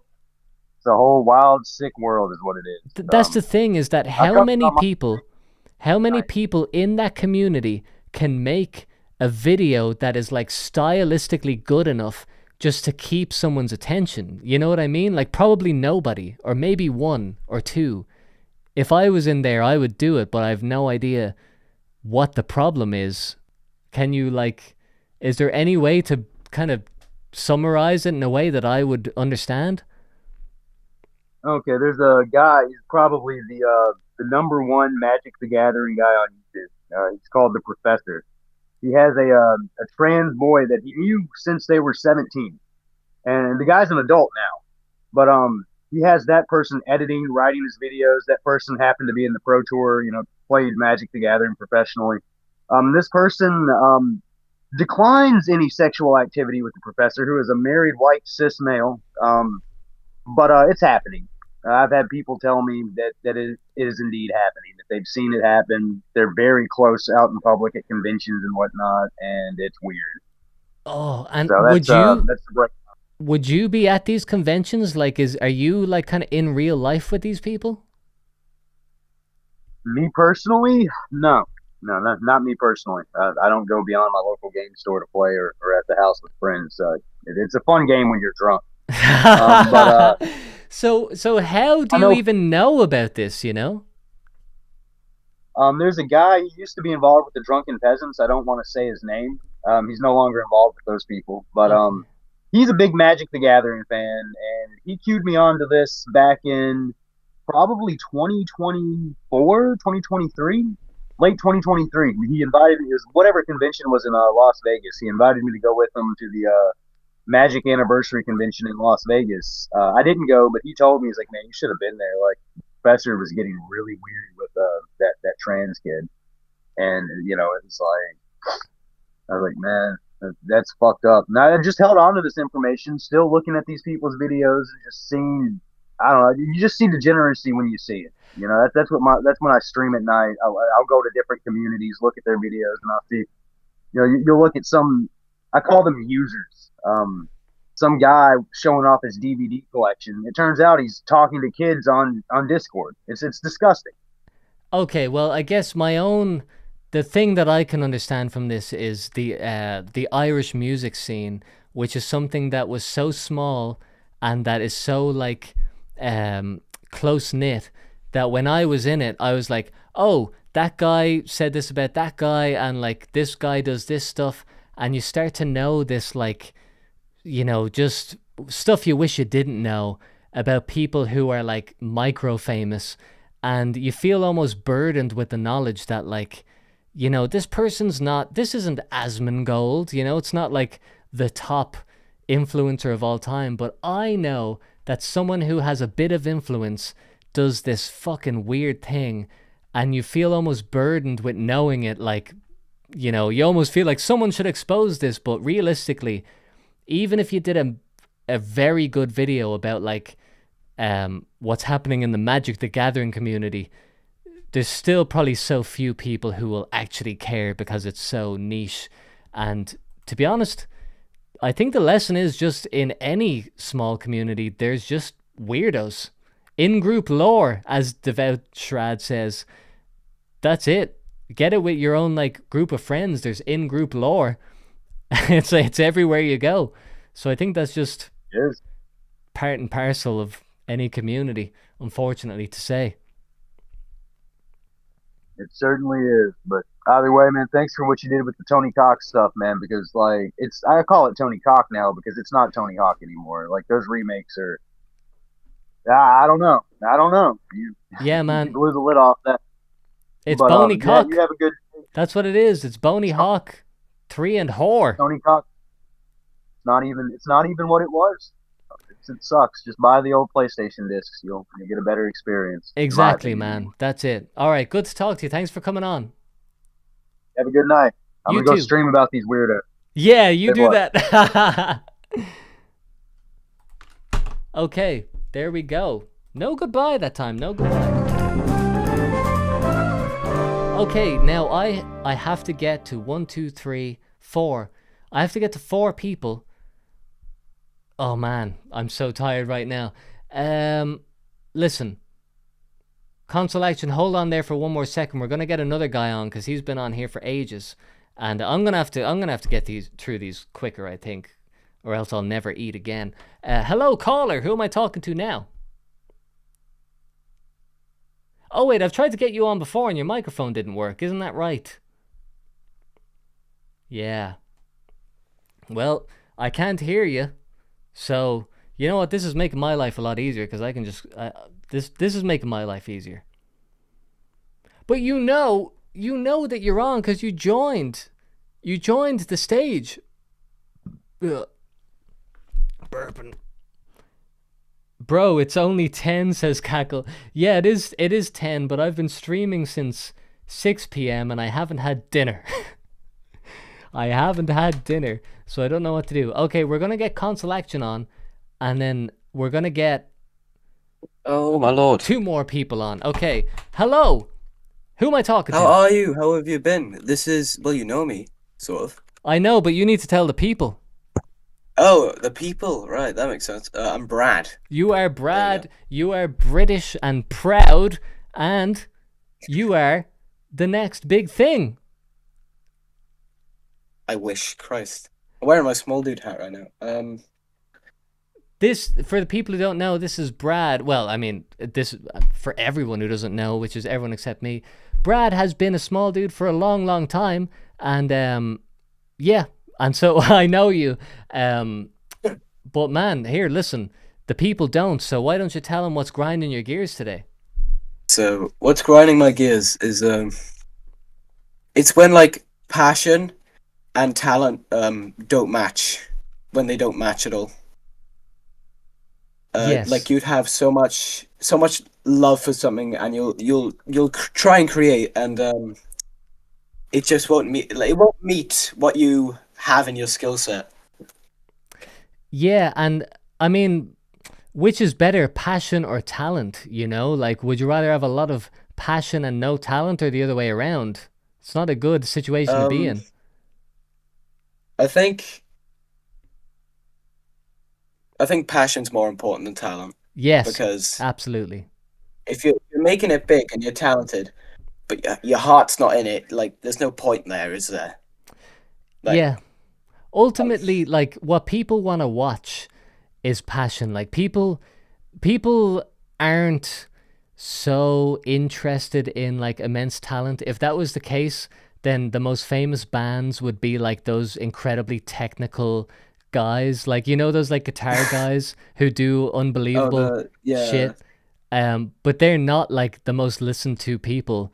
The most listened to people are No. people who can play like 4 chords and can hardly sing because like they have passion and Yeah. it outweighs their talent. What also grinds my gears is, like, in my local music scene. Yeah, you touched on this, like, just now. You will know some people, and they are downright scum, and you see them, like, doing it, and it's like, you don't deserve this. However, they're at it, and they're doing it, and it's very frustrating to see. Yeah, I mean, that's the real tough thing is that when you start thinking about like what do people deserve, because it's not a meritocracy, it's not the case that the most talented person gets to the top. And to be honest, you'd prefer it that way because, like, you know, I'm not the most talented guy, you're probably not the most talented guy. You wouldn't want to live in a world where like you just have to be technically the best. But then that Yeah. being said, the people who do get to the top are so not the technically best people, you know, like. Oh no. And Definitely then it not. feels almost outweighed the unfairness because like the people who are at the top, like they suck. But it allows us to kind of get higher than we probably should get based on our technical ability. Yeah. And you know, you'll have people in you know, like they're micro niche, like you say, well, micro famous, you know. Yeah. They're famous in their area, and then their ego will just go up and up and up, and they'll act like they're invincible, and it's really annoying because I think being genuine is so key for everybody. Well, here I'll tell you this, and I know this, but you're a drummer in a band. That's fair to say, right? To expose you for that. Yeah, no, go for it, honestly. So there's a lot of people who watch my channel who are musicians, which is great. I love that. And being a musician is a tough thing because like we were saying, you know, it's not just the case that you're the best guitar player. You have to kind of play the game. And you were saying about people You have being to like pander. micro famous and it getting to their head. The thing that people don't really think about is the long game.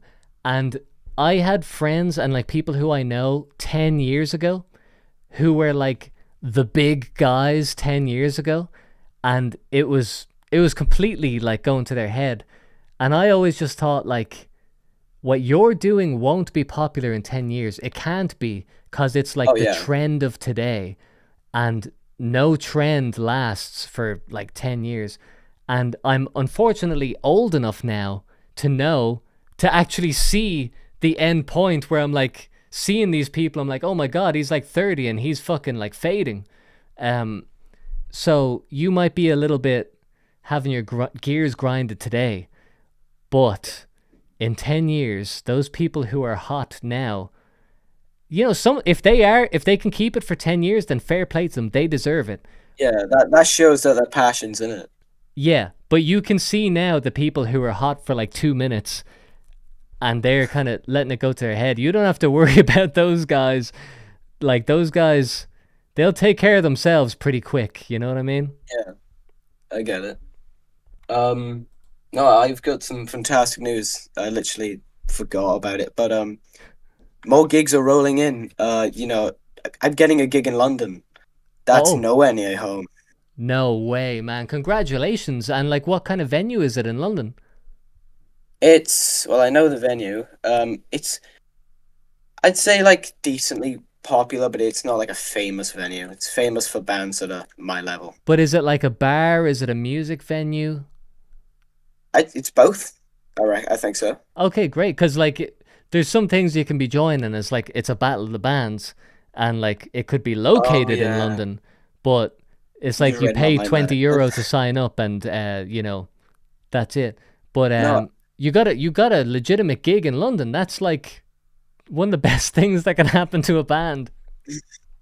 It's one of those like venues that are like, if you don't sell this amount of tickets, we'll only pay you this amount. It's like, you know, one of those, like a scam. Yeah, I know. There's a lot of scam venues out there, but to be honest, if you can get on a stage in front of people, even if it's a scam, that's not really that bad of a thing, you know. Like a gig is a gig, but it is always better to not go for scams. No, there's this battle of bands that was going on in my area, and like I have a freelance job as like a gig photographer. Oh. And oh yeah, I forgot to mention that. Good for you, man. And that's given me some decent money.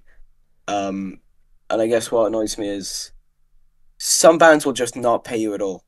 Yeah, I They know. will just take it and run, and it's scary to well, I wouldn't say scary, but it's weird to ask for money, especially when you know them. Yeah, it's to be honest, I did. You know what an extra is in like TV? Yeah. I did an extra job in for an ad like years ago, and there was this guy, which is so stupid, like me as an extra, but this guy who like organized it or whatever, I asked him for like 3 months. I was like, when do I get the money for that? And I was really like nervous about it. I was like 17 at the time, and I texted him once and I said like, can you let me know about that money? Like, sorry for asking. And he said to me, never be sorry for asking for money for work that you did. And I was like, that stuck with me for years. I was like, you're right. Like, I worked, and someone should pay me, you know? It doesn't matter if it's a creative thing or being an extra in a fucking ad for takeaway, you know? So get that money and don't feel bad about it. Yeah, I did these photos for this band, and usually I'll have like a fixed rate, but because they're like newish, it was I was just like, fine, I'll settle for whatever you say. And they've posted my photos, they've credited me, they haven't paid me, I've pressed them, and they're like, oh, we're only some guys. Yeah, man. That's a lesson now. That's an expensive lesson. Never send the photos until you get paid, or put your watermark over it. You know, like send it, but not make it unusable for their Instagram. Watermark it. Yeah, listen. You learn all these things. You're learning it in good time. You're doing a good job, and to be honest, they credited you. You know, for starting out, that's something. But I pressed them. They were like, "Oh, you'll get your money by here this time," and then that time arrives, and they go, "Oh, we're only just some guys. You will get your money. It's just we don't have it right now, mind you. It's only 20 quid." Here, that is crazy. It's the principle. It's what it means. You know, like I did something. You said you'd pay me, so pay me. I did a music video for a guy years ago, and he paid me half up front, which that was my little thing. I was like, feeling a bit bad about asking for money. Pay me half up front, then a half when it's finished. And he owed me €50 after it was finished, and it took 2 years. But 2 years later, he gave me that €50. So you never know. You never know, man. No matter how small it is. Yeah, I get that. All right, Brad, it was good to talk to you. I'm glad to hear all the good news, and I wish you all the continued success. Yeah, I know everyone said it. Tony Hawk video, chef's kiss. Here, man, you've been around for a while, so it means a lot coming from you. That I'm wearing the hat, you know. You're wearing the hat. You're following the yeah. wave, like you're on the small wave. So I appreciate it, man. All right. Well, All right. I'll see you in a bit. Yeah, man. Talk to you later. Bye-bye. Goodbye. There we go, folks. Lesson learned. Money, money, money. Business, business, business. Okay, should have applied to small claims courses, Jonathan Shadow. You're damn right, John. You're damn right. Okay, I think 2 or 3 more people. Gonna be here forever. This guy, I've gotten him up a bunch of times. His microphone's never working. Is your microphone working now? No, I don't think so. Okay, yeah, this guy, I literally brought you on like 3 times. It's not working. Okay, forget this. As CeeLo Green once said, forget you. This guy. Okay, we've got 2 more, folks. This guy's been here for a while. He deserves it. Hello, who am I talking to now? Hello, test 1, 2, 3. Oh, this is low. This is low volume. This is low volume. This is the lowest volume I've ever heard in my life.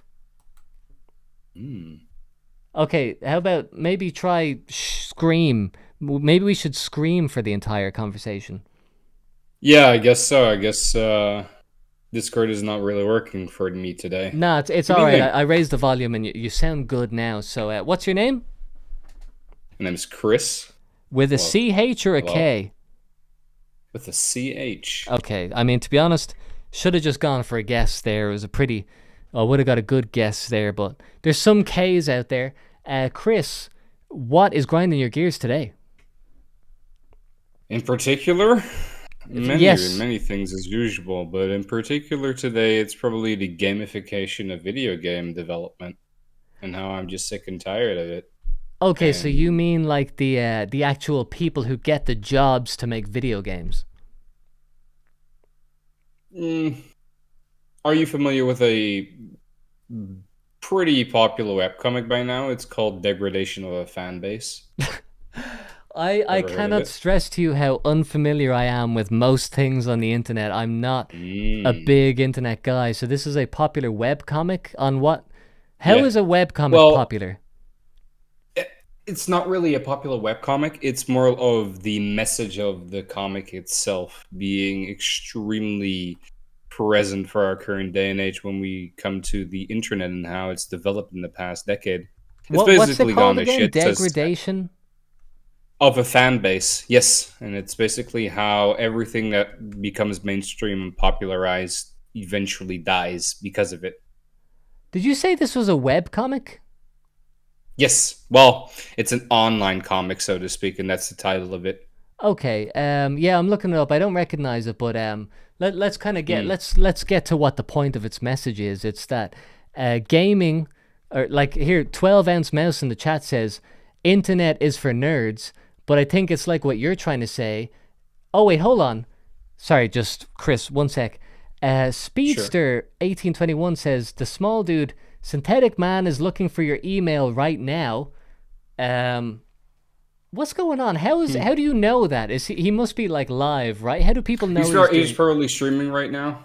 Synthetic Man is streaming right now. and as, someone I says, remember. Jonathan says, how are people watching 2 streams at once? Reading your email in real time. I'm gonna put my email in the chat. It's thatsmalldude@gmail.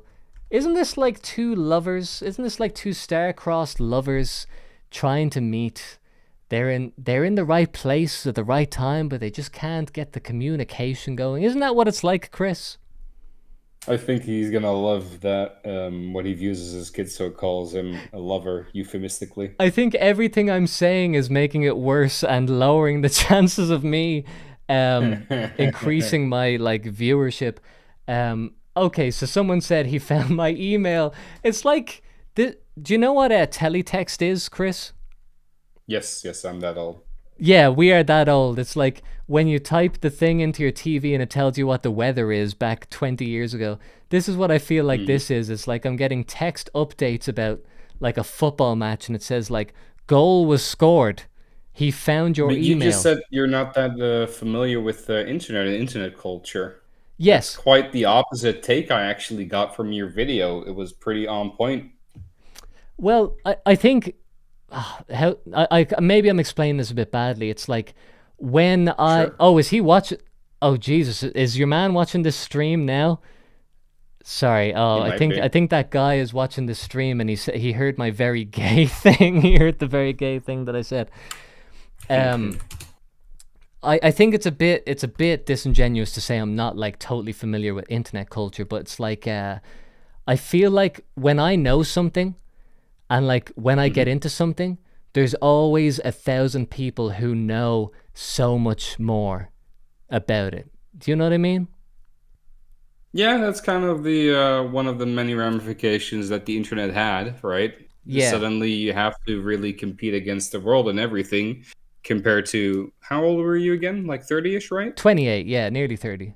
28, yeah. So, well, I'm 31, so we're kind of in a similar bracket. Yeah. But we still have those vague memories of what life was like before the internet really blew up. Exactly. Yes. So you previously, the very concept of you competing with your neighborhood, I mean, that's kind of laughable these days. Yeah. It's pretty basically all or nothing. Either you compete against the world and you succeed, or you're really nothing anymore these days. Yeah, well, that's the thing is that like let's say I'm making a video about a kind of niche topic. There's gonna be like a world, literally the entire planet has the opportunity to like compete with me about who knows more. So if I said like I know about internet culture, or like, you know, oh yeah, I know a good bit about internet culture, I just feel like I'm so low on the ranks. Like there's so many more people who are going to know more than me, so I just kind of feel outside of it. But then if you do take it on a local level, out of everyone I know in the world, I am the most knowledgeable about internet culture, like in real life. Would you say the same about yourself? Oh, absolutely. Yeah, like it's no contest. I am the biggest Yeah. nerd out of everyone I know. Well, what made you actually do Tony Hawk of all things then, if you're not really into, well, internet culture and video games and, well, Tony Hawk being a very iconic game for that era, right? Yeah. So what made you make the video in the first place then? Well, that's kind of like what you said is like, I liked that game before the internet and stuff. So like, I just liked it in my own way, and I understood its effect on culture, like without the influence of the internet.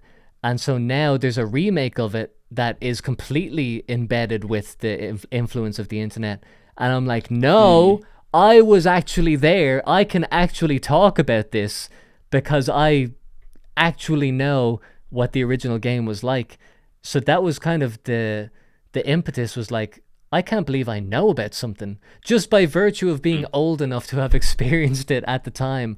But if there was like some new Fortnite thing, not a chance in hell would I bother talking about it, because like, you know, I just don't know. There's a million other people who know better.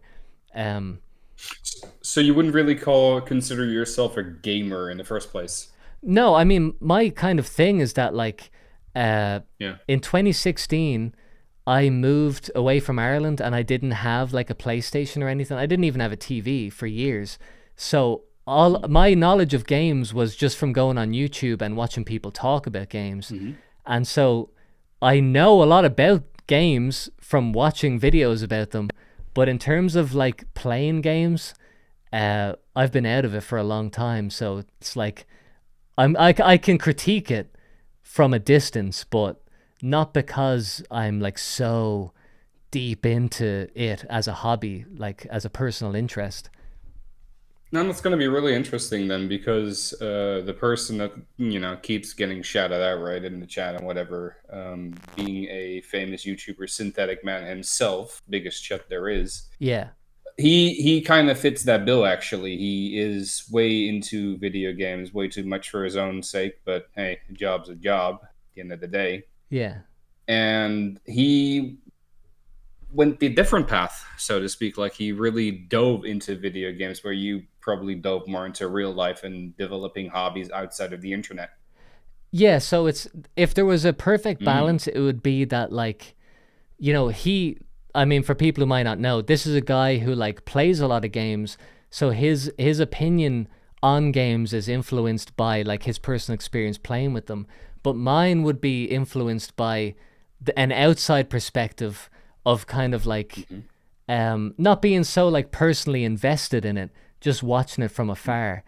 And like the perfect balance would be somewhere in between that. I'm too far away, maybe he's too close, you know, something. So that's actually a more unique perspective than the circle that he hangs around has. Yeah. Given you're more of an outsider looking inward, what is your verdict? Like, how do you view video games, and how have they been developing or degrading themselves in the past decade?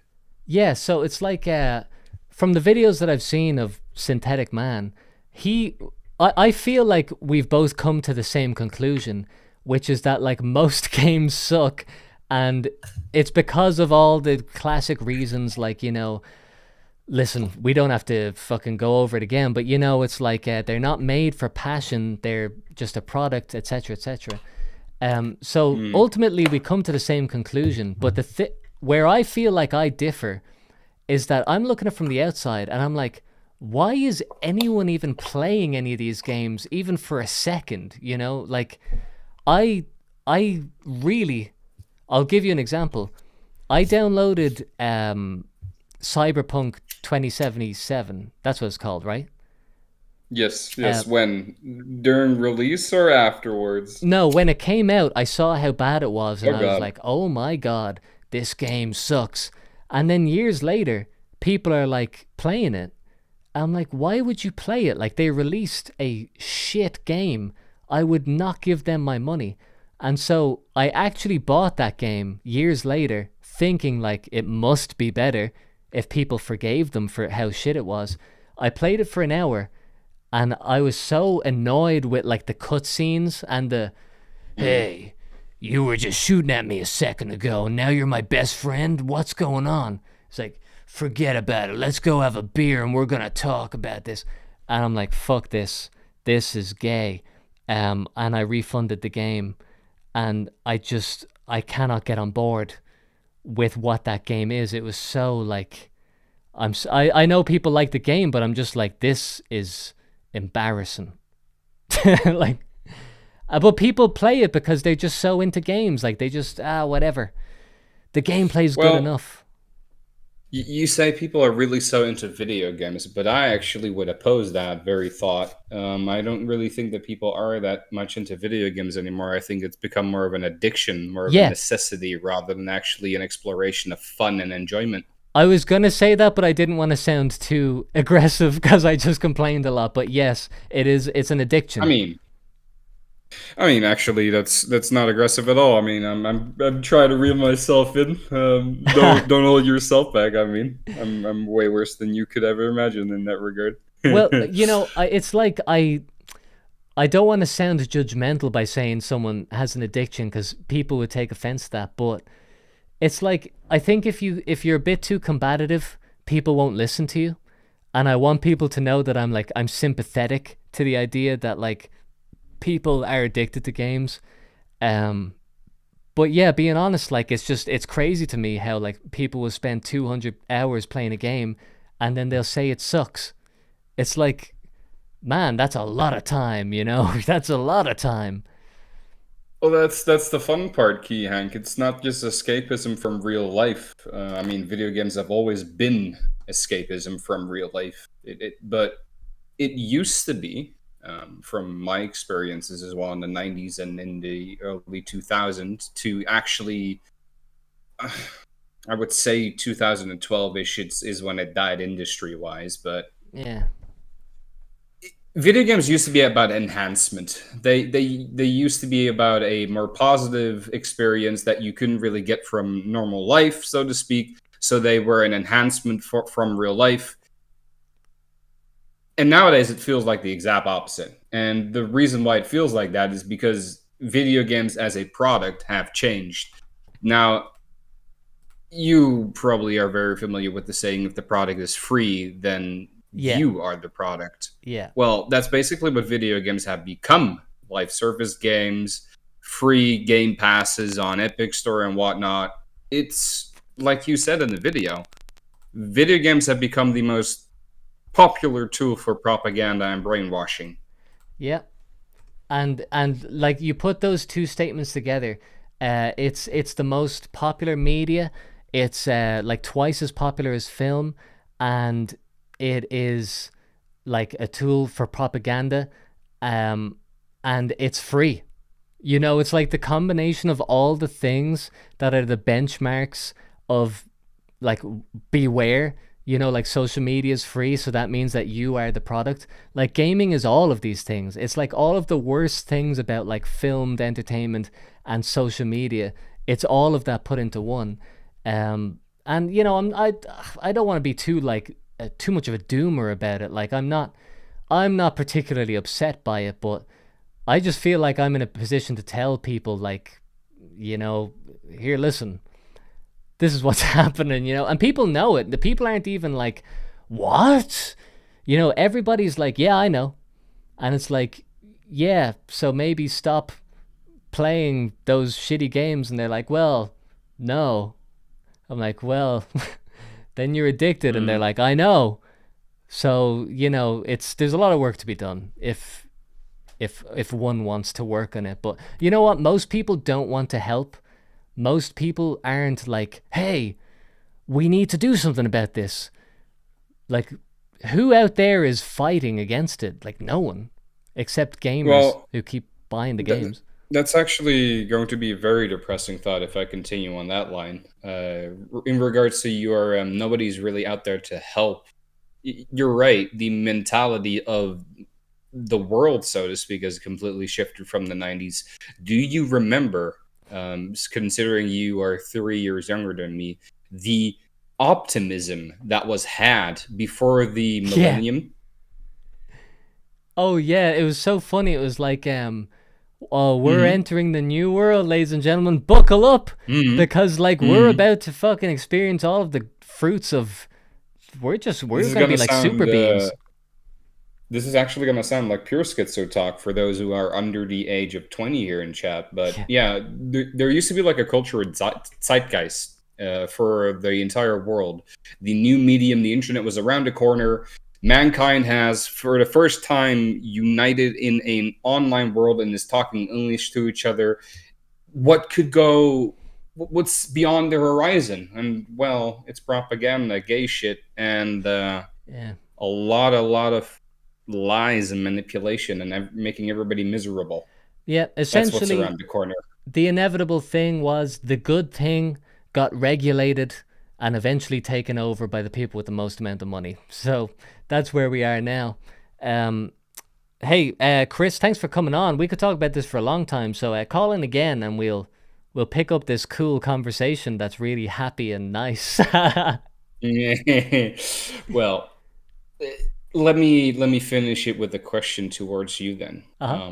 If you were paying attention in the 2000s, you would have seen this coming, this development of the internet, so to speak, and the normification of it. Did you know with big invention in the 2000s was screaming at you culturally, from this point onwards, it's all going downhill? I want to be a bit obvious and say the iPhone, but I feel like you've got something else. That's the one. That's the one. Yes, it's funny. 2007. I do think about that. I'm like, the iPhone was like the turning point. Like that is literally it. It changed everything, and I'm almost in awe, in a kind of like beautiful way, about how perfect. Like there was just one single device that changed like every thing that has a screen. Like every screen in the world was changed because of one invention. It's impressive. It's a big fucking. If you want to go down the schizo route, because I know you enjoy that shit. Oh yeah. If you also imagine that thing fits in your palm and comes from a company whose logo is an apple from the Garden of Eden. Think about it. Oh, that's being the Garden of Eden.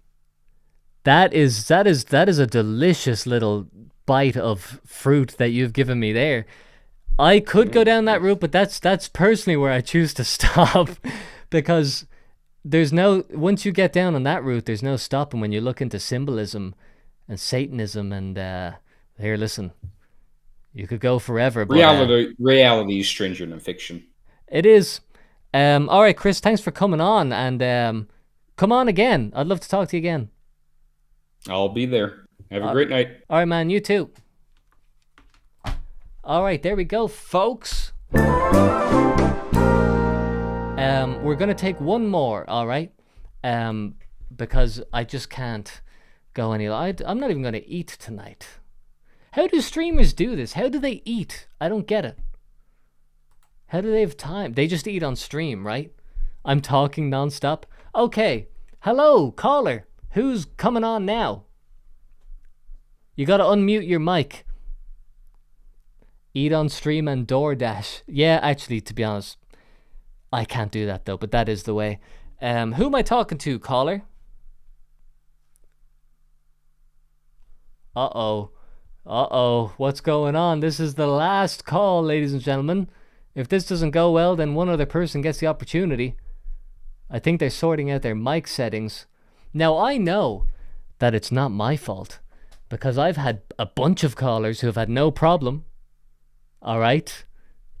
I know that I'm doing everything correctly. I don't know what's going wrong on your end. Can you hear me, Mr. Caller Man?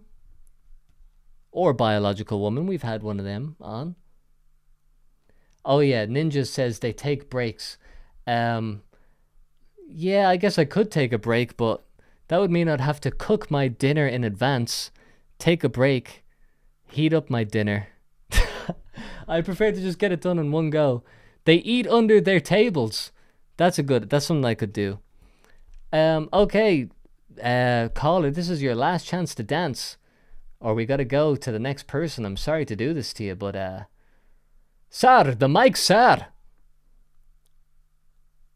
All right, listen, that's how it goes. I don't know what to tell you. I did my part. All right, we got one more person on. Who we talking to now? Hey, can you hear me? Hello. Yes. Okay. So what? How is this possible that you come straight on the mic and the last guy couldn't get it going on? From the phone. Maybe it's his computer has a problem or something. I'm Yeah, not sure. maybe it's a computer issue. All right, people, if you're listening 5 hours into a stream, 4 hours and 20 minutes actually, maybe take note of your computer or phone. Which are you using? Anyway, forget about this. Who am I talking to now? My name is Chris. Oh my God, CHRIS? Yes. 2 Chris's in a row. But what are the chances? Such a rare name. Chris. Yeah, I was thinking about this before. And what's grinding your gears today, Chris? Actually, hold on. One sec. Sorry, but somebody, Luke in the chat has asked me this twice, and I forgot to answer it the first time. But he says, did I actually talk to Jack Black? And yes, I did make a video on my other channel saying that I talked to Jack Black. I was considering actually remaking that video and doing it again, but long story short, no, I never talked to Jack Black. I will probably never talk to Jack Black, but maybe one day I will make a video lying about my fake conversation with him, because I do find that a very funny idea. Pretending that I talked to him on Discord. I have a very convincing way of making that sound real, but let's forget about that for now. Chris, sorry to interrupt you there. What is grinding your gears? Not something specific actually. I just wanted to ask, what do you do when you are so demoralized by the gaming and everything? That's what I was wanting to talk about. Okay, that is probably one of the greatest questions ever, because it's something. I mean, I want to say it's something I've struggled with. It was something when I was making that Tony Hawk's video, I was getting really down, and I noticed that like when I would finish a day of like working on it, I would get off the computer and I'd be pissed off, like just walking around kind of like fuck everything. And now that I've finished the video, I've gotten that off my chest, and I feel like me having done something about it made me able to put it away. Sorry, so someone keeps on saying shoe on head in the chat. Why are you saying shoe on head? Why have you said that 5 times? Sorry, but Chris, to your point, I feel like me having done something about it is a huge weight off my shoulders. Like I made a video about it, and I feel like that's the best thing I can do. That like I cannot do more than make that video. And it kind of, it's like when you're demoralized and kind of like feeling weighed down by the shit that you know is true, it's like at least talking about it makes you feel like I did something. But not everyone has to like make a YouTube video, I think having things outside of like the internet is really important. Like if you have a relationship, if you have family, if you have a pet, if you have friends who you can talk to about other things, like when you have all that stuff, when you're doing that stuff, it makes you forget about the evils of the world. And that's a balance, If you only stay on the computer and only look at horrible shit, it just feels like that's everything that life is. But it's really not. Like when you see a dog run in a field, you just feel so like happy, and you don't care about other stuff. Yeah, you wanna be in you wanna be the dog, or you're Yes. free from. Yeah, I I look mean, at my I dog guess. running around and I'm like, I'm just thinking of what his life is like, and it makes me so happy, you know? I'm like, damn, that's a good life. Yeah, same. I have a dog that is kind of like that. He does a lot of like he bites my arm every now and then. He bites both toes. He destroys everything. And when I see him running, I feel what you just said. I don't know how to describe it. You know, I don't think there is a I word. just wanna Yeah, be a free animal, like my yeah. dog that does everything that's I fun and you know. I don't think there is a I don't think there is a word to describe it, and even if there was, I wouldn't use the word, but it's like when I look at my dog running out the back garden with like a stick in his mouth, just running back and forth, like I'm not looking at some strange thing that I can't understand. I'm looking at it, I'm like, a part of me wants to do that.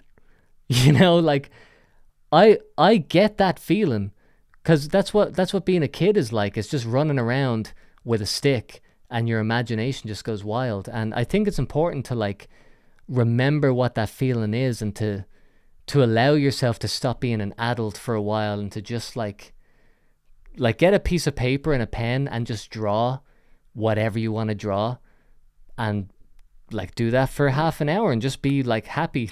You know. I mean, I guess my next question is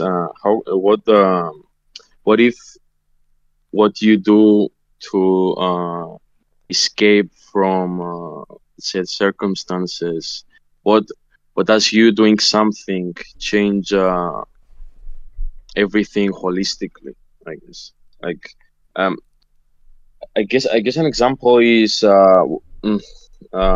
let's say everyone uses AI for art and stuff, and you draw traditionally, like with a pen and paper. But what does you doing it the old fashioned way change the whole picture? Like Well, that's my I guess problem, I think.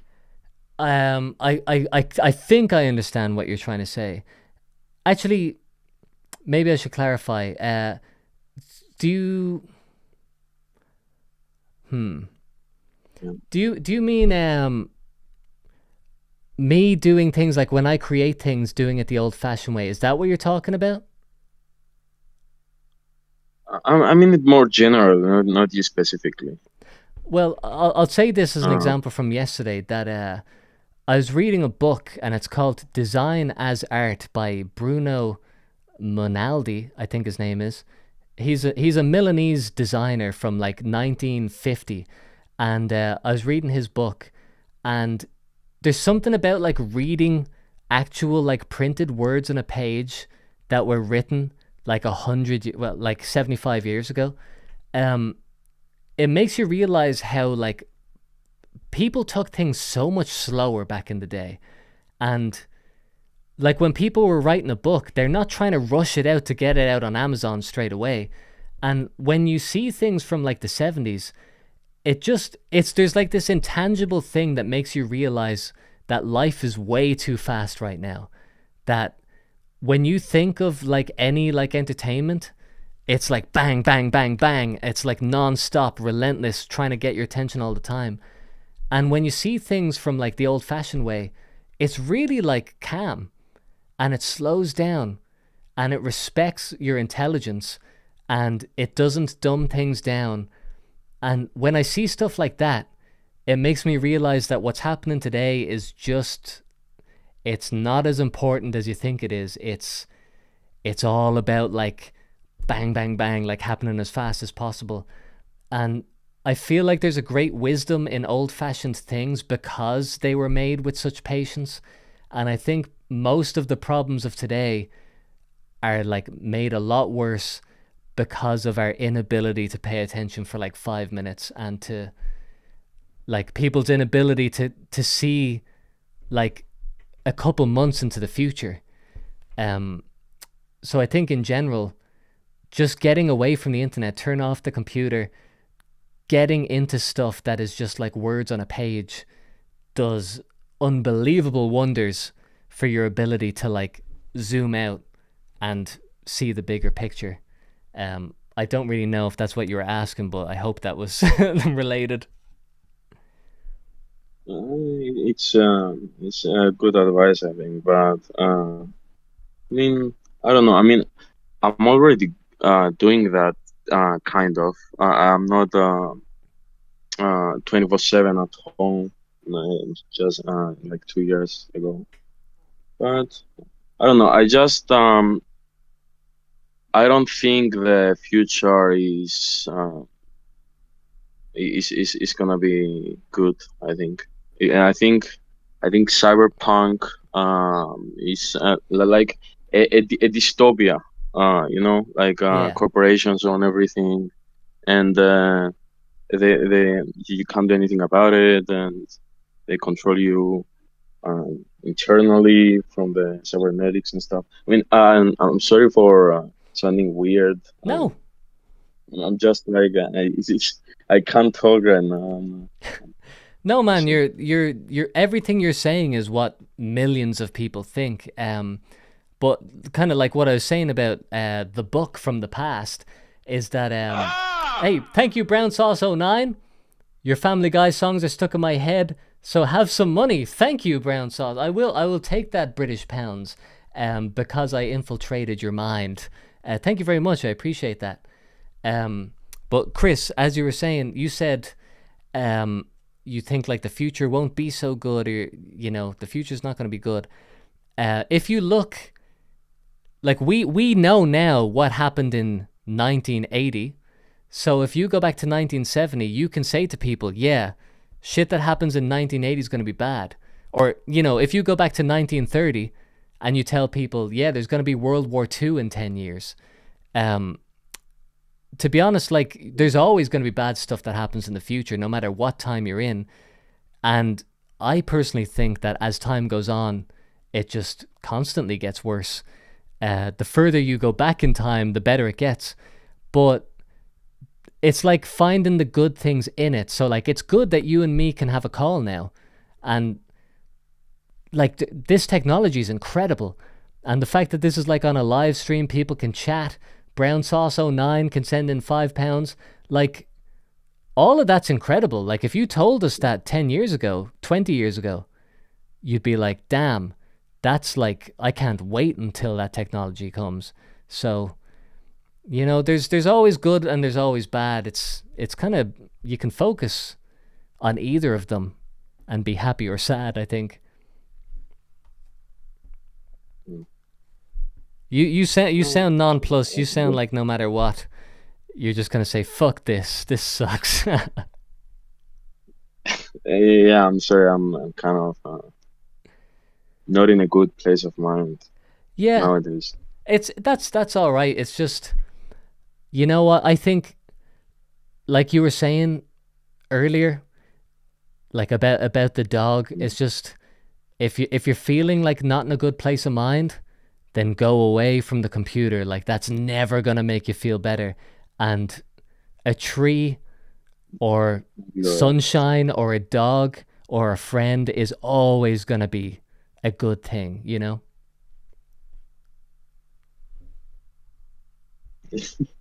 Doomer pilled. Yeah. Listen, that's what the internet is, but I think if I have one goal in life, it's to make everyone get off the internet, like, and or just have a better balance of, like, you know, finding stuff out there that's natural and just gives you that like classic human feeling. But I think you know what I'm talking about, like, Yeah, the info's in there. I do. It's just everything is too much, you know. Yeah, I'm well, too into it. Man, slow down Too- time. too down the rabbit. Get interest in the past and fucking get rid of technology for a while. I'm sure you'll feel a bit better. I hope so. Anyway, thanks for coming on, Chris. Maybe I should take a very long break from everything. Yeah, or you don't even have to take a long break. Just balance. You know, like less of one thing, more of another thing. Doesn't have to be totally one way or another.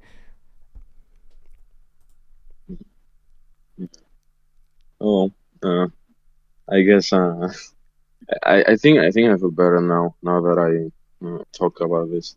Yeah, talking about it's half the battle, man. That's literally just saying it out loud is one thing. Like it, problem shared or problem halved. I hope so. Anyway, thanks for coming on, Chris. Hope to hear from you again. Yeah. Thanks for talking. Yeah, man. It's my pleasure. Good to talk to you. Yeah, okay. Your video was very good, by the way. I watched it like 5 times. Thank you, man. I appreciate I it. do. Yeah, I can't wait for the next ones. Yeah, they well, will be very good. I think. We'll see what happens. I'll do my best to pull through. Who knows? I could go psycho. All right, man. I'll talk to you later. Yeah, thanks. Goodbye. Bye bye. Here we go, folks. There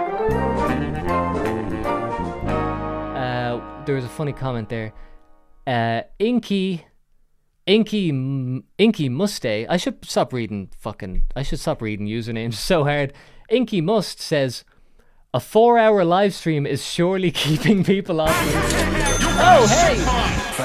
Mr. Diddley, thank you very much, Mr. Diddley. But yeah, Inky, as you said, it is absolutely true that me doing a 5-hour live stream is not keeping people off the internet. But think of it this way. Let's say somebody watches 5 hours of YouTube videos and none of it has content about getting off YouTube. If you're going to spend 5 hours on YouTube, it might as well be this video, and hopefully at the end of it, you've gotten something, I'll tell you this for sure. Me not being on the internet... Sorry, let me say this again. What was I going to fucking say? I literally completely forgot what I was going to say. I think I'm doing more to get people off the internet by being on a 5-hour live stream than would happen without me doing anything. Does that make sense? Ironically, me being on the internet more does a better job of getting people off the internet. Oh, whatever. I'm not going to get into this now, 5 hours in. All right, we're going to do one more call because this guy came in and I recognize this guy.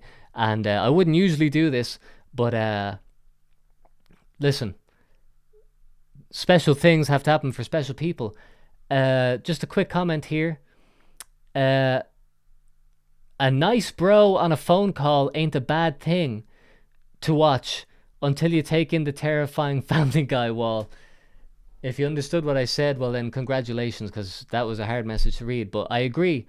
A nice guy talking is good until you see the Family Guy wall. Any hints on your next big project? And Inky Must says he's only joking around. It's alright, I know, but to every good joke has an element of truth, isn't that right? Any hints on your next big project? Yeah, I'll give you a hint. I had 2 ideas for projects. One of them is a silly idea that most people won't like, and one of them is the logical next step for what I should do. And so today I was going to start working on the silly idea that most people won't like, but then I really thought about it and I was like, you know what? I need to just... I have people's attention right now. Hold on, I'm burping. I have people's attention right now, and I think it's important and right for me to fulfill people's expectations of what I'm going to do. So the next thing I'm going to do is going to be like a logical next step. That's what I think. Who knows if my psychosis will take over in the meantime. Okay, last caller, and I swear to God I mean that. Last caller. Let's see if they pick up the phone. Hello? How's it going? Hello, Wait. man. Who am I talking to? This is HD Dizzle. This is HD Dizzle. A far cry, name-wise, from the 2 Chris's that we had on. This is not a conventional name. This is HD... Wait, is it Drizzle or Dizzle? Dizzle. Dizzle, okay. Just... Now is showtime, got to get it right. HD Dizzle. you're a verified small dude. You're a certified small dude. Isn't that fair to say? I'd like to assume, yeah. You are. You've been here. You're an OG guy. You know. I know this doesn't mean much to other people, but I get such a thrill from the fact that like people stay. You know, it's one thing to make one video and people are here for a while, but for people to stay on the small train is a great thing. So thank you. And what is grinding your gears today, HD Dizzle? Well, I've been thinking about this a lot recently, and I saw your video about the new Tony Hawk game that came out. And so I'd have to say the thing that really grinds my gears as being a longtime Tony Hawk fan is just that Tony Hawk Pro Skater 4 in the collection was just not it for me. Yeah, I mean, I get that people have that feeling. They're like, they play it. I'm sure they play it, and they're like, I feel like something's off about this. And that's how I felt when I saw, like, you know, the announcement or whatever. So I did everything I could to, like, verifiably prove that, like, you're not crazy. This game has nothing to do with Tony Hawk's. Like, it literally should have a different name.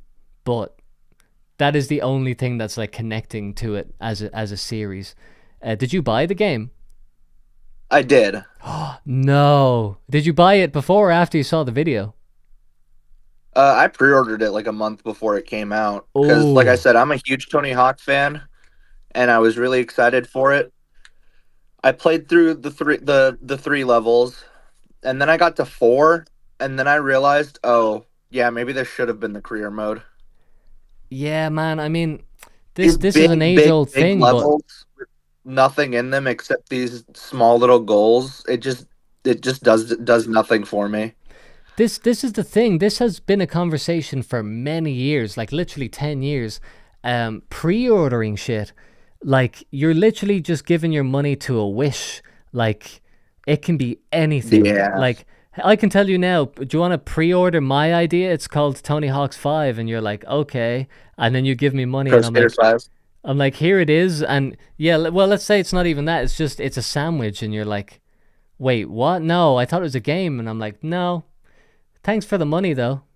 No refunds.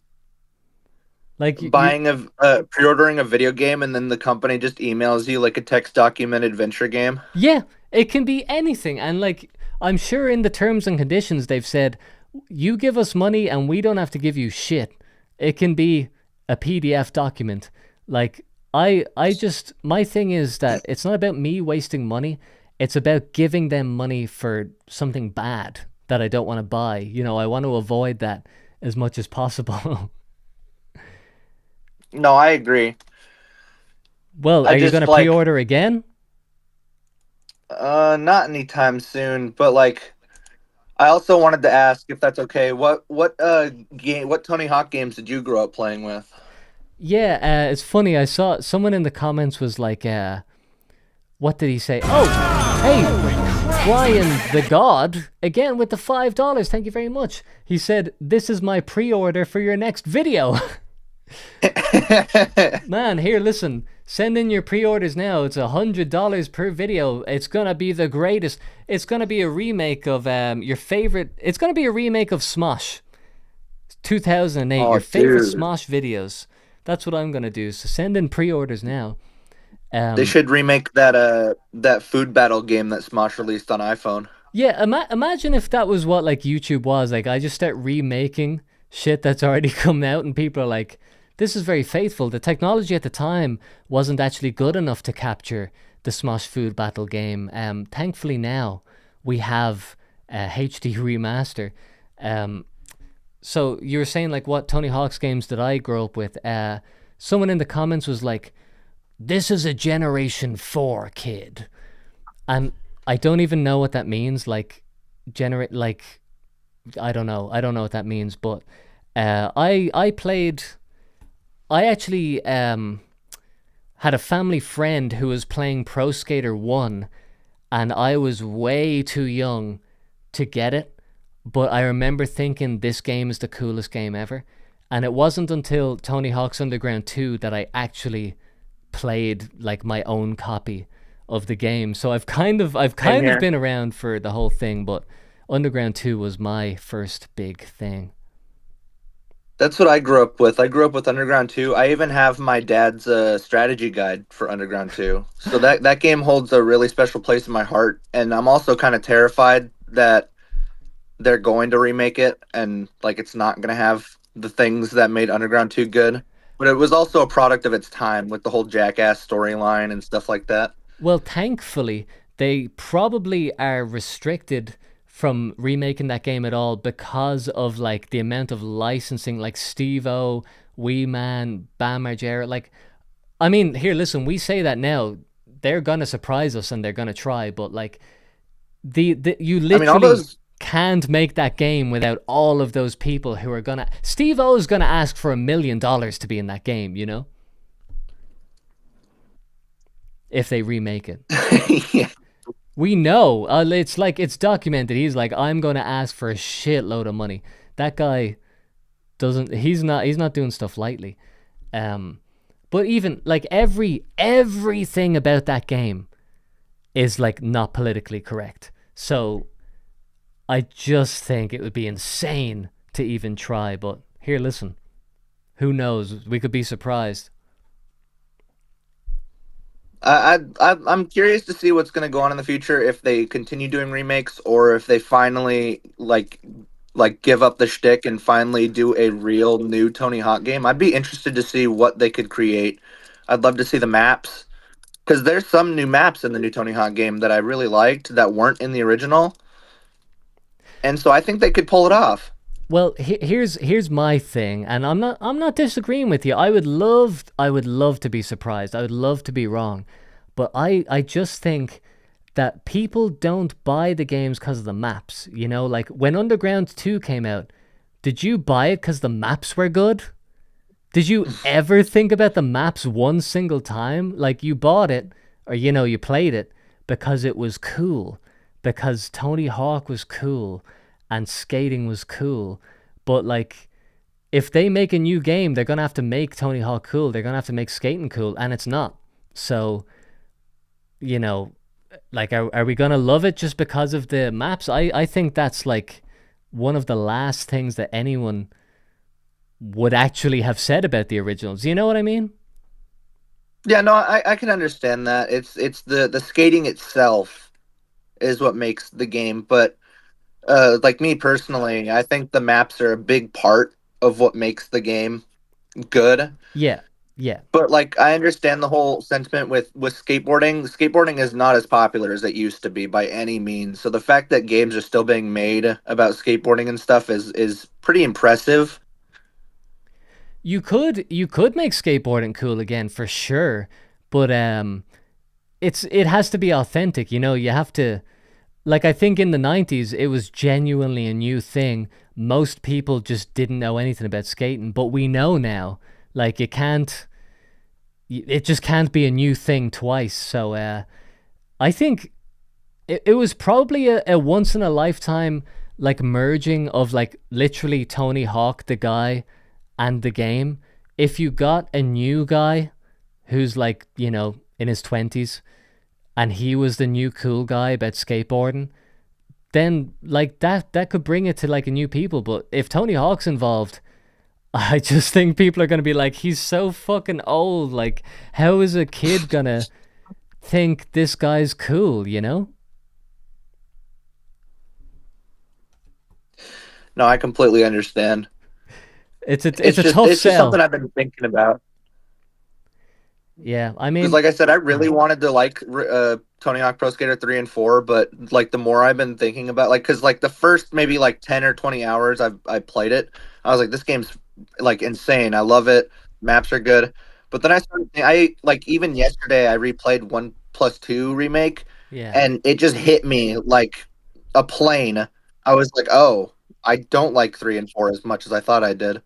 Well, Because the maps are just like so much better and well suited to the classic goals. that's the thing, is that when you have a reference point, it makes you realize what you thought was good. So, like, let's say, you know, you play 3+4 and you're like, this is okay. then you play 1+2 and you're like, oh my god, man, this is what it should be. But like, you know, that's what the problem is, that let's say they make 5+6, then 6+7, then 7+8. Like, the further you go down the line reiterating the concept, the farther we get from any reference point of people being able to remember what was good.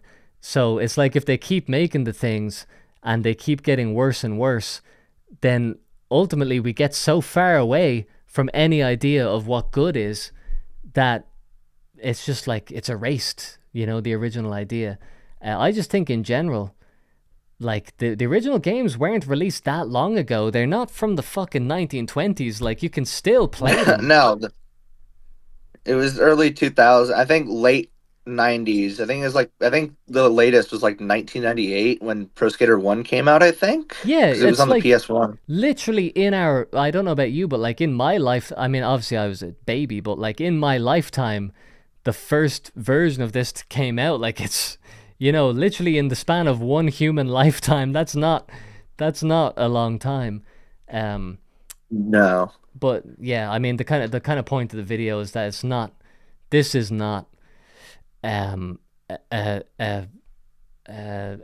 endeavor that is meant to like please fans. It's a money making thing. So our conversations are a bit like falling on deaf ears. But here, listen, who knows what the future may hold? I'll remain hopeful. You know, I'm not saying all hope is lost. Who knows? I'd love for there to be a new game with great maps. I'm not saying it's impossible. I think it could happen.